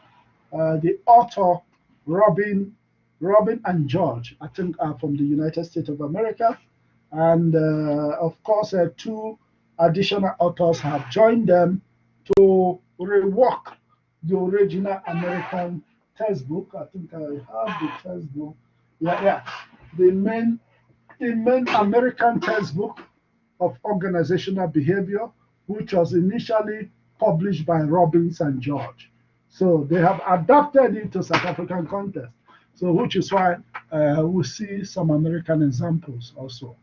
So extent of teamwork.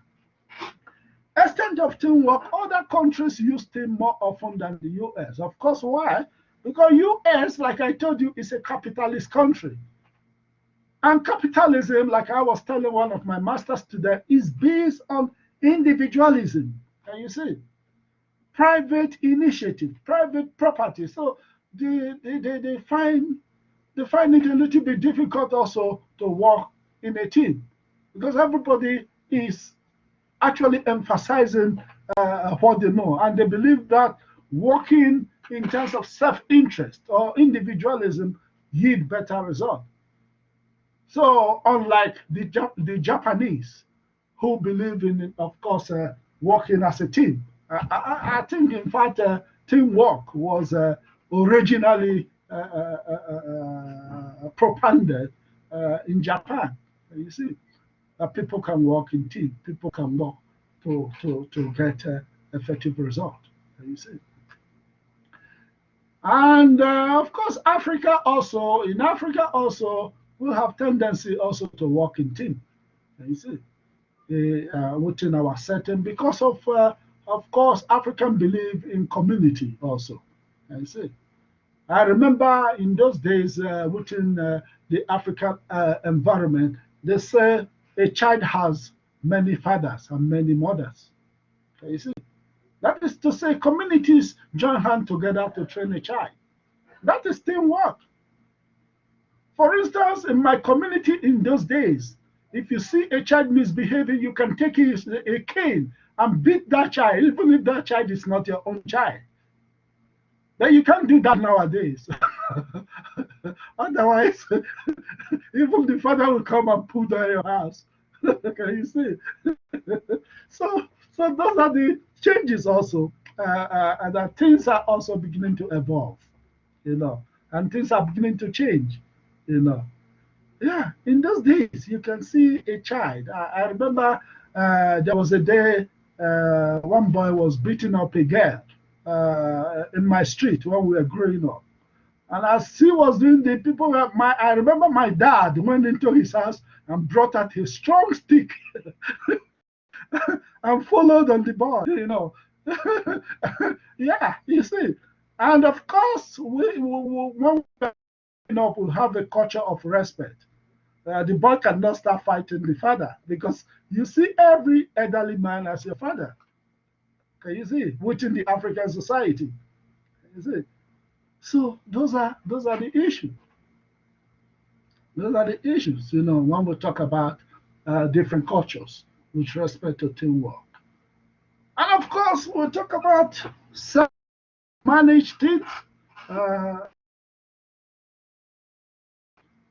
global implication. Uh, do not work well. Self-managed team do not work well in countries with low tolerance for ambiguity. You see, with countries that have low tolerance for ambiguity, because such kind of in such kind of environment, there is order, there is orderliness, and there must be somebody who should lead. You see, so self-managing will not work well in countries with low tolerance for ambiguity and uncertainty and high power distance. When we talk about high power distance, is where a leader is perceived as almost mini God. Can you see? Before you can meet your leader, there should be hierarchies you will follow before you see the leadership in that organization. That is a culture or an organizational culture that have high power distance. Can you see? And we can see that most when we relate it to the different organizational design or organizational structure. You can see that more also in hierarchical organization. You see? Where managers will not let go their powers also. All right, global implication, team cultural diversity and team performance. Team cultural diversity and team performance. Diversity caused by national differences interferes with teams. Can you see? Interferes with team. Team cultural diversity. Diversity caused by national differences interferes with team efficiency. Can you see? Because of the differences with regards to how things are done between nations and cultures. It interferes with the efficiency of a team. At least, of course, or at least in the short run. In the short run, or at the early stage of the team grouping. Can you see? But after about 3 months, the differences between diversity or diverse individuals and non-diverse team performance disappear. Can you see? The differences between diverse and non-diverse team performance disappear. So after some 3 months, there is tendency for members, in spite of their diversity, to begin to understand themselves. And of course, this should also be, of course, prompted by manager also, by trying to make team members to function in such a way that, of course, they contribute to the organizational success by suppressing their diversities, or by putting some of their differences aside and, of course, focusing on the common goals of the organization.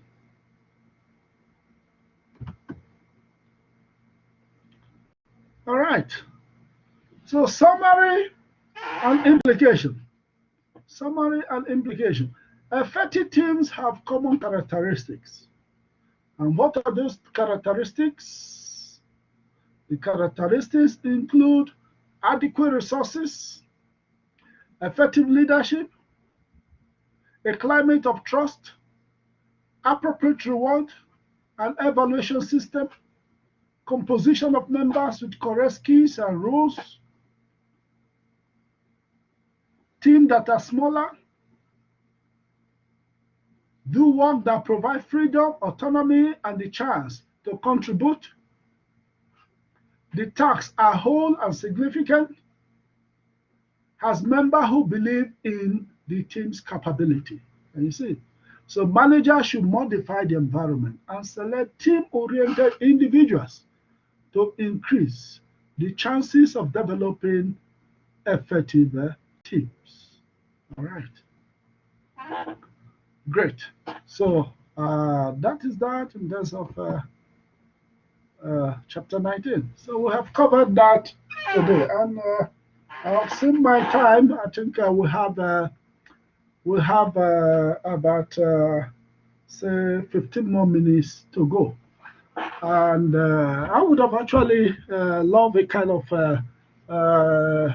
group interaction within the remaining 15 minutes that we have, with regards to what to cover. And I don't want to be tempted to enter into another topic, which we will leave on the way without completing the slides, because we have actually promised ourselves to round up this workshop by 2 o'clock. And I don't want to also create an environment of information explosion, whereby you have so much information and having some challenges in terms of assimilating or putting all the information in perspective. But of course, the additional video can also help you to unravel and, of course, meet up with some of the things we have discussed in this very class. So, ladies and gentlemen, of course, I believe before we end the term, there will still be a section like this to cover a lot of things, because I realize that the content of your learner guide is quite wide, and we have very short contact section. And apology for the fact that you advised me that you were muted. I didn't know how that was set up. I will verify that, and I didn't want to start verifying that. But I'm really shocked, because I remember one of the students was responding to me when we started, and I didn't know how it was muted. That you guys now have become a kind of dump, and I'm not hearing what you're saying, So apologize for that, and I hope we will get around that in our next class, where everybody now will be made to speak and contribute to the class. Because sometimes I know, okay, writing, I can read all you are writing, but sometimes it's good also to hear the voice of people and get clarity in terms of the question they pose in the class, and also see how they can also add value to the lecture or to the class before them.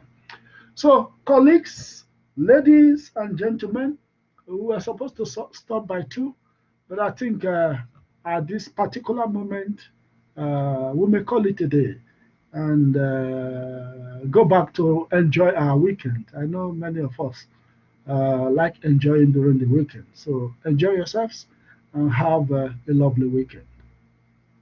Au revoir. Thank you, sir. Thank you very much. Thank you. Keep well. And I can hear your voice now. Why am I not hearing other people's voice? Okay, bye. Maybe connectivity issues. Bye. Okay. Oh, you mean it's connectivity issue? Yes, sir. Okay, meaning it is not my own problem. It is not my making.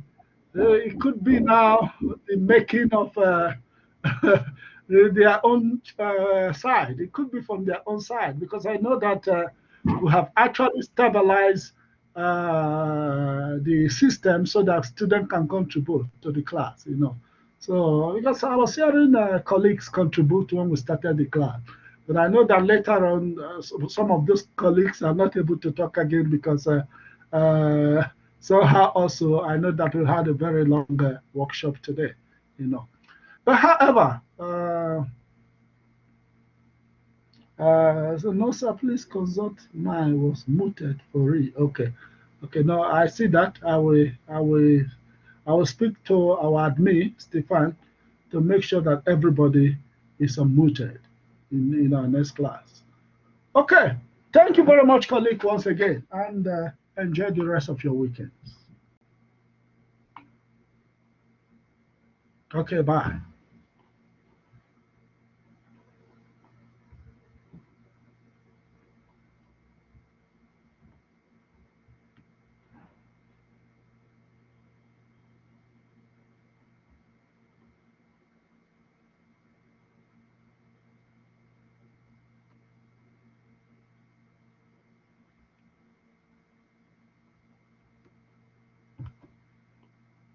All right.